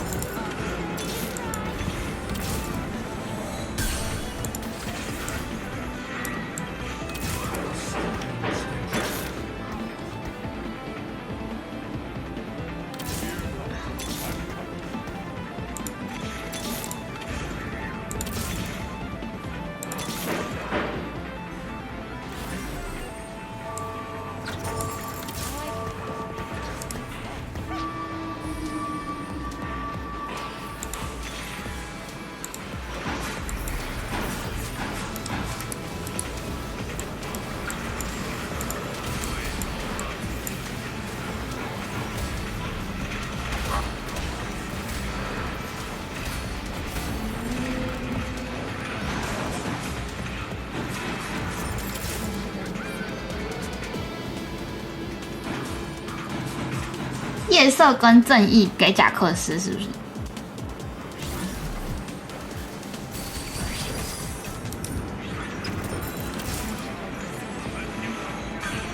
夜色跟正义。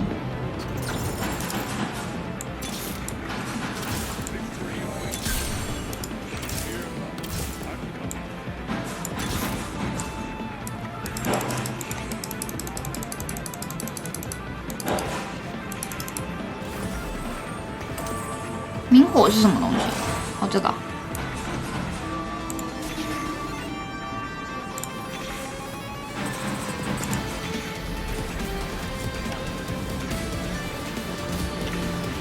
就我等一下要把盖伦换纳尔吗？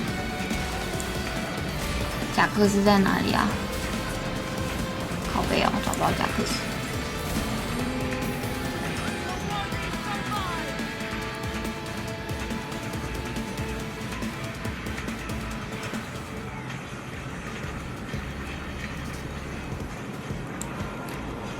找到了。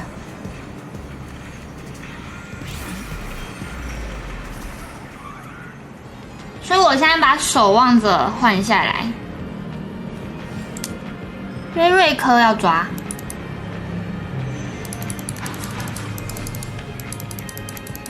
有我第一个抓也好爽，所以我等一下要把卡桑蒂跟盖伦换约瑞科跟纳尔，对，约瑞科纳尔换卡桑蒂盖伦。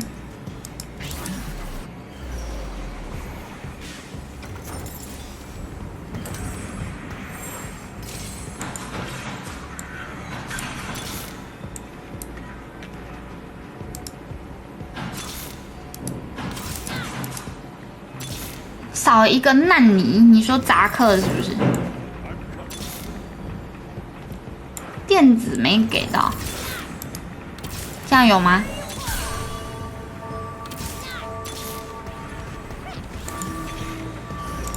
哎呦，扎克了！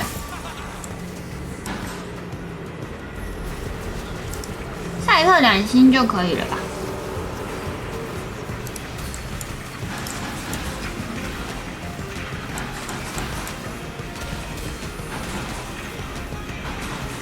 完了，我好像会死欸！靠背，还是再抓一下。艾克换扎克，哦，所以艾克不用了，艾克没掉。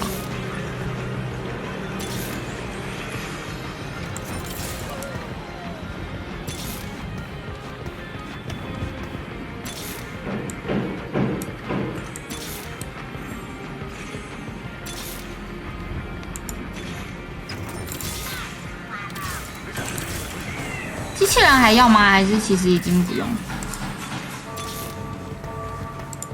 哎，靠背，沃尔加特没抓到，操你妈！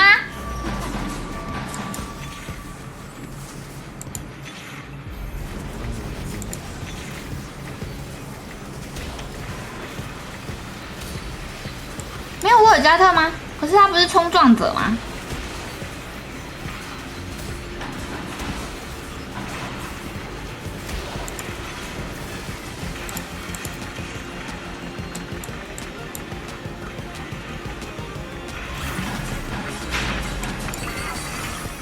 哇，我没了。没有沃尔加特要刚开炫光跟爵士，跟我上次玩的不一样哎。我上次好像没有开爵士，我上次玩的好像没有开爵士哎。我好像上次是全部都是冲撞，然后跟电子而已。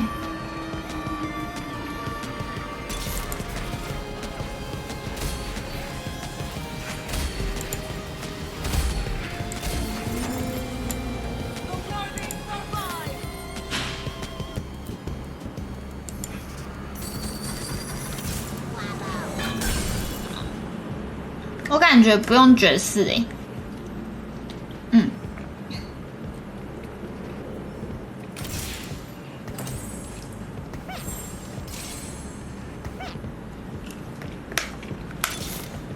我感觉好像不太用爵士，因为我记得我上次玩就是冲撞跟电子就很强，不过贾克斯要早点上3星啊。我感觉贾克斯这个不太适合后面头铁抓，就是一开始有贾克斯主秀的时候再玩会比较好，感觉不太适合头铁玩。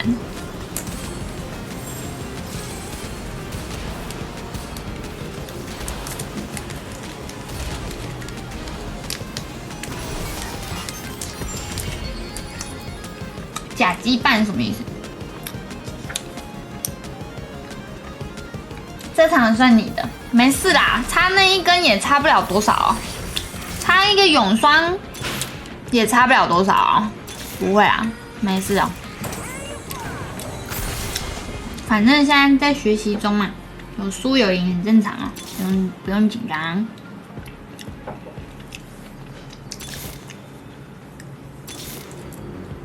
我现在就是每个阵容都玩看看呐、对不对？都玩看看嘛，看哪一个阵容我好像玩的比较，我会比较转得过来，我以后就多玩嘛。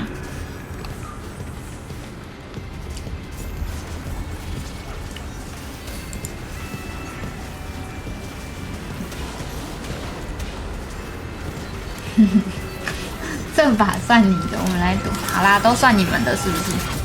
这么多人喜欢背锅，你们是怎样背锅侠、啊？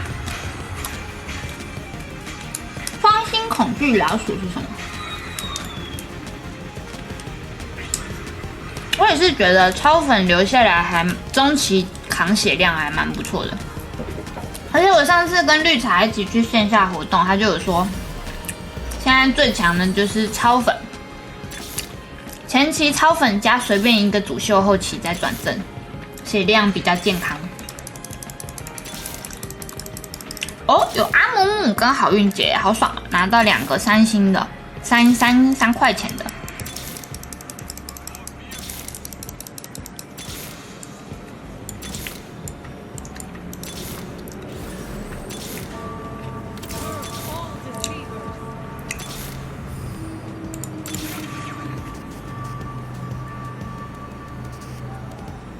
超粉阵容，绝世好运姐巴德，我还没玩过好运姐的绝世好运姐我还没玩过，可以看看运气好不好。运气好的话可以玩看看。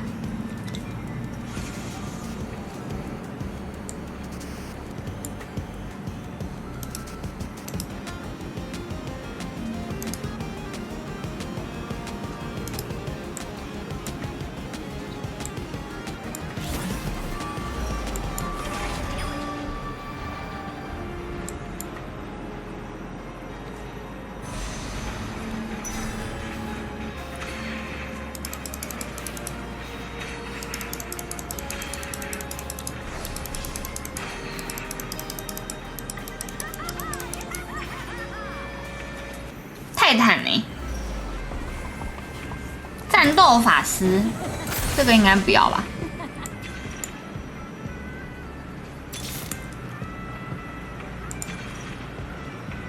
敌军死亡30%几率掉战利品。中间这个差蜜拉很强，可是我没玩过差蜜拉不要吧？甩掉了。投资报酬。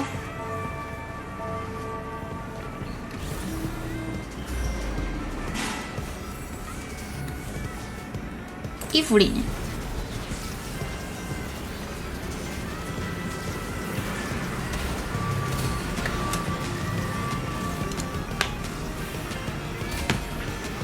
投资报酬要刷36块，很容易人没了。那这个时候就是庞克来打工啊，来找庞克打工。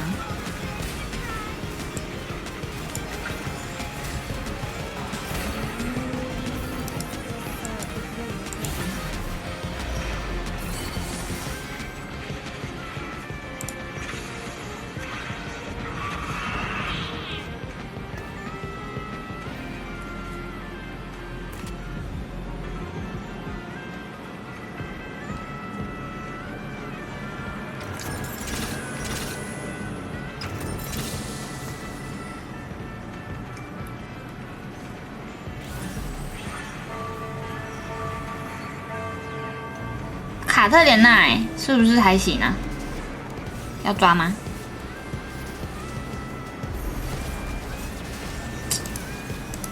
我想一下哦。等一下哦。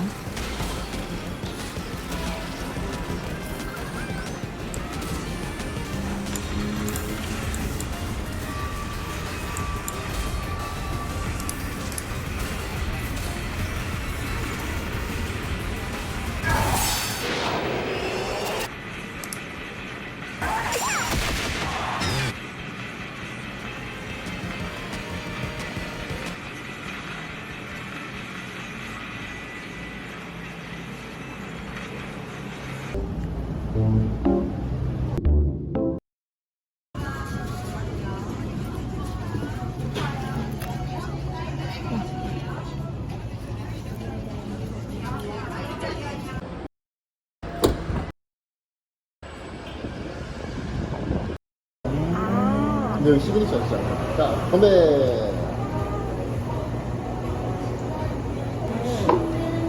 맛있다. 진짜?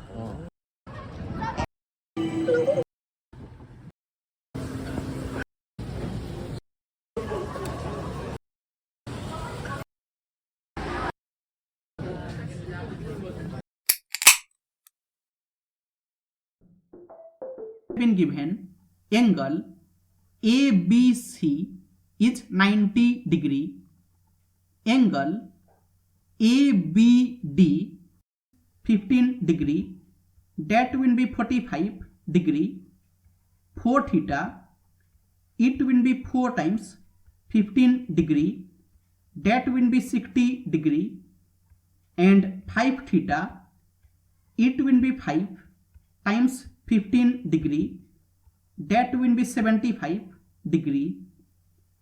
So 3 theta, it is 45 degree, 4 theta is 60 degree, and 5 theta is 75 degree. And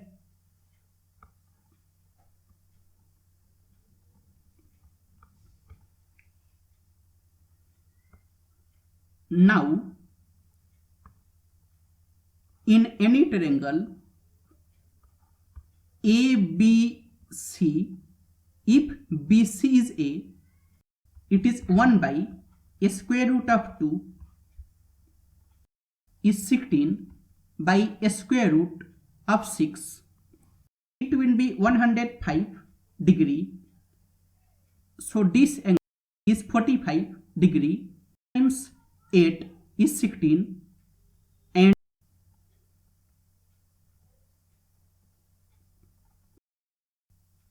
and 多种团聚时刻，搜集金盖时尚餐厨几点送？比赛睡不好，快天亮了怎么办？鼻子不通，头昏脑胀，转不动，还好。Hello everyone. In this video, we're going to be solving a differential equation.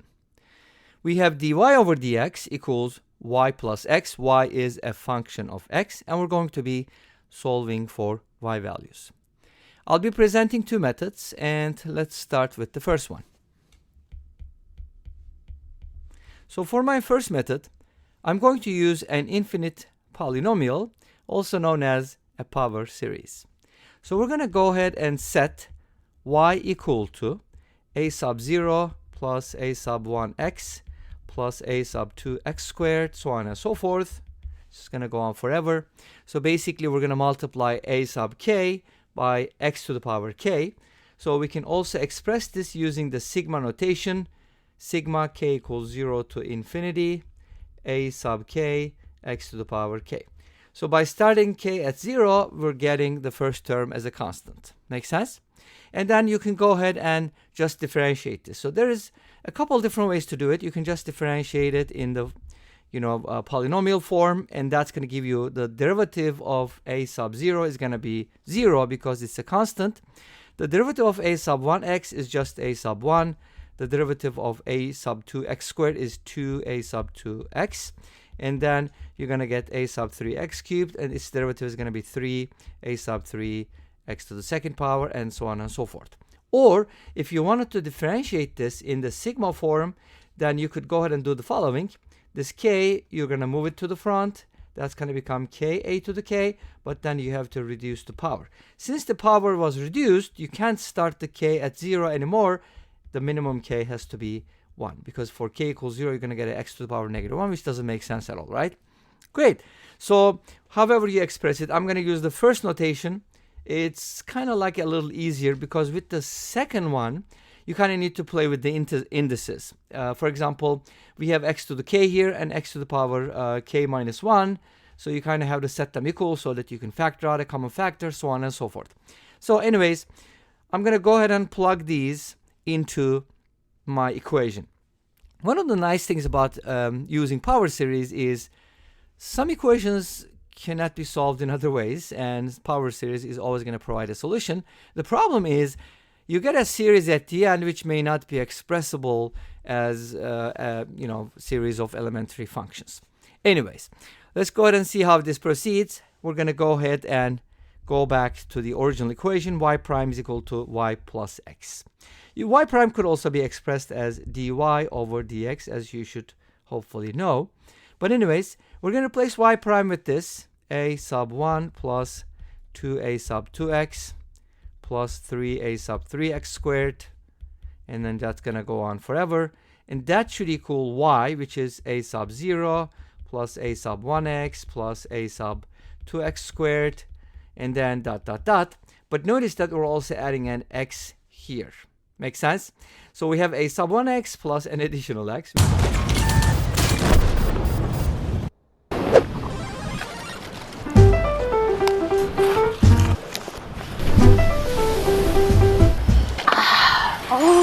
좋은 거.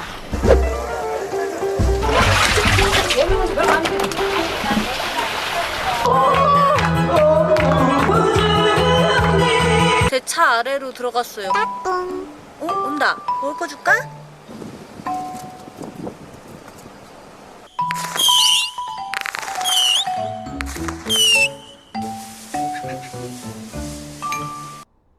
오.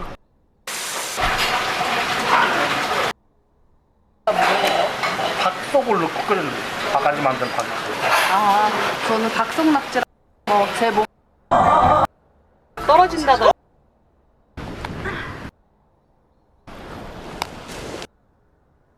기도 하고 엄청 가지고 왔습니다. 과의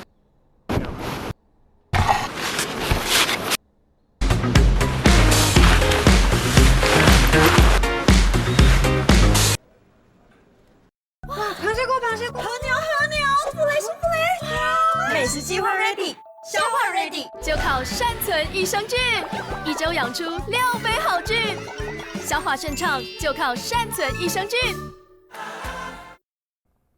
Hello everyone. In this video, we're going to be evaluating a trigonometric expression in terms of another one. We're given that tangent 19 degrees is equal to x, and we're supposed to find tangent 5 degrees in terms of x. We've done problems like this before, and I'll share the links with you. You can look at other problems. So we have to establish a relationship between the 19 and the 5 degrees. As you might already know, I don't always write the degree symbol, even though the angles are always in degrees. Okay, so please don't complain about it, because I'm not going to be writing the degree symbol from this point on. But it's understood. So how do we relate 19 degrees to 5 degrees? Well, I'm going to be using the double angle formula and the triple angle formula and a couple other things. I'll put it all together. Okay, let's see how this goes. So I'll start with doubling the 19 degrees.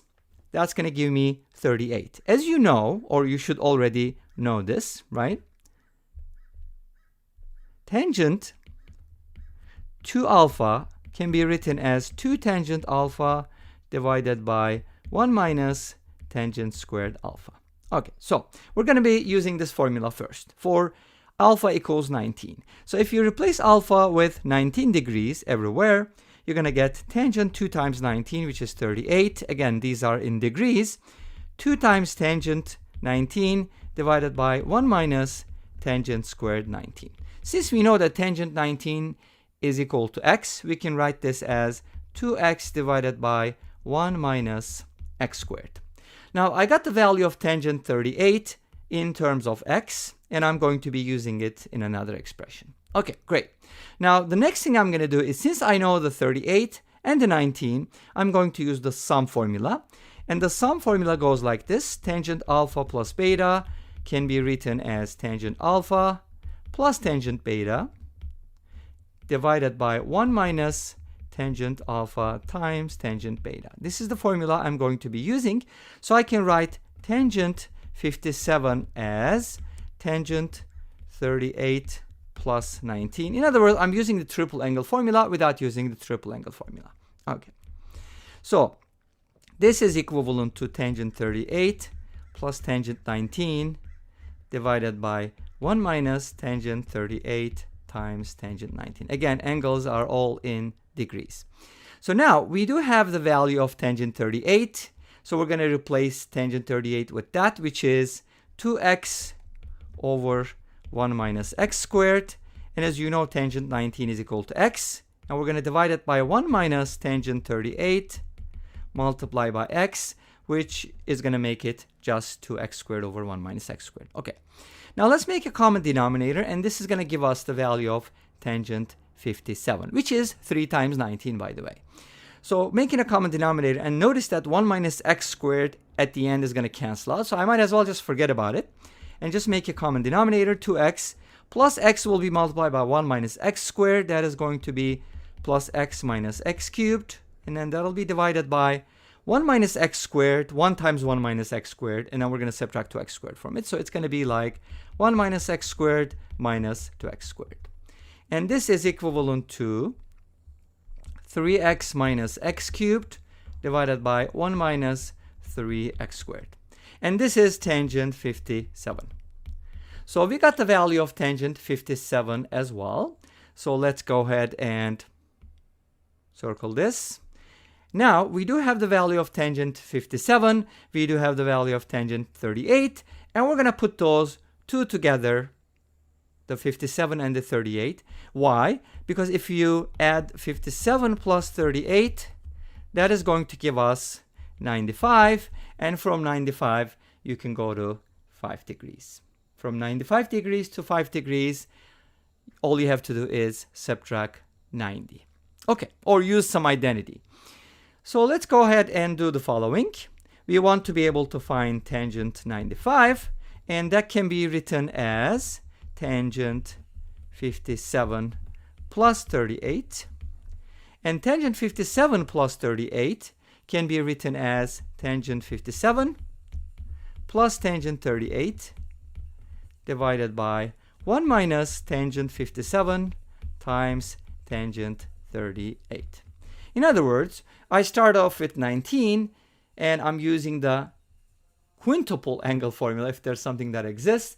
But basically what I'm doing is I'm multiplying the 19 by 5, and 19 times 5 is 95, and that's how I'm getting this. But I just use the double and the triple angle formula separately and put it all together. So you don't have to memorize it. Like, I don't think anybody would memorize tangent 3 alpha, but tangent 2 alpha would be helpful. Okay, so now we got the values for tangent 57 and tangent 38. So let's go ahead and replace those to find tangent 95. Okay, tangent 57 will be replaced with 3x minus x cubed over 1 minus 3x squared. 38 would be replaced with 2x over 1 minus x squared. Remember, it was 2 times 19. And then the bottom is just going to be the same thing, but they're going to be multiplied. Okay, so we're going to do the replacements and simplify this gigantic, monstrous expression. Okay, let's go ahead and simplify this and see what happens. So I have tangent 95. One way to do it is obviously making a common denominator in the numerator, but notice that the bottom and the top are going to have the same denominator. So I might as well forget about the denominators again because they're going to be the same.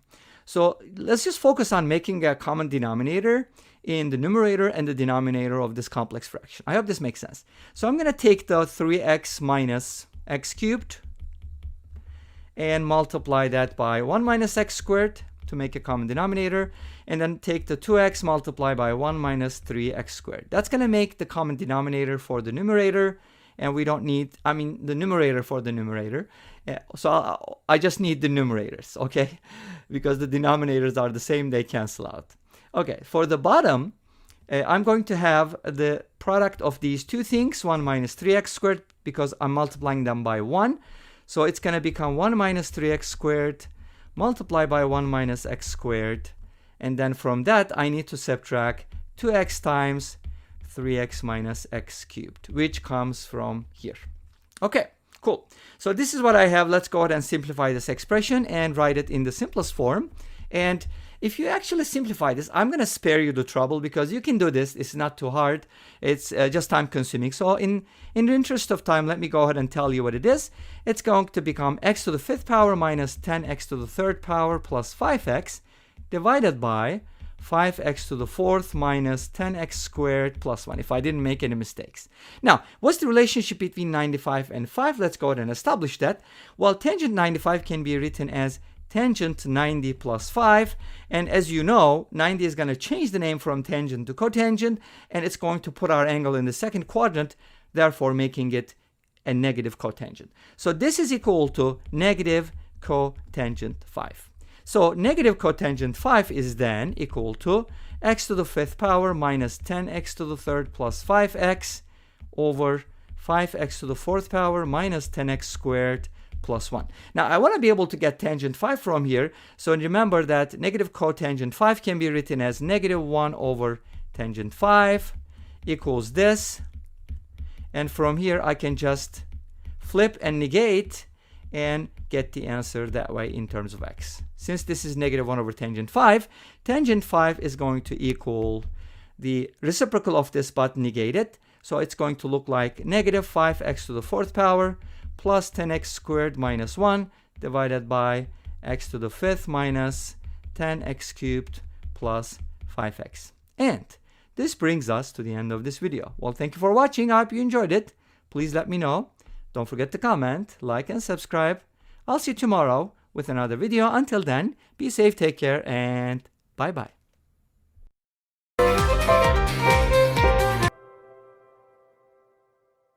Hello， 大家好，我是沃提。刚刚介绍了芭比雷文后呢，今天来介绍的是 14.1 版本快报以及新版的阵容预测。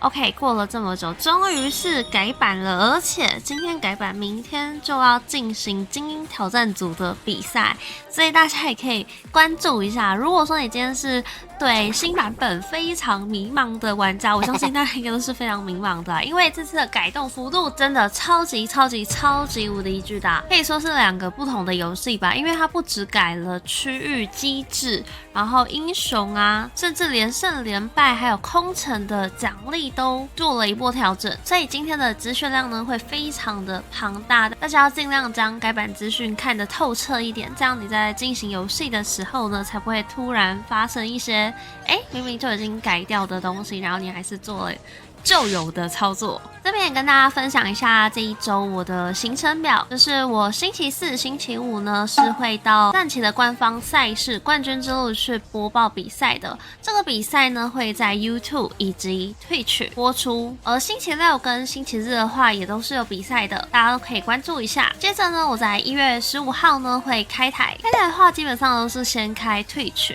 之后的话呢，会考虑双开在 YT。而若你有想要提前收到这类的战旗资讯，都欢迎用小小的75元加入会员，支持我们的频道，并且还可以享有表情贴图、战旗攻略等等的福利。预算有限没关系，只要帮我按个赞、按个订阅，对我来说都是莫大的鼓励，感谢你们。首先第一个我来看到的就是机制的改动，现在的空城玩家呢互相遇到的话呢，双方都会扣血，并且会重置胜败关系。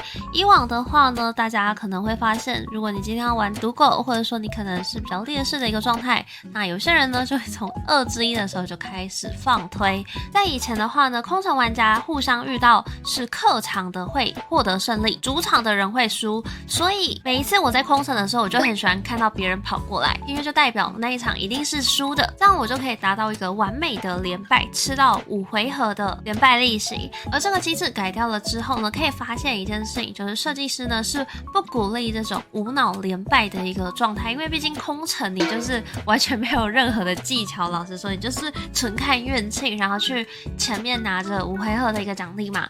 而现在的话就变成你2之1、2之2还是要尽量的去上最强的怪，然后看能不能有机会去争取连胜或者说保险。接着还有一项改动跟上方这个算是相辅相成的关系哦，就是你会需要更多的连胜以及连败才能获得利息的奖励。原本呢是2、3、4、5，就是你只要2连胜你就会有多1块钱，现在呢变成是你要达到3连胜你才会有1块钱，并且达到5连胜的时候才能获得2块钱，达到6连胜才能获得3块钱。也就是说你在2阶段现在最多能够获得的连胜奖励是2块钱，以前是3块钱。所以一来一回之下呢，现在的营运利息可以说是比以前少了不少，这也是我觉得新版本营运上改动最大的地方。接着主秀英雄分乐，哇！酥酥脆脆，绵绵滑滑。丝滑的牛奶巧克力，酥脆微化，含香浓榛果内馅，健达缤纷乐。Hello everyone. In this video, we're going to be integrating 1 over 1 plus sine squared x dx. Now this problem was suggested by one of my viewers recently, and I really liked the problem, so I wanted to make a video. And I even got the hint for the solution. So thank you, user-lu6yg3vk9z for the suggestion. So we're going to go ahead and integrate this function, which is 1 over 1 plus sine squared x. Obviously, this problem can be solved in more than one way, so I'm going to go ahead and do the general method which was suggested, and then for the second method, I'm just going to suggest an alternative, but probably not going to complete it because that'll probably take forever. Not forever, but it's going to take a long time. Hopefully, you can do that as an exercise, right? Okay, great. So we have this integral 1 over 1 plus sine squared x, and here's what we're going to do. We're going to go ahead and take 1 over 1 plus sine squared x and manipulate it trigonometrically to turn it into something that is easier to handle. And that can be done by multiplying by secant squared, top and bottom. And you know why that works? Because sine squared multiplied by secant squared becomes sine squared divided by cosine squared, because secant is the reciprocal of cosine. So sine squared over cosine squared is going to be tangent squared, and guess what? The derivative of tangent is secant squared. So that's pretty convenient, right? So let's go ahead and do it. When we multiply secant squared by 1, that's just going to give us secant squared. And when we distribute the secant squared, we're going to get secant squared plus sine squared times secant squared, which I told you already is tangent squared. So this is basically what we get from that expression. Obviously, this is much, much better than 1 over 1 plus sine squared. Great. Now, let's go ahead and simplify this even more, because secant squared is 1 plus tangent squared. Hopefully, you knew that. If you're integrating functions of secant and tangent, or powers of secant and tangent, by the way, I made videos on those. You can go ahead and check them out. But you want to know how to convert them to each other. So secant squared can be replaced with 1 plus tangent squared x. Make sense? Let's go ahead and do it and see what happens. So we're going to get the integral of secant squared x dx. You can also write this dx separately. Doesn't matter, no big deal. But at the bottom, we're going to be getting 1 plus 2 times tangent squared x. Now this is what is cool about it. If you use a u substitution here, then this will turn into an easier integral. How does u substitution work? You try to find something, the u, and then you differentiate the u, and if you also see its derivative inside the integrand, which is such a weird word, but then you're good to go. Well, at least give it a try, right?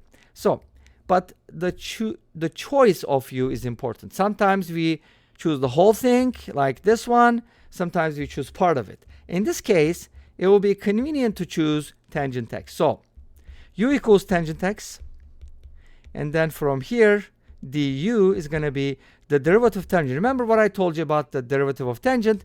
It's secant squared x, and of course, don't forget to multiply by dx. So that gave you the numerator, notice that. And at the bottom, you have 2u squared plus 1. 2u or not 2u? Well, if it's your birthday, happy birthday to you. Okay. So this gives us the following then.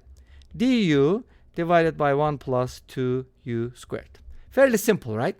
Well, this comes from a trigonometric integral, but now we're going to use trigonometry one more time. That's what's really cool about this. And again, I thank you for the suggestion. This is a great problem. If you have any other problems like this, please let me know. I'll be more than happy to make a video. But anyways, here's what we're going to do. Whenever you have something like 1 plus u squared or some number. 善存益生菌，1周养出6杯好菌，消化顺畅，超给力。Okay, this is fun. My name is Dana. I'm on Brilliant.org and I'm learning plus u squared, and you prefer to have a perfect square, of course. A tangent substitution would be helpful. In this case, the first scenario, you would be replaced with tangent theta. In the second scenario, you would use a times tangent theta. So the goal is to get 1 plus tangent squared inside the parentheses, which can be turned into secant squared. Does that make sense? So here's what I'm talking about. In plain terms, I want you guys to replace u with something. But wait a minute. The coefficient of u squared isn't 1. What can we do? Easy. You can just take out a 1/2, and that'll do the trick. Now you have du divided by 1/2 plus u squared. Oh, you always want to have a single u squared, but there are formulas that will give you, some u squared plus some other number, whatever. I don't like it. I don't want you to memorize all these formulas. But here, our a squared is just 1/2, so we kind of have like 1 over root 2 squared plus u squared. So here's what we're going to do. U is going to be 1 over square root of 2 times tangent theta. Make sense? When I square this, I'm going to get 1/2 tangent squared, which is going to go along well with the other guy. And from here, du is going to be 1 over 2 tangent squared. What am I talking about? I'm kind of confusing myself here. Okay, du is going to be 1 over root 2. The derivative of tangent is secant squared theta d theta. And of course, 1/2 plus u squared is going to be 1/2 plus 1/2 tangent squared theta. And this is going to become 1/2 times 1 plus tangent squared theta. Yes, this is what I was talking about. And this is secant squared, as you hopefully know. Great. So I got everything I need. I got the du, I got the u, and I don't really need u. I just need 1/2 plus u squared. So let's go ahead and make the substitutions here, right here, 1/2. What is du? Du is 1 over root 2 secant squared theta d theta. And at the bottom, I have 1/2 plus u squared, which was simplified as 1/2 secant squared. Do you see that? This is equivalent to that. Awesome. 1/2 secant squared. Of course, there is no d theta at the bottom, right? That would be ridiculous. Wait a minute. Can you integrate 1 over d theta? That would be an interesting problem. Anyways, let's not get distracted. Secant squared cancels out. Wow, that's amazing, isn't it? We end up with a number, but guess what? 1/2 also cancels out. Such a weird cancellation. And we end up with 1 over root 2. Let's clean this area. Hopefully you got a picture, right? If not, please go ahead and take a picture. Now I'm going to go ahead and erase this. Ready, set, go. All right. And now we're going to go ahead and finish this up. And this is going to be a very, very simple integral to do, because now I have 1 over root 2 times d theta. Come on. You should know how to integrate d theta because it's just theta. But don't forget the constant. Otherwise, you'll lose points and I'll be sad. So that's the answer. But what is theta? Wait a minute. What is theta? Where does that come from? Okay. Let's think about it, right? Where does the theta come from? Go back to basics. Uh-oh. Where did I make the replacements? I totally forgot, right? But here's the thing. Theta was actually u was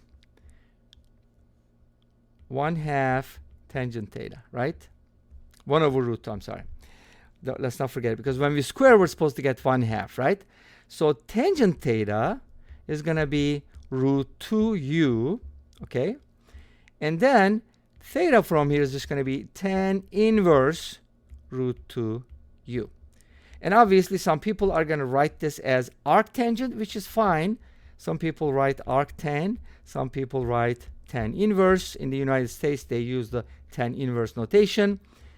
And since the majority of the viewers are from the United States, anyways, that's a different story. But this is what it is. But u is 1/2 of tangent theta. So what is u? I kind of have to go back to u is tangent x. Great. So now I'm going to go ahead and replace u with tangent x, right? And that's going to give me theta equals arctan. Okay, I'm going to use that notation. Root 2 times tangent x. So my integral is going to be then 1 over root 2 times theta, which I'm going to be a little lazy here. I'm going to go ahead and take this expression, move over here, and guess what? That's going to be the answer. And this brings us to the end of this video. Thank you for watching. I hope you enjoyed it. Please let me know. Don't forget to comment, like, and subscribe. I'll see you next time with another video. Until then, be safe, take care, and bye-bye. Avino 沐浴露舒缓4大敏弱问题，日本热销第一。 Hello everyone. In this video, we're going to be solving a complex trigonometric equation with Euler's number. So a lot of good things together. We have sine x minus I times cosine x equals e, and we're going to be solving for x. I'll be presenting two methods, and let's start with the first one. So to be able to solve this problem, for my first method and for the second method too, I'm going to be using Euler's formula. It's an amazing formula, just mind-blowing. E to the power I theta can be written as cosine theta plus I sine theta. Amazing, right? A relationship that puts together amazing functions. So now, how do we use this information? We do need sine x and cosine x, so let's go ahead and solve for each one. To keep a long story short, I'm going to tell you what they are. But if you wanted to know where these come from, you can go ahead and check out my lecture videos on my other channel, A plus BI, where I talk about complex numbers in detail. Anyway, so from here, cosine theta can be written as e to the I theta plus e to the negative I theta, because when you replace theta with negative theta, sine is an odd function, that's what you get, divide by 2, and sine theta becomes the difference, and you divide by 2i instead of 2. Okay, so something easy to remember if you memorize these. Now let's go ahead and replace theta with x, because that's what we have as our angle or the argument. So sine x is going to be e to the ix minus e to the negative ix divided by 2i.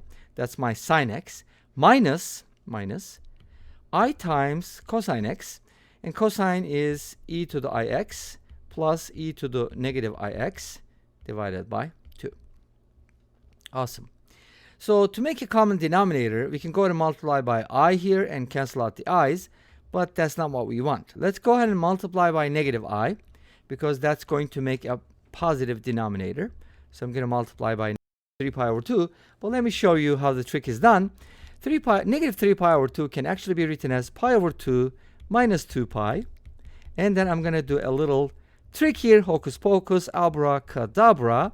I'm going to be getting pi over 2 plus, here's the fun part, 2k minus 2 multiplied by pi.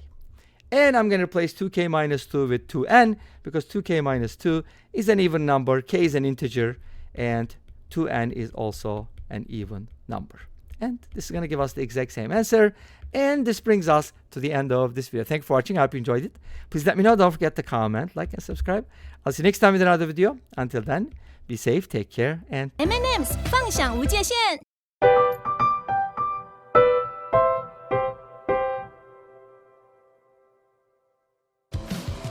欢迎来到英雄联盟联盟战旗的冠军之路。大家昨天看完我们 S4 新赛季的影片，有没有热血沸腾呢？哇，那这一季联盟战旗有很多很棒的好康的好玩的要交给你。我是你们今天的主播克莱门。Hello， 大家好，我是沃婷。那我们马上进到第一场比赛，我们的拉 BB。那我们来看一下这里要投哪一个呢？大家前面要记得投哦，要不然就是别人的选择要盖瓜承受。所以看一下下面是有河蟹水坑，最多人排在上面的。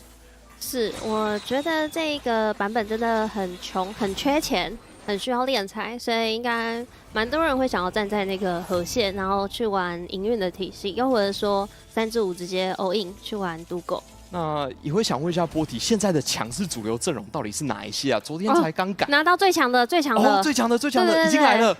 这边等一下再喷一只、2只放上去，出一个双星恐惧，直接吃。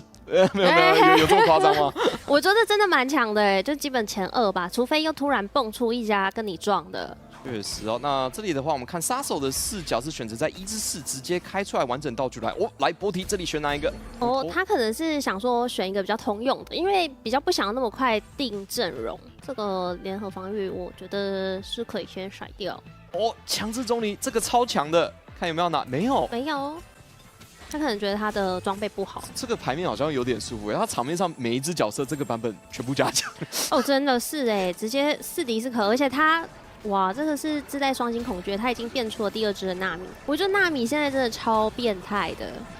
对，这个只要精进的话是只要4下普攻就可以开技能哦。尖角、尖椒、尖椒，这位选手第一次看到，但起始牌运非常好。我们可以就是讲好，我们叫他尖角就好吗？好，尖叫是吧？我们叫煎饺就好了。煎饺就好，因为我们刚刚也是吃煎饺啊。对对对对，好吃。不能说哪一家，但是确实不错。而且这已经开出4庞克喽。那我们来看一下大家的一个胜败关系哦。目前的这一局，哇，绿茶3星库奇套出来，哎，哦，库奇这个版本其实是大削弱哦，所以很好奇他之后会怎么玩。是，感觉应该是没有花太多的钱就直接3星了，而且他已经有1折了，他有2张资费卡，算是蛮神奇的一件事情。哇，绿茶老师自己带牌来打这个，可能是女儿。刚刚你有没有看到在右下角，他是偷喂牌给绿茶这样子，直接让他拿了2个4费，这样子3阶段的过渡，应该没有人打得赢吧？对面看到的话是有一只老鼠2天选，而且装备非常的不错哦，死刃，再加上这一只手还有分裂剑，看一下3星的库奇有没有办法穿过去？哎，不会吧？3星库奇女儿发的牌，不会打不赢老鼠吧？应该没有这么夸张吧？我是觉得不可能。哦，没事没事，我多虑了。这边感觉就是在说他直接先宰掉了，因为他已经3星库奇，除非说他还想要什么赌个连哦，请投币，钱呐。这是天胡的开局，很少看到这样子玩。绿茶老师真的好厉害，我如果是多的库奇，我应该直接拿去丢。我之前有看过别人赌库奇，就只有一个人，就是天启，他很爱赌库奇。之前的版本，对之前的版本，可是这个版本真的大家可能就会觉得啊，已经削弱了，那就有点不太敢拿了。感觉后面得看他的掉血状况去做替换。现在这边哦，他这个匿名的装备都找到了，而且还蛮适合的装备。老实说，这里当然是要提高赌注啊。来做个主播，右边，我只会打星海。我们来看一下他现在的一个血量哦。对，就是要这样，打得真好。81滴血可以，我认可这个选手。所以这里他需要做好的是确保自己一定要输哦。那怎么样输，但是又输得漂亮，就是一个关键了。没错，他应该会有先去看一下，就是外面的玩家他们整体的一个强度，然后才决定说要去上这一支的山。而且我昨天就有看星海在练习，我们刚好撞到同一场，结果就是真的在练习这样。哦，对，我好像听懂了什么，蛮感谢他的。这里的话是杀手拿到了 Disco 卡牌哦。现在如果排名阵容的话，第1一定是史哥，第2基本上就是这个卡牌了。看一下 Phantasm 杀手这里有没有要去玩哦。这边1波不赢拿最后1波，其实最后1波真的是算蛮不错的啊。其实现在还蛮多的选手，那有一些他的牌不是选择牌没有问 Terry 哥这一波1局，秘密也是，好，没了啊，他这个哇，秘密要直接。现在所有的阵容都要带1落1，让这个阿卡丽浪费时间，丢人。是他的，然后之前比较少看到的一个选手，惊艳全场，拿着这个版本新流行鬼锁匿名吃鸡。So we're going to be solving a differential equation. We have y triple prime plus y prime equals secant x, and we're going to be solving for y. Now, this is a really nice differential equation which can't be solved very easily. We have to use a special method as far as I know, but if you do have any other ideas, please let us know in the comment section. So, To be able to solve this problem, first of all, I'm going to look at the homogeneous case. What does that mean? It means that on the right-hand side, we have a function of x, right? So we have to find a function whose third derivative plus the first derivative equals secant. So this is hard to guess. If you had, something like a sine or cosine, that would probably be easier to solve, or maybe e to the power x. But in this case, guessing would be really, really difficult, maybe impossible. So we're going to use some special methods, but the homogeneous equation is basically when we set the right-hand side equal to 0. So let's go ahead and set equal to 0 because this is obviously a lot easier to solve. So we're going to find a homogeneous solution, which is y sub h, and then we're going to find a particular solution, right? Any solution that works for the general equation, and then we're going to put those together to get the general solution. Okay, so how do you solve these kinds of equations? They're homogeneous, so they should be fairly easy to solve. We can actually turn this into a differential operator with the third derivative being represented by d cubed. D is the differential operator, and the first derivative by d. I'm just going to apply it to y, and that's going to give me the sum of the third derivative plus and the first derivative. Makes sense? Now, from here, we can find what is called a characteristic equation. And this is what it looks like. Just replace the d's with r and forget about the y.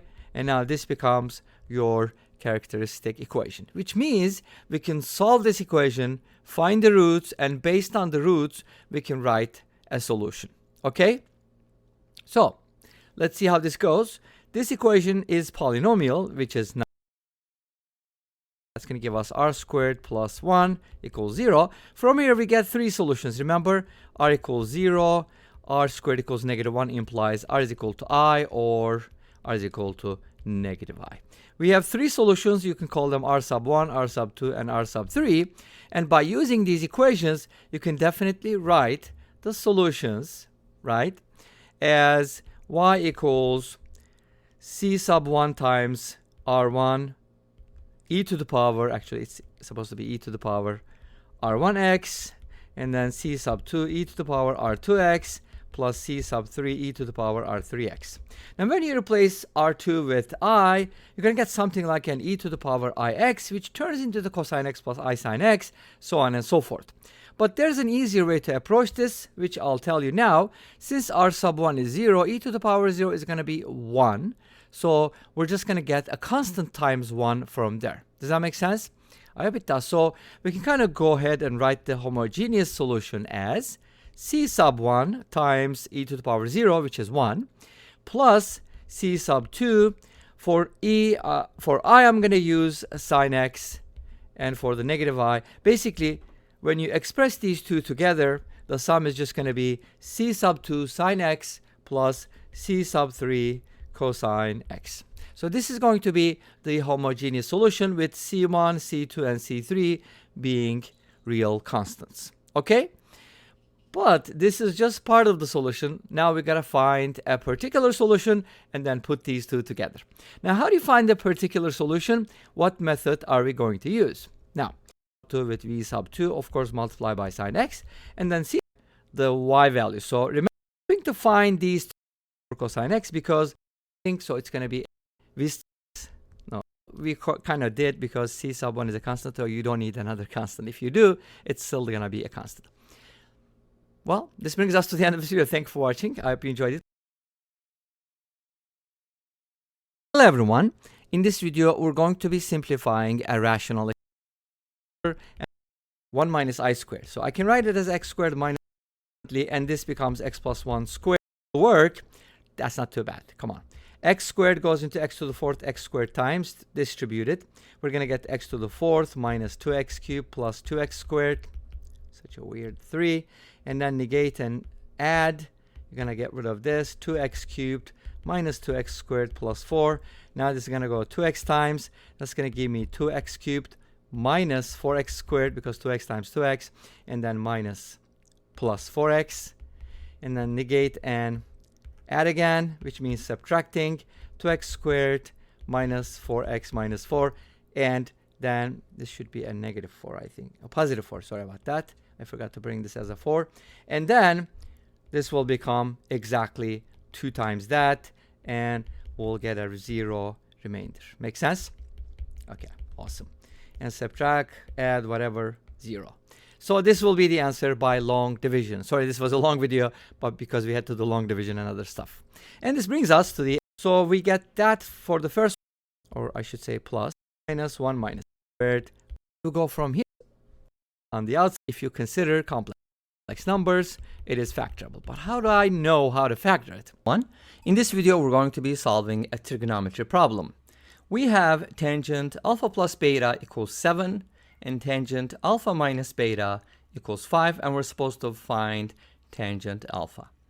So I'm going to be presenting two different methods here. Let's start with the first method.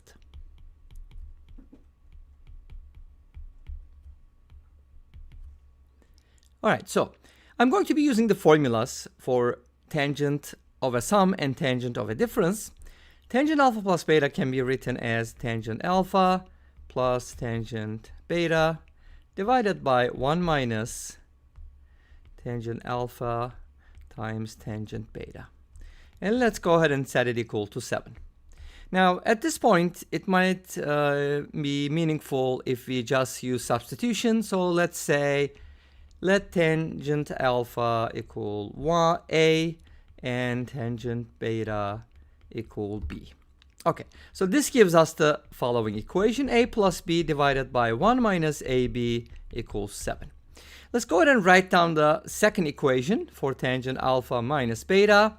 That is equivalent to tangent alpha minus tangent beta divided by 1 plus tangent alpha times tangent beta, and it's given as 5. Again, using the same formula, we can write this as A minus B divided by 1 plus, I should say, AB equals 5. So we now have two equations.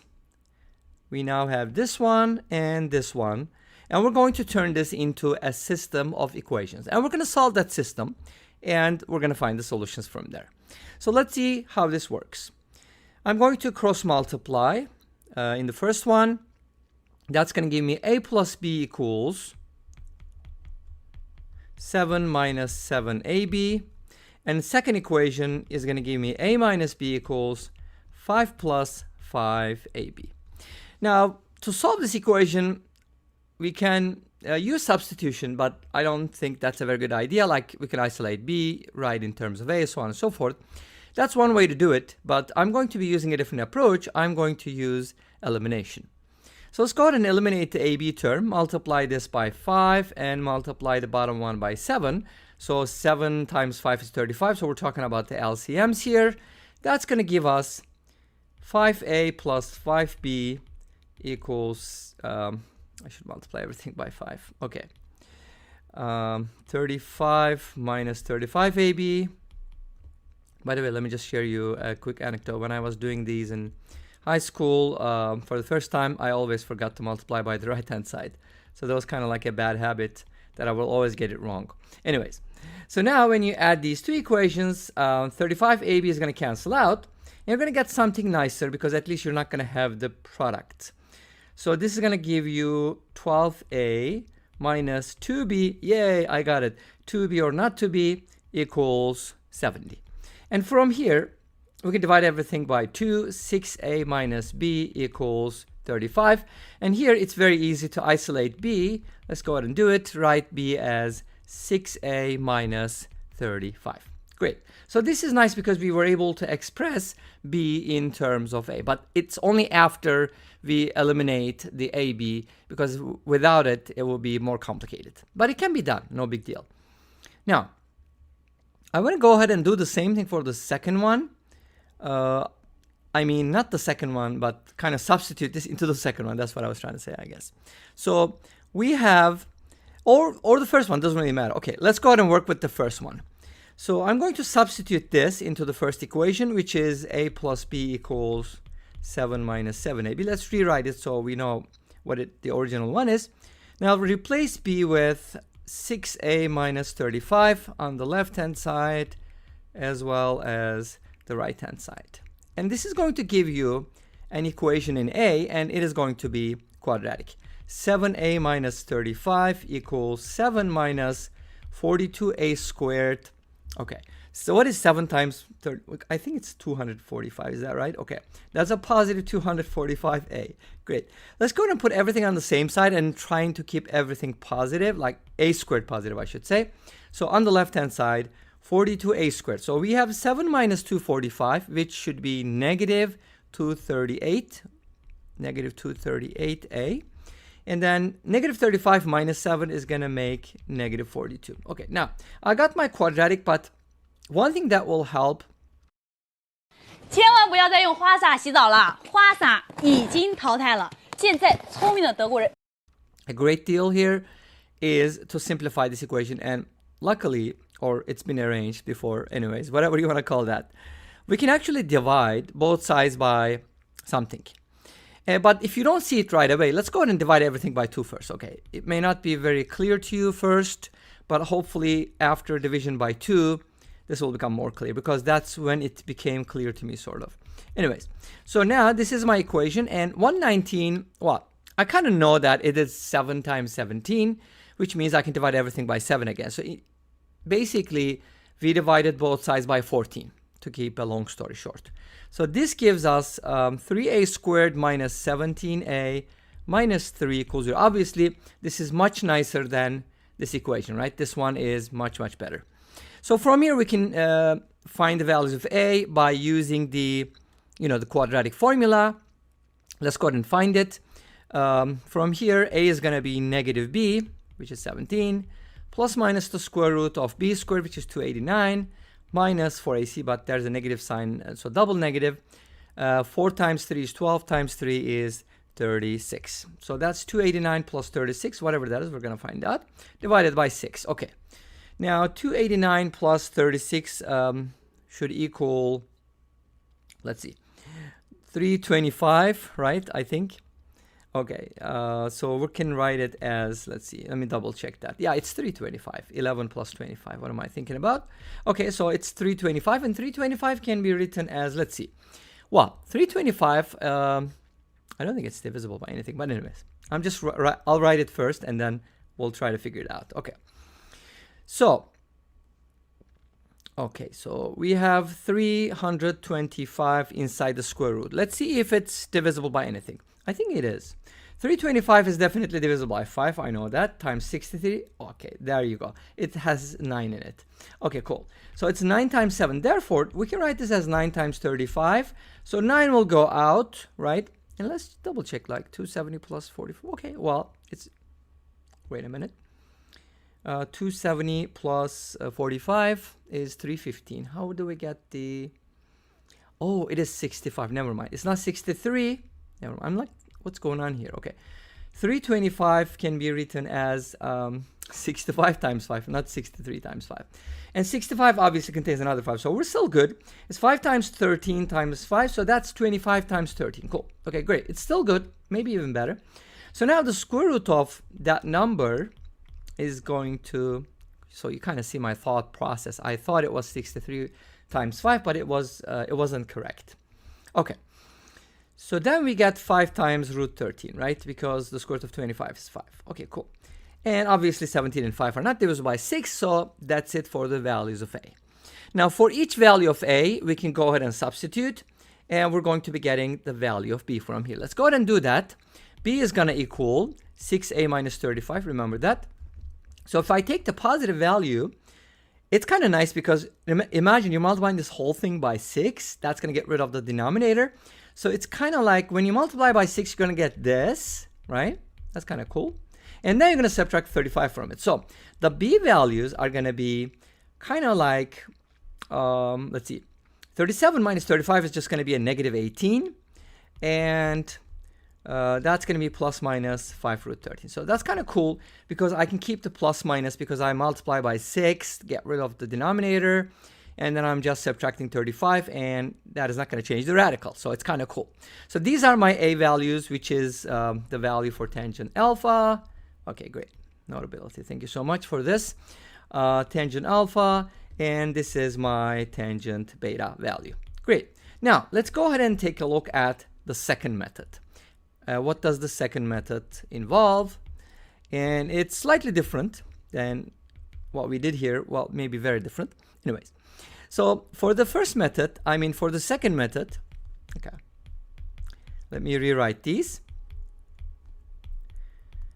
Okay, the second method takes advantage of the double angle formula. Okay, what am I talking about? Let me make it clear. Okay, Nobility is playing games with me today.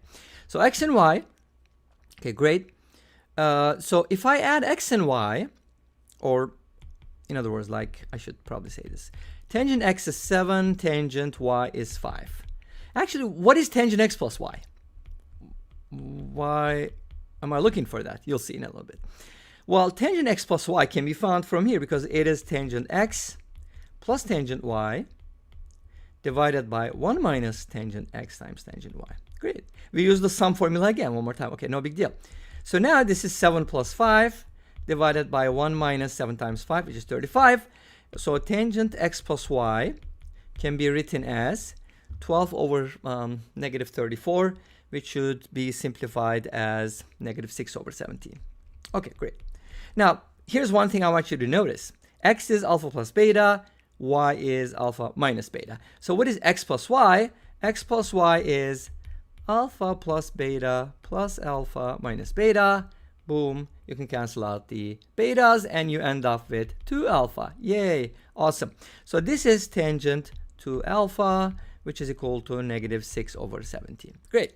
Now, remember, my goal is to find tangent alpha and tangent beta from here, but finding the tangent alpha from tangent to alpha is fairly easy because all you have to do is use the double angle formula, which is 2 tan alpha divided by 1 minus tangent squared alpha, and then set it equal to this one.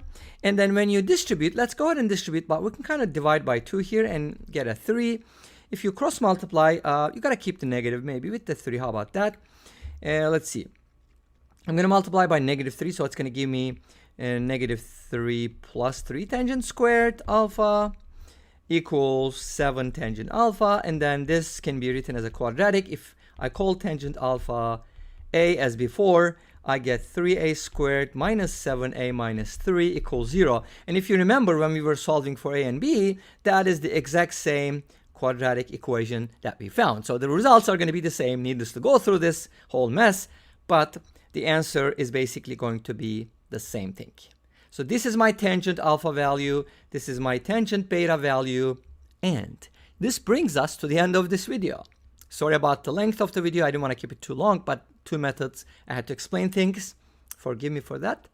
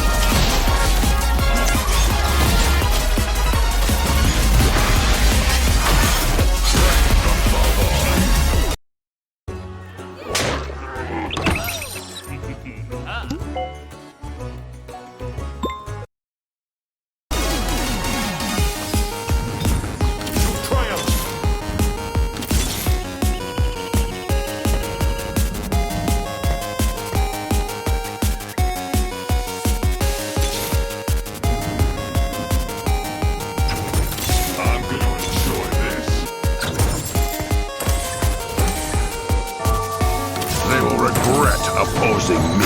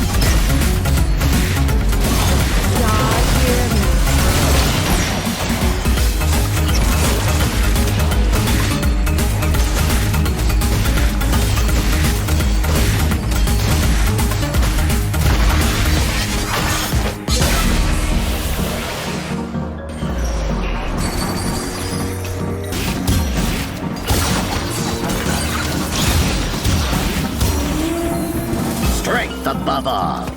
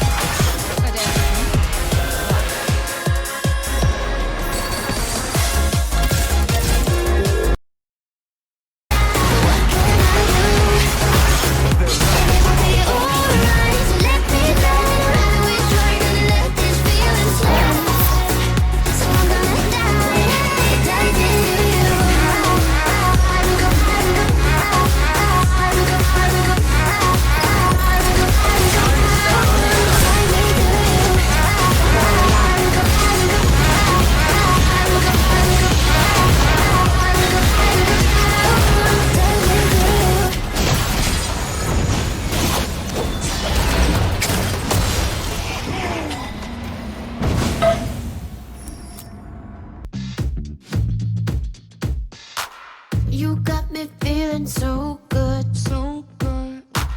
You got it all and I'm hooked, I'm hooked.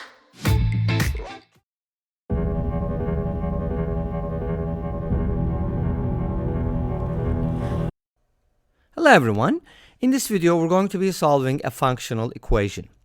We have f of x plus f of x minus 1 equals x squared and f of 11 equals 50. And we're going to evaluate f of 41. Now let's go ahead and start by replacing x with 12. Since we already know f of 11, we can go ahead and use x equals 12 on both sides of this equation. And now that's going to give us f of 12 plus f of 11 equals 12 squared. Notice that the larger number is squared on the right hand side. And we can basically keep doing this until we get a pattern. Our goal is to reach f of 41, so we're going to have to take some steps, but let's take a look at a couple values.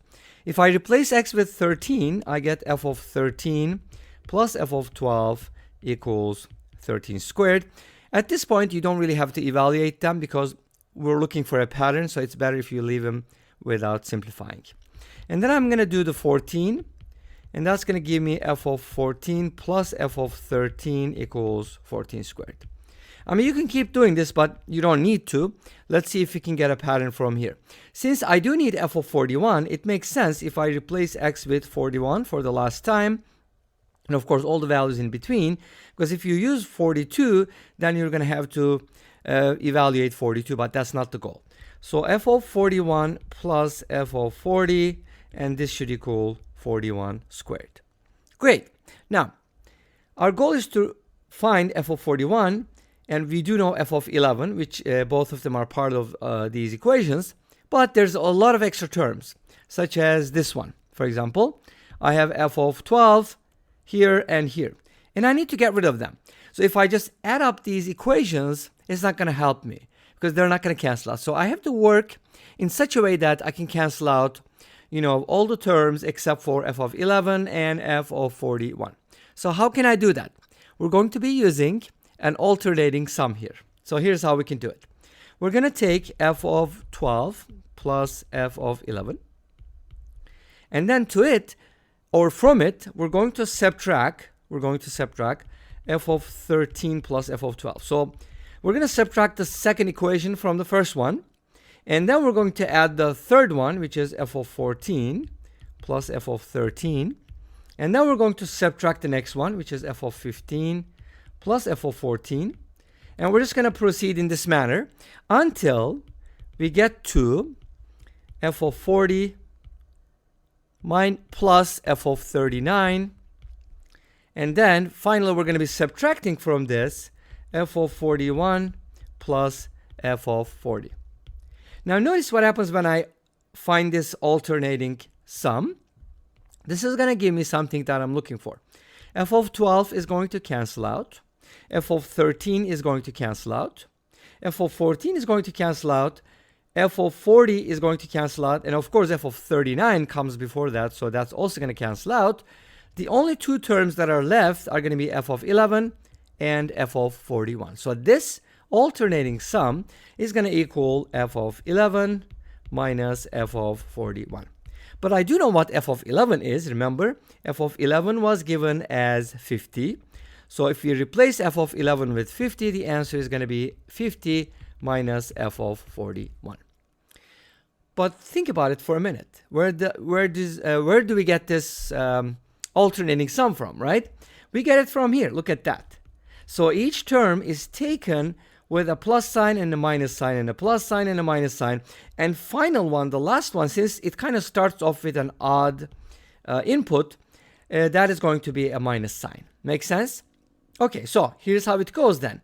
The right-hand side of this equation is going to contain 12 squared minus 13 squared plus 14 squared minus 15 squared dot dot dot plus 40 squared minus 41 squared. So notice that the even number squares will come with a positive sign and the odds are going to come with a negative sign. But how to evaluate this? This is kind of complicated. So there's a couple of ways to go about it. Let me show you a couple alternatives here, or maybe at least talk about it, not necessarily go over it, but you can go ahead and kind of group the evens together, right? There's going to be a bunch of evens and a bunch of odds. So you can subtract the sum of the odd squares from the sum of the even squares. But in that case, you're going to have to deal with even numbers squared. You know, you don't have all the squares, so that's going to be a little, not tricky, I would say, but it's just going to be a little time consuming. So there's a better way to do it. Another approach would be, you can think about all the squares and then subtract the odds doubled. Because if you subtract them twice, that's going to give you all of them in minus sign.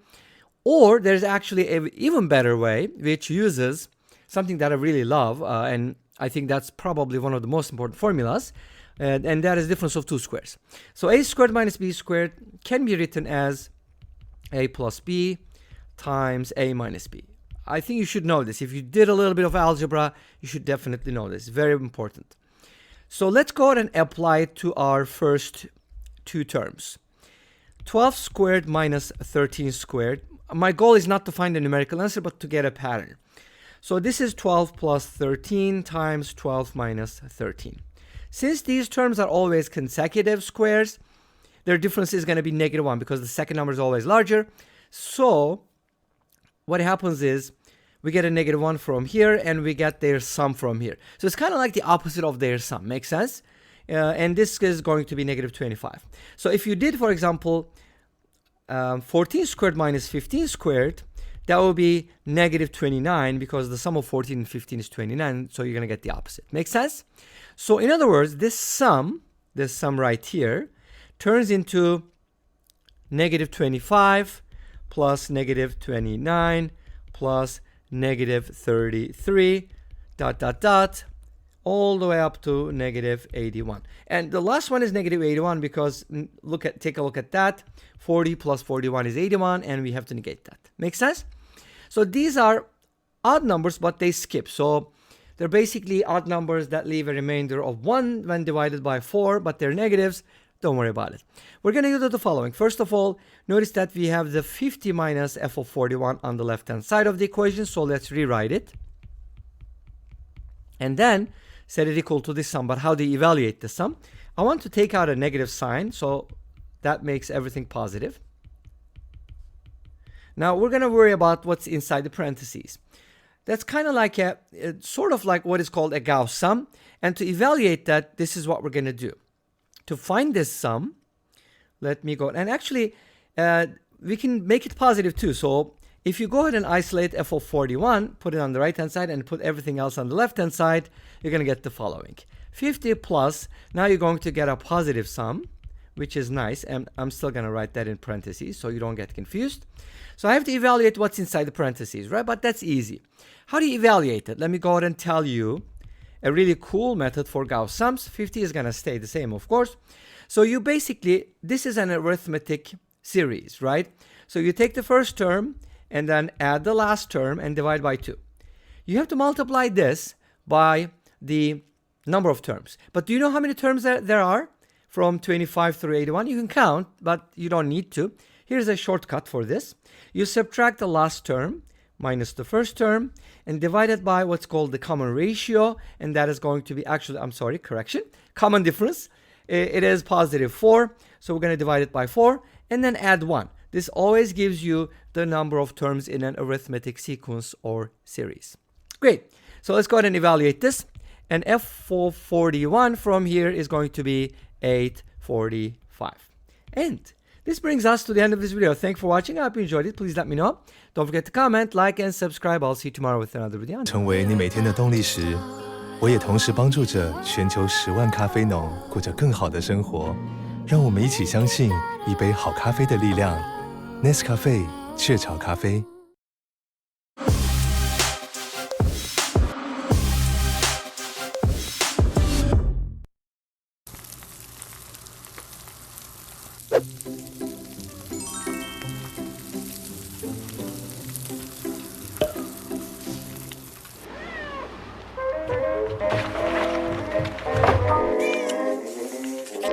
왜? 좋아? 어머.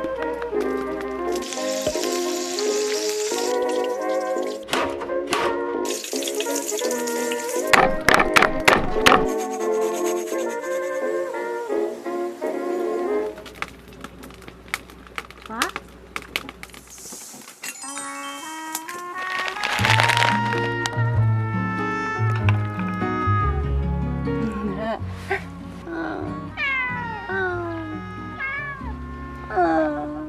아이고야. 아이고. No matter how far, no matter wherever you are, I'm with you. Deep in your heart, my love, I'll stay. When I'm away, no matter how. 리하. 정말 오랜만에 캠핑을 오는 그런 느낌이에요. 뭔가 이렇게 오랫동안 건너뛴 적이 몇 년 만인지 모르겠어요. 그래서 오늘 시설이 좋은 신생 캠핑장으로 놀러 왔습니다. 이렇게 앞에 유리로 돼 있더라고요. 이 포도주 한 병이라는 글씨가 써 있는 거를 미리 봤으면 와인을 한 병 사오는 건데 막걸리를 사가지고 왔습니다.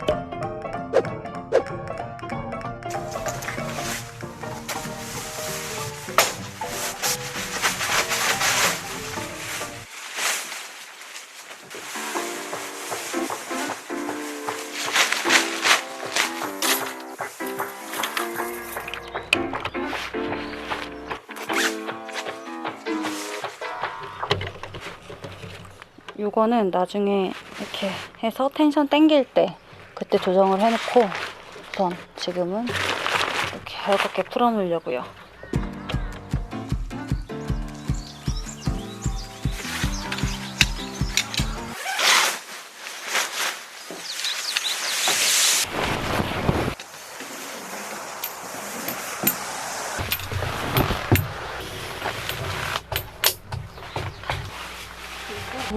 저 생각도 못했는데 이게 양쪽 다 펼칠 수 있는 그런 타프였어요.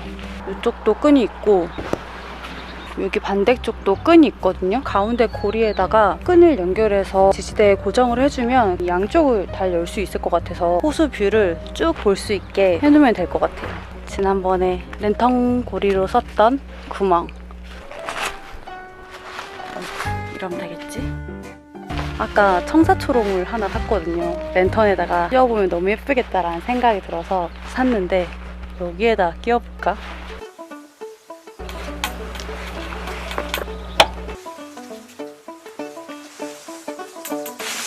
이거를 10년 차에 알게 되다니.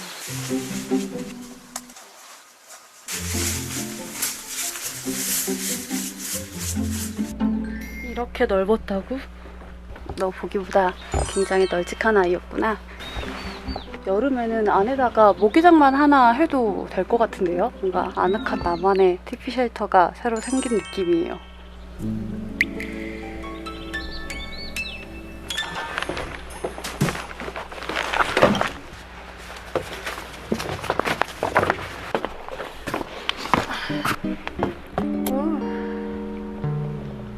역시 멋있다.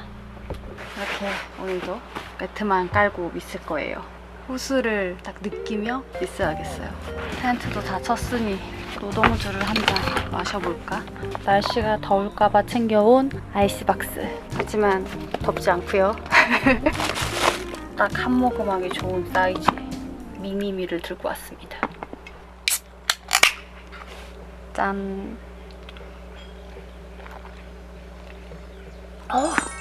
완전 시원해.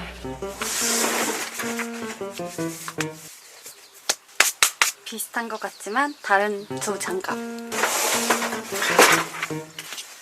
그리고 지난번에 남았던 장작. 몇 개 안 남으면 이렇게 넣어가지고 다녀요.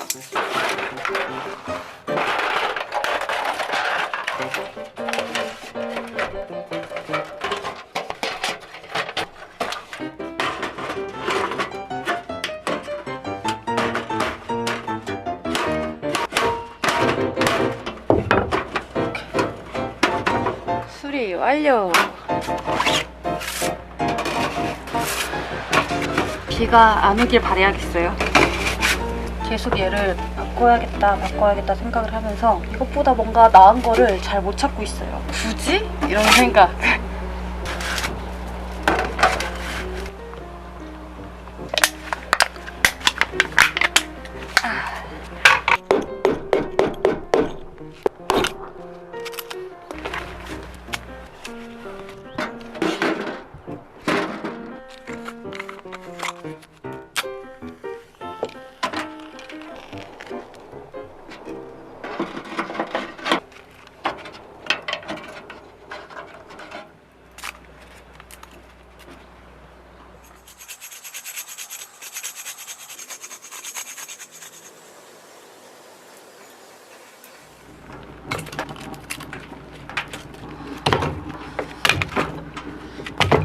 되게 잘 쪼개지게 생겼다.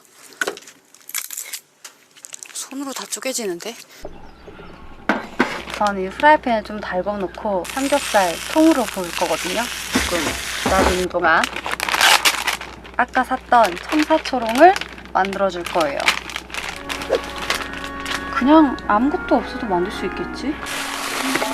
고기 그리고 버섯이랑 얘는 두릅이에요. 우선 이걸 얼른 만들어서 좀 달아봐야겠어요.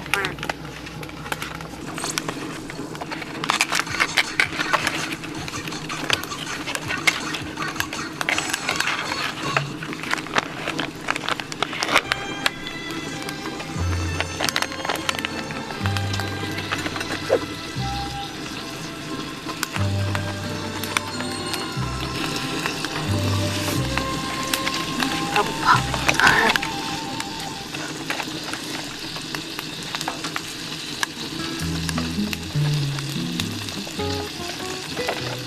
식전주는 맥주로.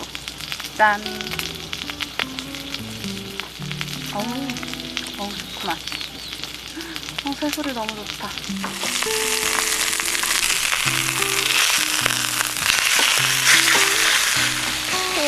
너무 맛있겠다. 어떡해. 와, 전 이렇게 쪼물딱쪼물딱 하는 거를 참 좋아해요. 그래서 디자이너 생활을 10년 넘게 했었나봐요. 색깔을 이 두 개로. 좋아.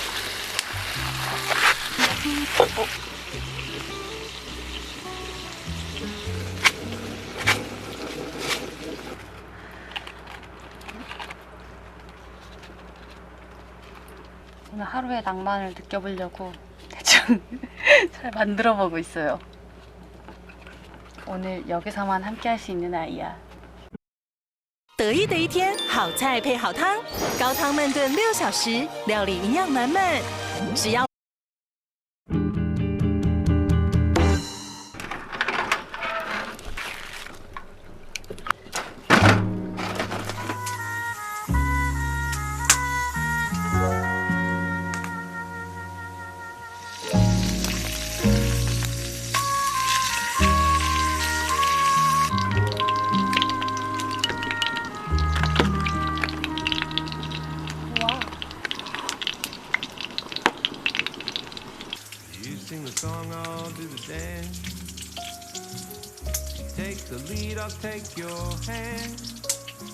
저는 이 돼지 기름에다가 양파, 김치 이런 거 부어 먹는 거 엄청 좋아해요.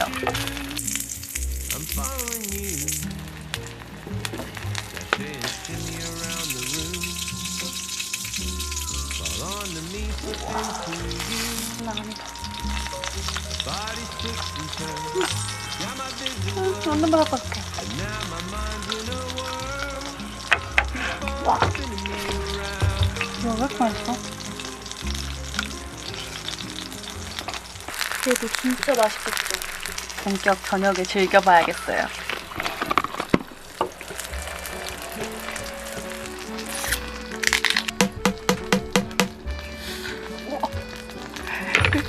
정말 기다리렴.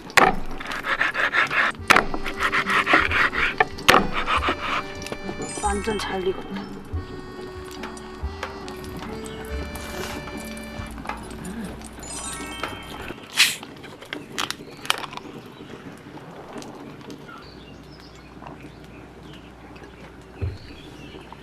아,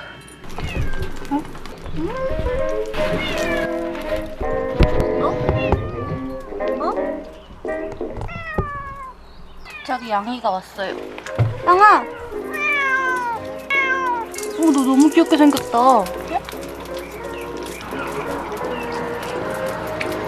아, 그거 부담스러워. 너무 격정적으로 먹는 거 아니야? 응. 핥아 먹어.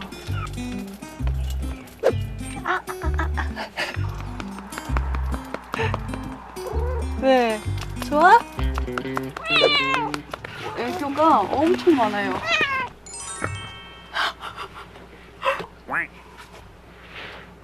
뭐 애교를 그렇게 뭐 부려? 어머, 야.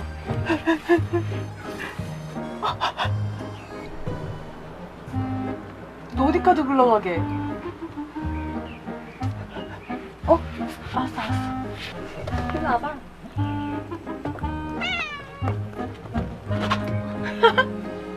잡히진 않아 또. 왜? 치즈야? 점점 어두워지고 있어요. 안을 좀 아늑하게 만들어야지. 주막의 분위기를 한껏 좀 업그레이드 시켜보려고요. 그러면 우리 귀여운 치즈도 더 아늑하게 느끼겠죠? 좋아, 어디에 걸어볼까? 귀신같이 안 해. 어디가 좋겠어? 사실 여기가 아닌지 바뀐지는 막 분명치는 않는데 그래도 나름 아니야. 일라? 제 말을 잘 믿지 못하나 봐요. 신뢰도가 좀 떨어졌나?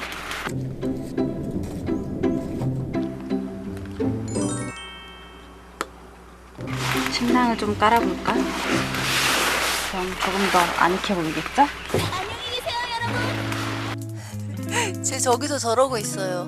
예쁘니? 예쁘니? 난 맛있는 밥이나 먹어야겠다. 여기 문을 열고 싶으면 말해줘. 앞에 다 열어놓고 불 쬐고 있으니까 너무 따뜻하고 좋아요.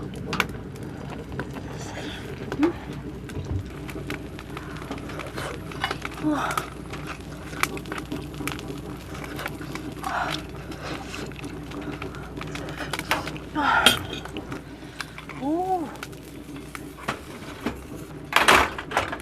삼겹살 기름에 김치를 부어 먹으려고요. 우와, 미쳤어.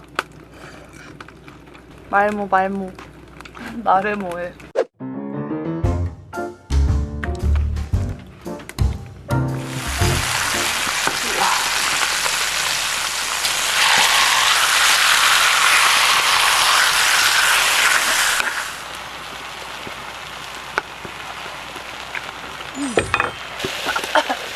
완전 제대로 묵었다. 짠.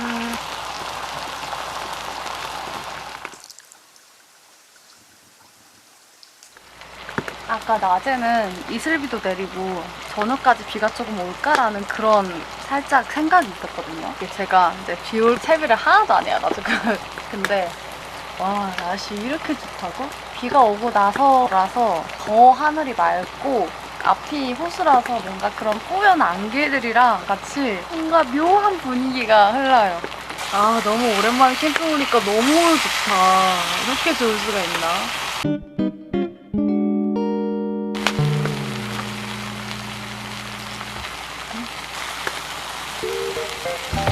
내일 가기가 아쉬운데.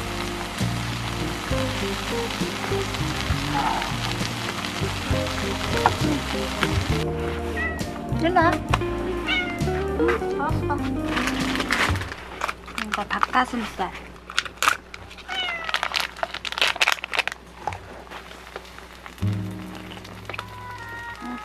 맛있지?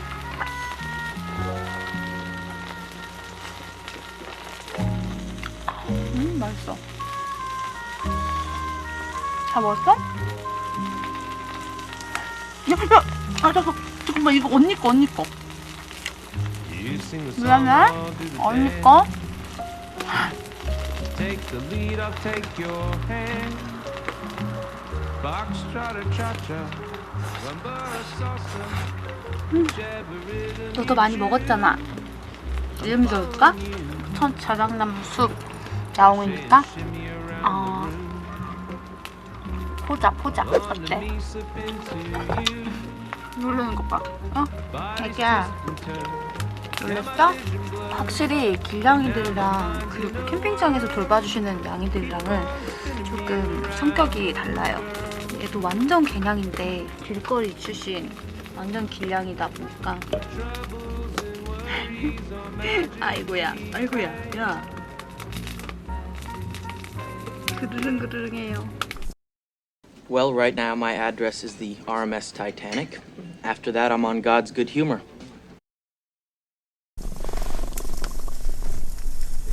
여기다 줄게.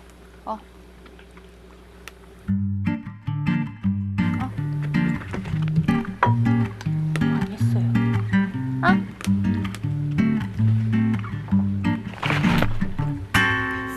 완료. 좋다.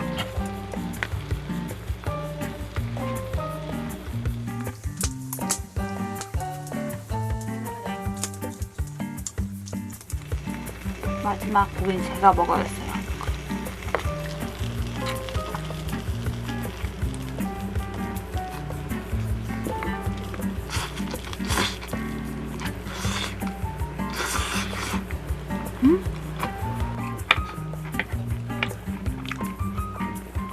요즘같이 간절기 온도 차이가 심할 때는 항상 위에 입을 옷을 좀 갖고 다녀요.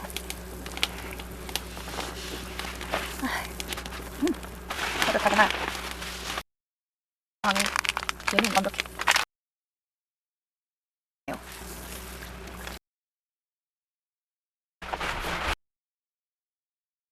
깼어요. 그러니까 이 새벽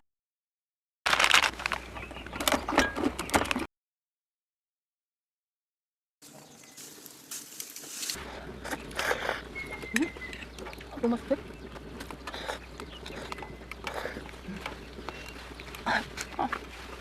온소박이를 싸왔어요. 라면이랑 먹어줄 반찬으로.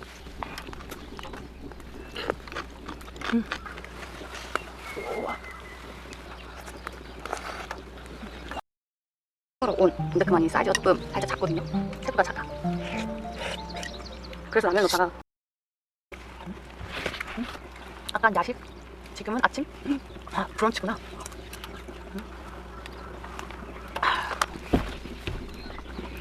뭐 소리가 들렸던 것 같은데. 야옹 이랬던 것 같은데 야옹 소리가 너무 이상하지 않아요? 새 소리인가? 날씨가 인사하러 왔나봐요.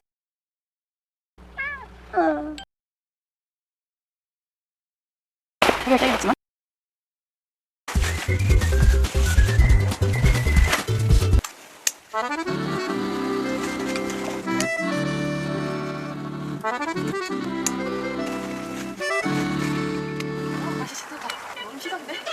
오늘 되게 잘 놀다 갑니다. 안녕.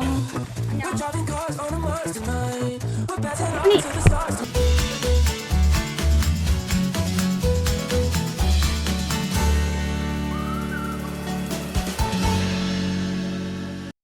Olay 胶原大红瓶，5胜肽胶原力3倍 up， 弹润紧致。Olay。Hello everyone. In this video, we're going to be solving a trigonometric equation. We have sine x cubed plus cosine x cubed divided by sine x plus cosine x equals 3/4, and we're going to be solving for x values. Now, we could go ahead and try to cross multiply here first. That's going to give us 4 sine cubed x plus 4 cosine cubed x equals 3 sine x plus 3 cosine x.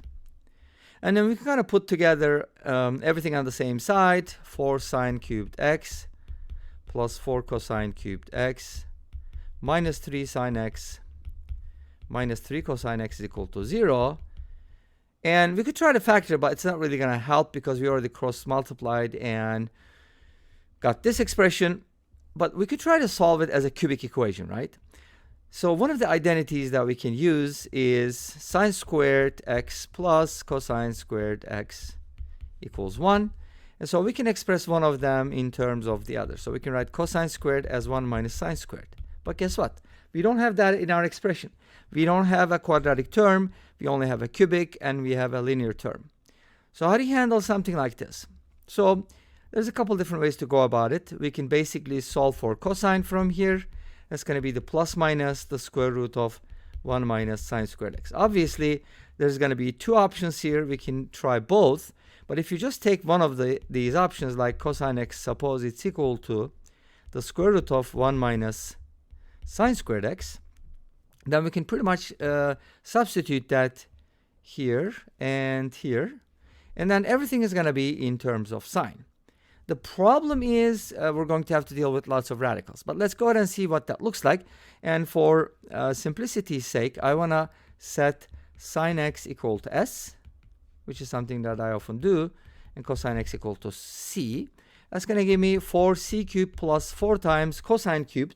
Cosine cubed you can also write as cosine squared times cosine, which is this times sine. So you can kind of write it as sine times, actually sine squared times square root of 1 minus sine squared, and I was going to use an s, so 4s squared times square root of 1 minus x squared. It's going to be this part, and of course we have a 4 in the front. Good. Minus 3s, that times. Why that you should always remember, not a good idea. So let's just call this first method, and you see it's kind of cumbersome and not very conclusive. All right, let's go ahead and take that you should always that I need before I start canceling things out. That sine x plus cosine x should not be 0.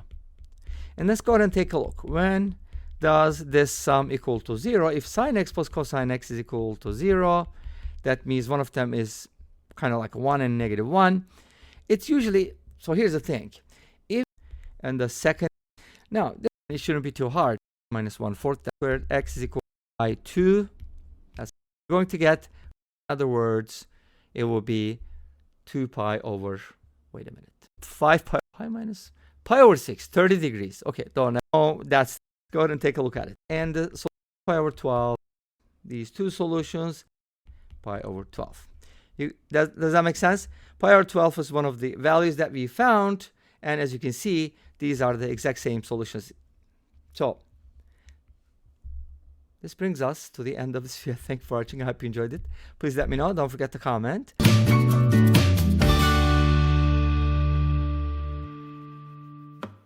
我是沙白，这是台湾文化输出第一集。咻，台湾看得到满满的美式连锁企业，那在美国西岸也看得到越来越多来自台湾的连锁餐厅。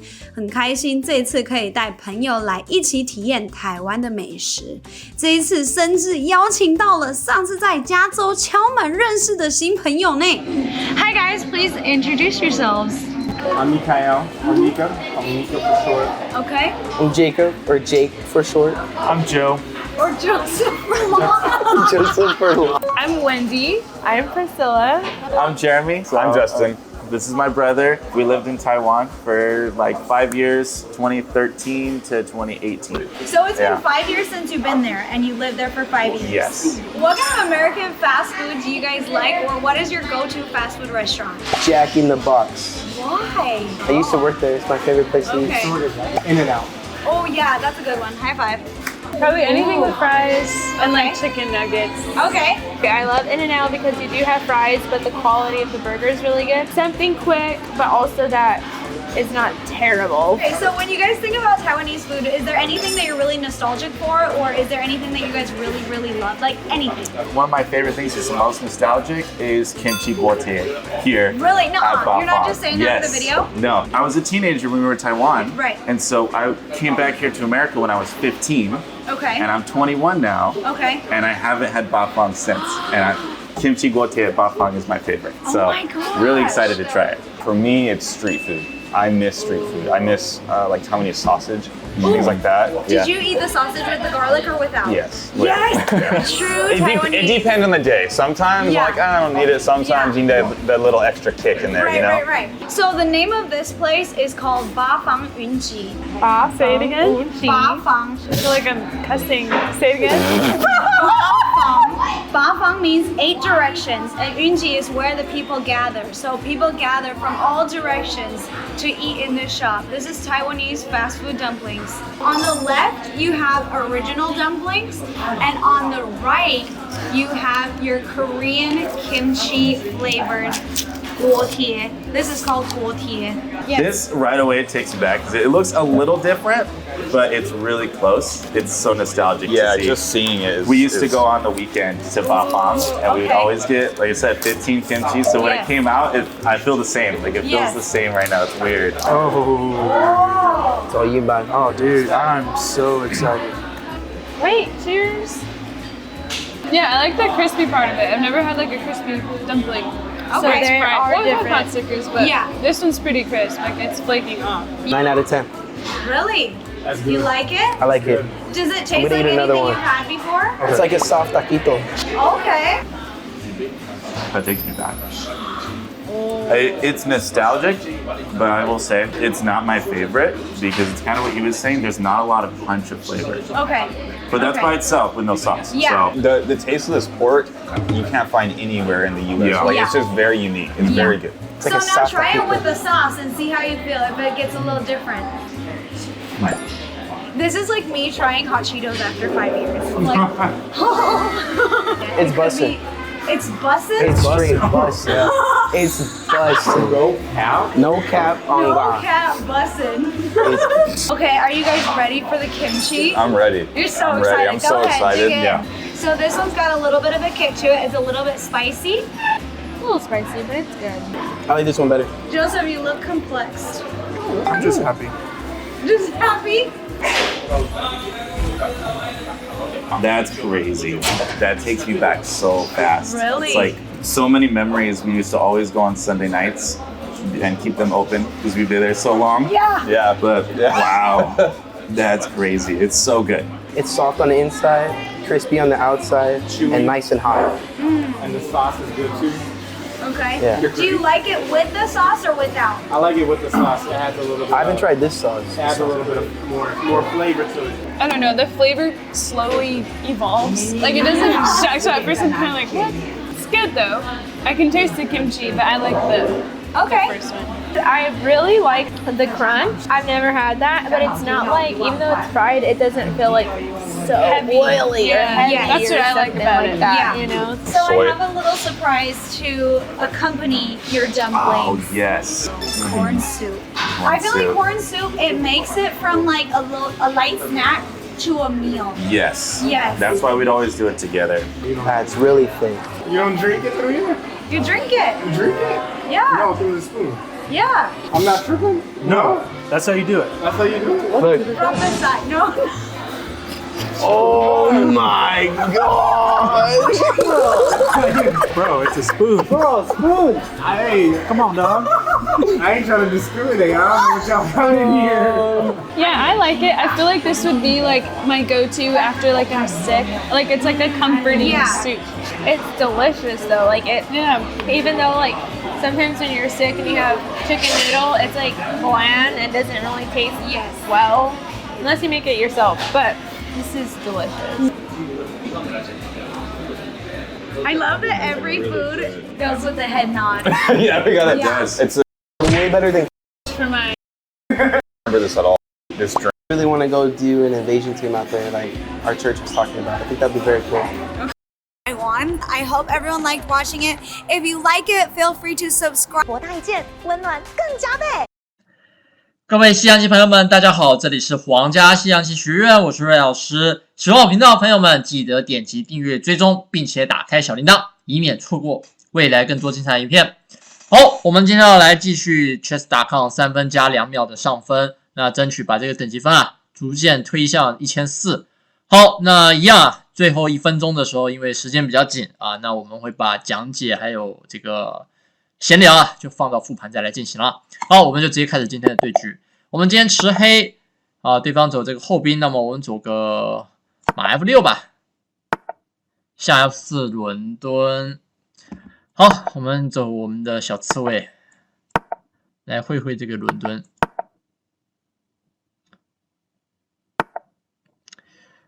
C4 的话，有没有概率中心孤兵啊？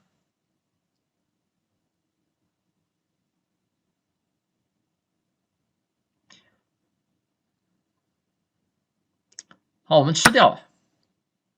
那在D5，他是不是中心孤兵？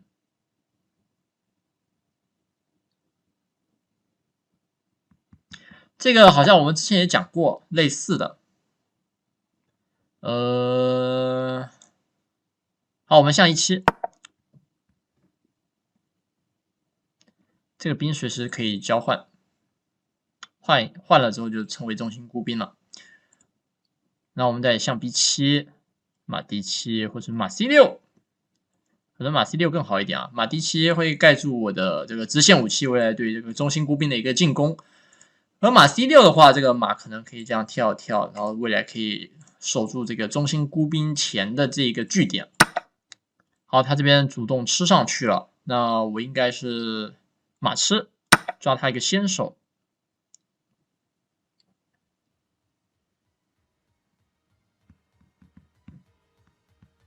下一步换位跑了。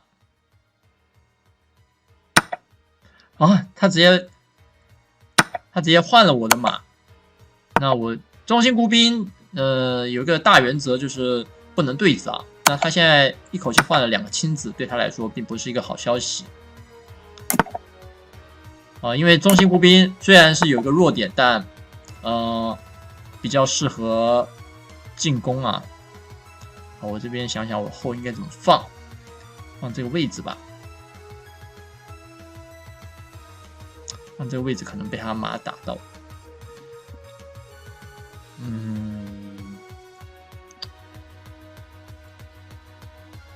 放这边马 C4， 放这的话象会不见。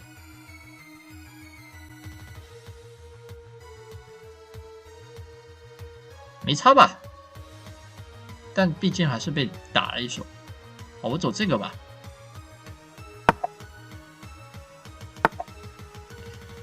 他走得很快。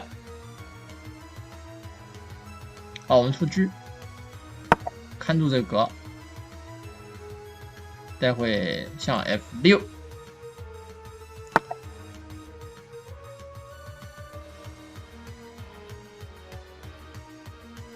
像 D6 呢，像 F6 吧。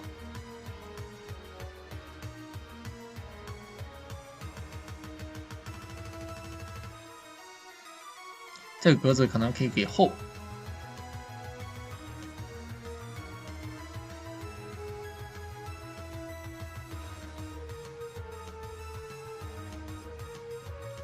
这个是一个比较持久的一个弱点。他奴了一下他的后。那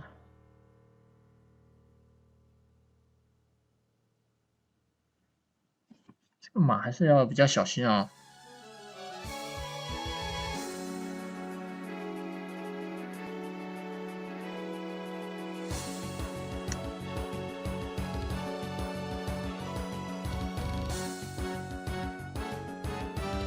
好，我们先走一个这个吧，抓一下它后，然后大家可能过来。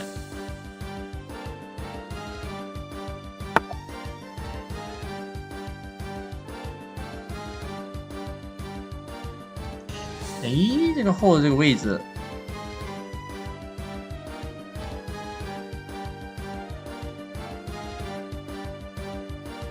好，这个时间剩不多了，我们就待会再来讲解了。就这个吧。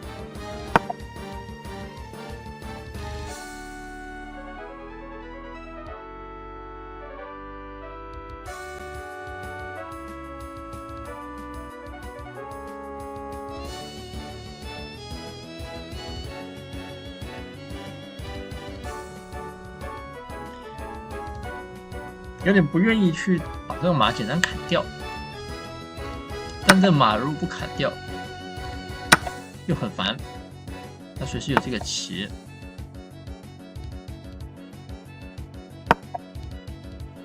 这头的一步。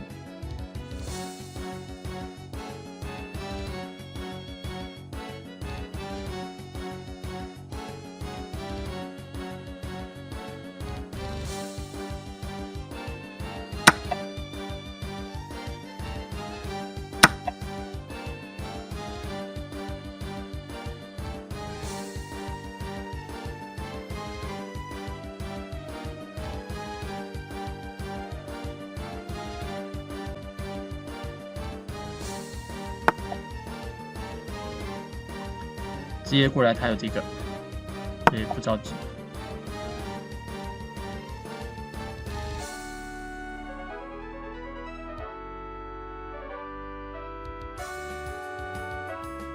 不过我这一步会不会让他轻视一下？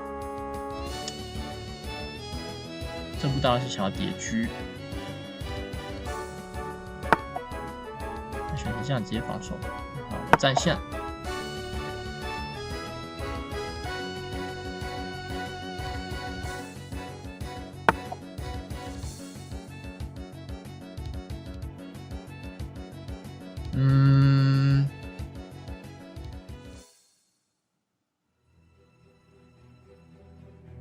抓一下，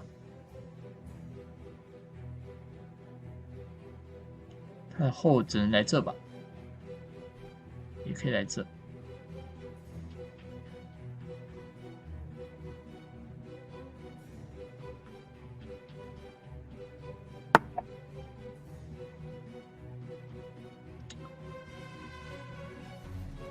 回来压这个兵啊。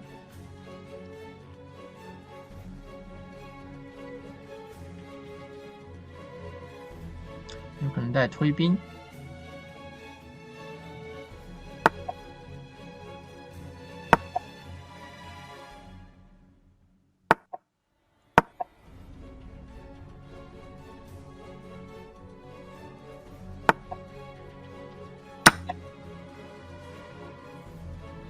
哦，现在得兵。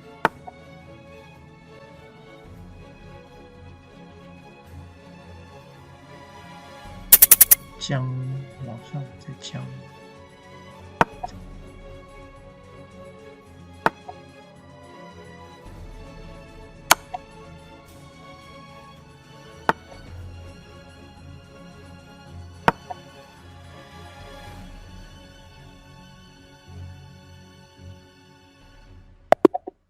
好，最后是对方在这边吊中，那当然是有优势的，只是可能还是要下一阵子啊，这一期。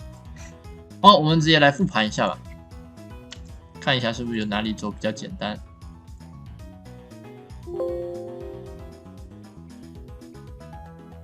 好，前面开局应该是没有太大问题，马 F3 C5 E3 B6 C4 啊 C4。吃，我觉得我不知道马吃的话怎么样。马吃是我另外一个觉得他有可能可以走的一个棋。啊，这边资料不多，所以我们就直接看引擎吧。啊，果然他这边应该有马吃，所以我可能不能太快的去走 B6 啊，是不是？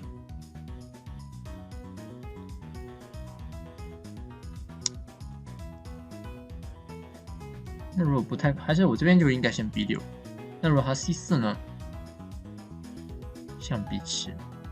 诶，这个棋一般应该是怎么样 ？C5 应该没有太大问题啊。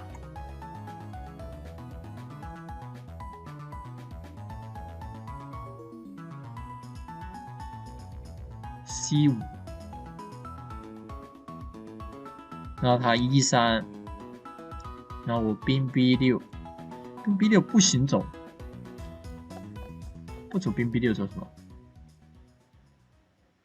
但我这个棋就是要走兵 B6 象 B7啊，还是我应该先走 B6， 先走 B6， 他走 C4， 那我象 B7。可能应该要用这样的顺序吧。那他这样马 C3， 那我再象 B4， 然后有点像是下尼姆佐印度防御，然后但是他象在 F4， 啊，所以我这里 C5 是太早了吗？可能太早了。好 ，E3。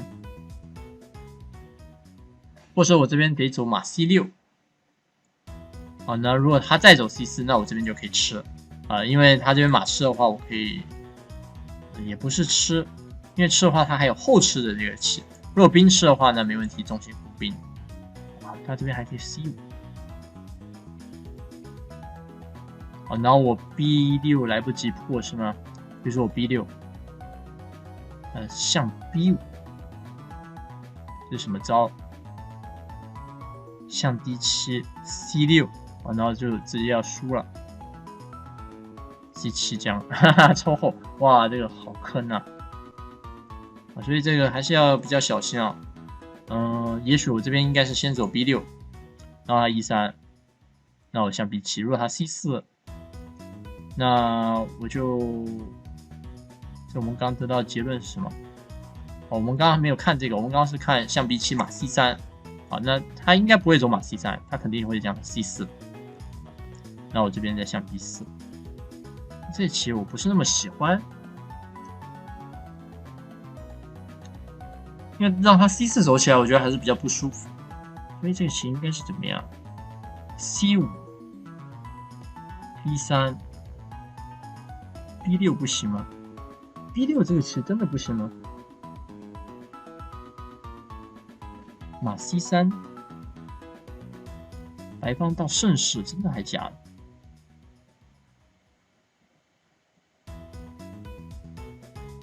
我记得这个是一个很正常的一个棋线，什么这个棋白方马 C3 到盛世，还是其实没有到盛世？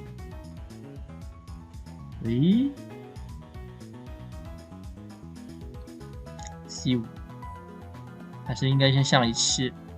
象E7不太像啊，这个被有可能会被兵吃，还是应该 D6， D6 也不太像，啊，也许吧，就应该先 B6， 然后他 E3， 这边如果在 C5 的话是一模一样，所以先象 B7， 然后他 C4。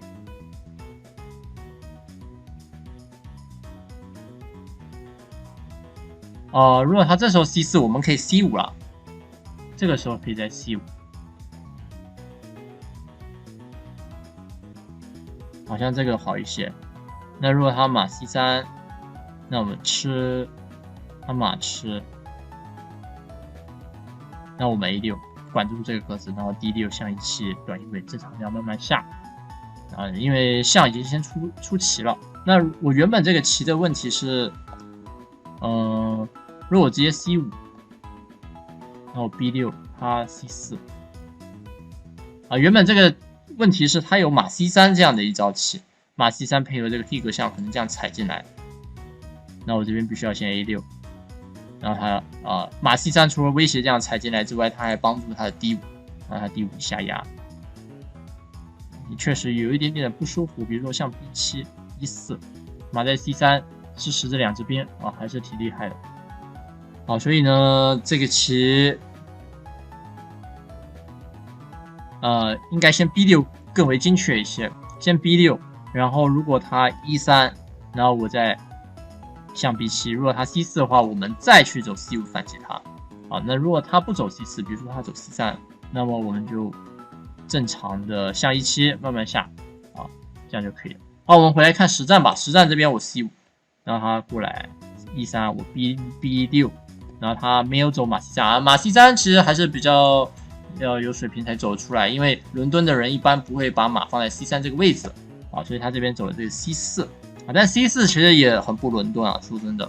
好，那这边吃掉啊，那我认为他是应该马吃的，马吃就不会有中心步兵，不后吃我可以理解，因为后吃的话会被马 C6 打一个先手啊，但兵吃应该就是最糟的一个棋了啊。那我这边D5，然后他啊，那这个棋虽然有中心步兵，但白方一般来说还是有比较好进攻前进，所以他可能还是应该放一个正马啊，会有比较好的一个攻击机会啊。那他走这个马 B2，那就比较消极了。那象E7啊，这边资料库就没有招。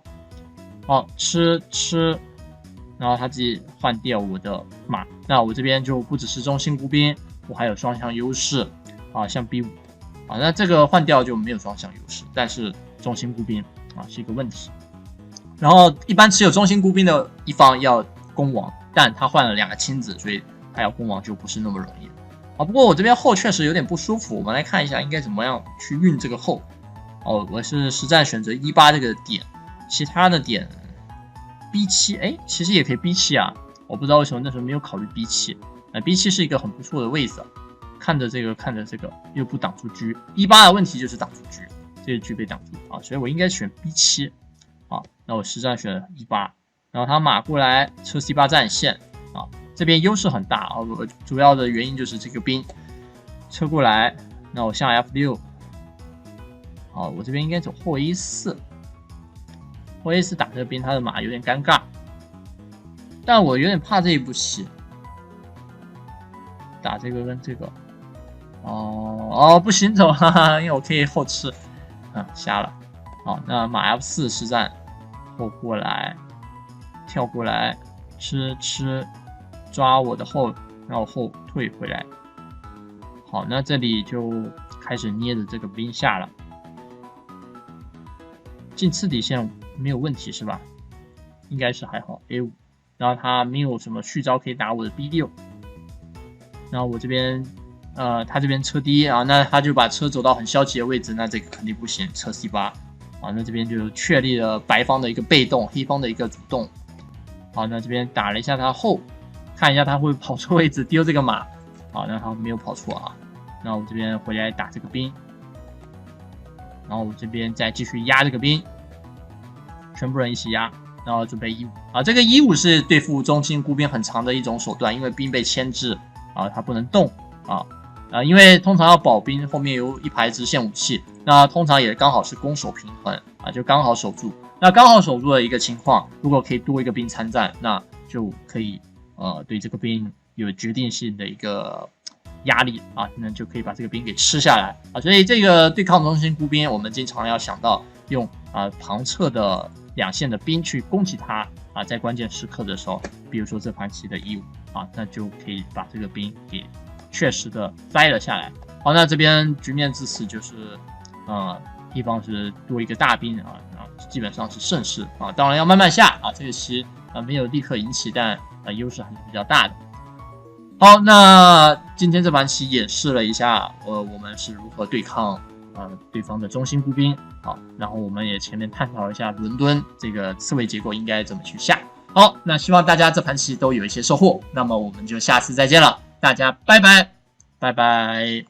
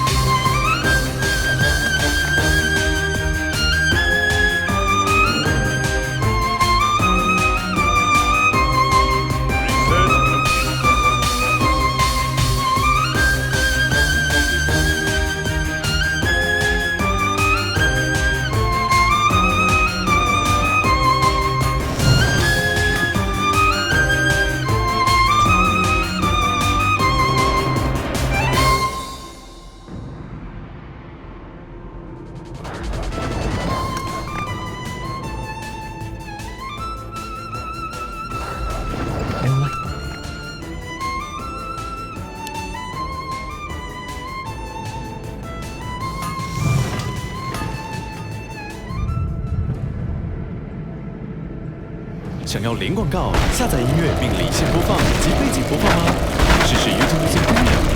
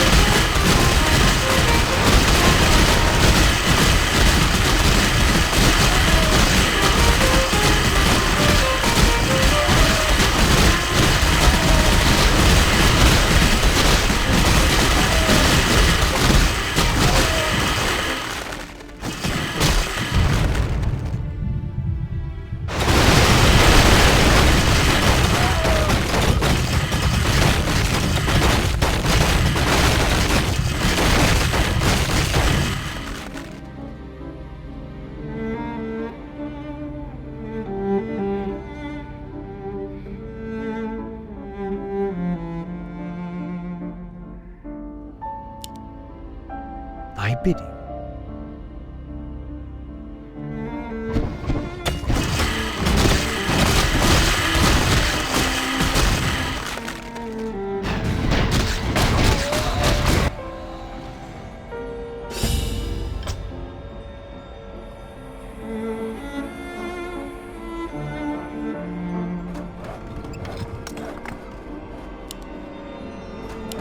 For my brothers. No one shall be the wiser. Job's done.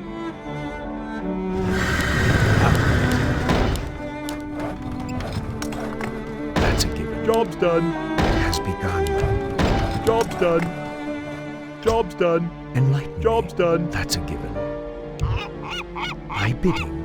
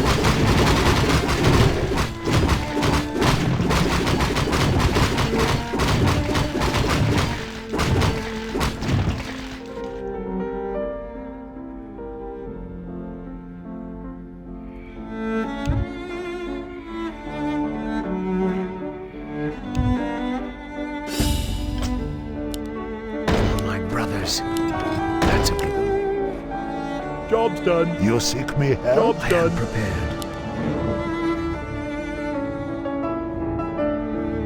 No one shall be the wiser. That's a given. No one shall be the wiser. Job's done. Enlighten me. Upgrade complete. Our time. I am prepared.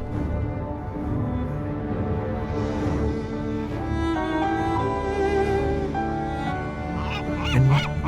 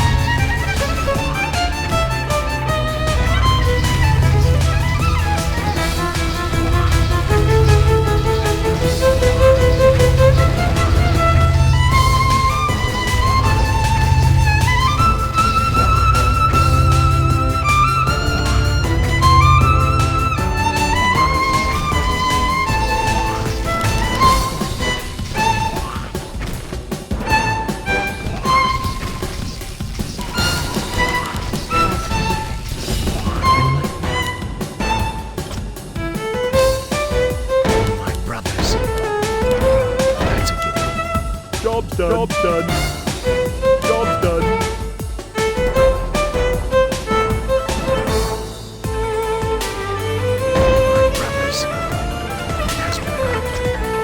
Job's done.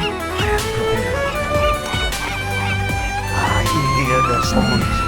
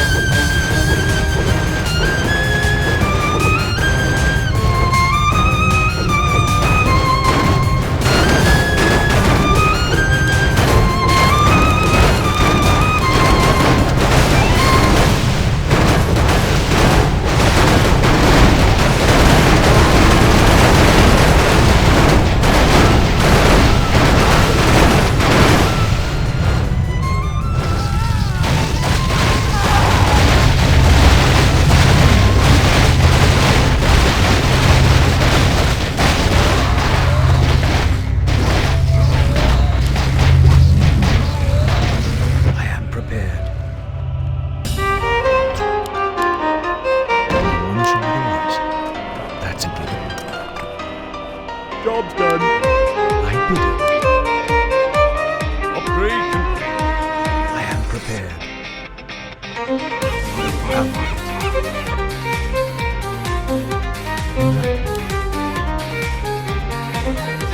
Out with it. I am prepared.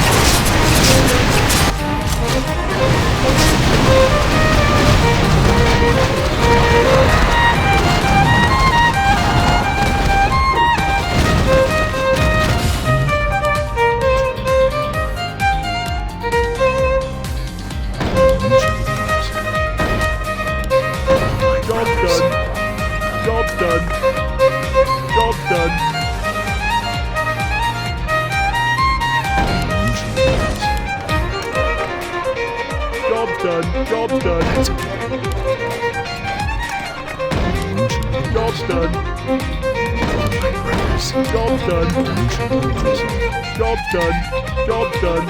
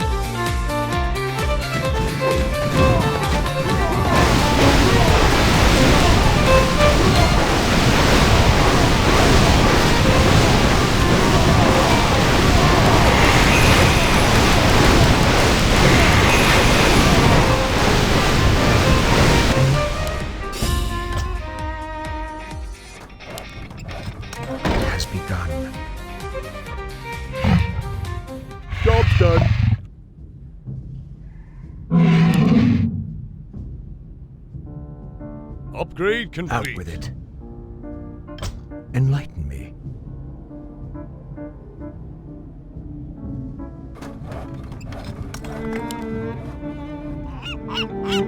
I am prepared. Out with it.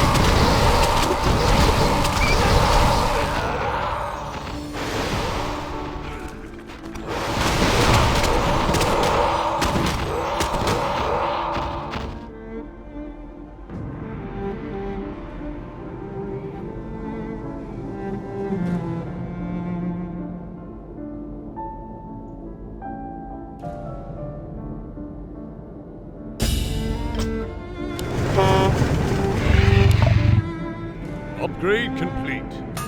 Upgrade complete. Out with it. Our time is now. Build more farms. Build more farms. Upgrade complete. Enlighten me. How may I Upgrade serve? complete.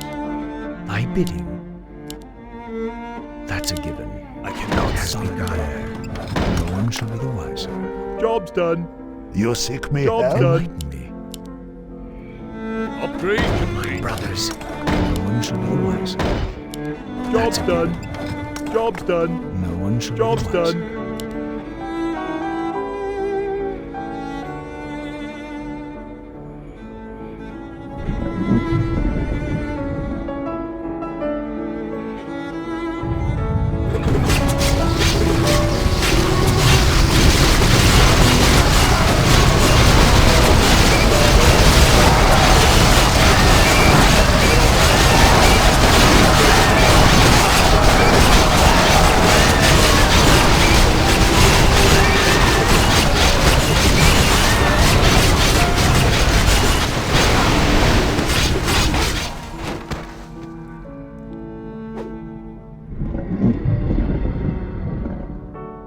Research complete.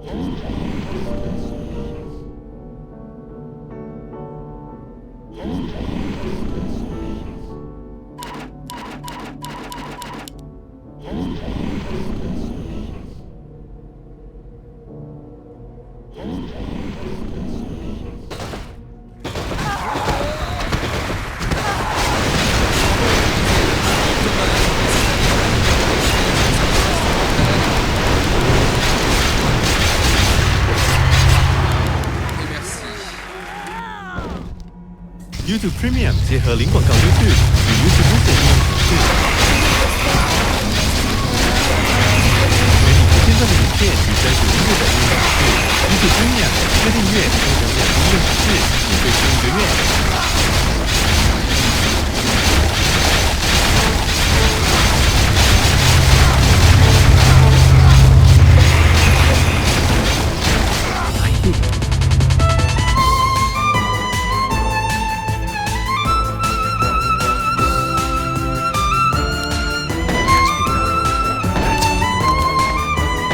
Job's done.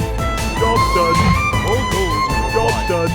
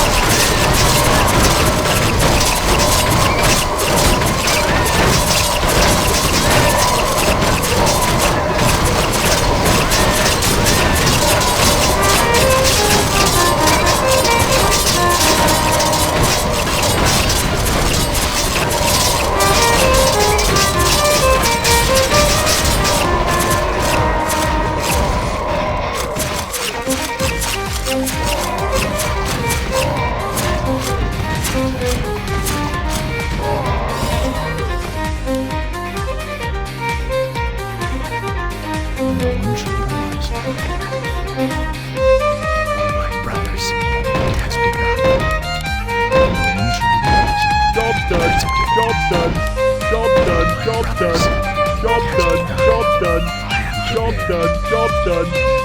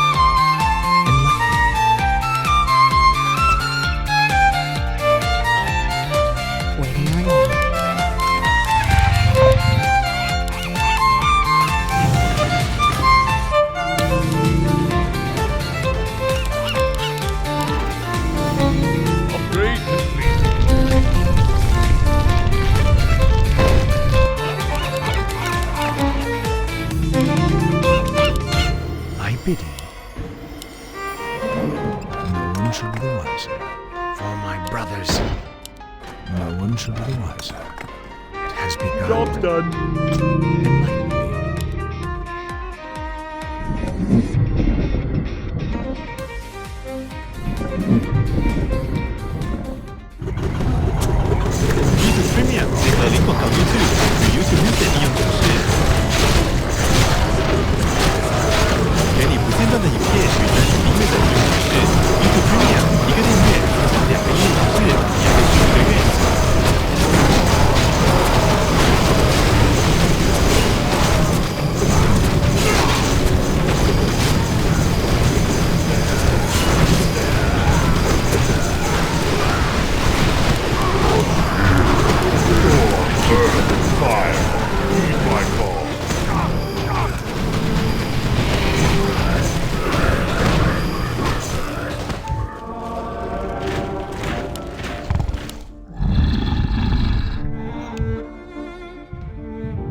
Someone call for the doctor?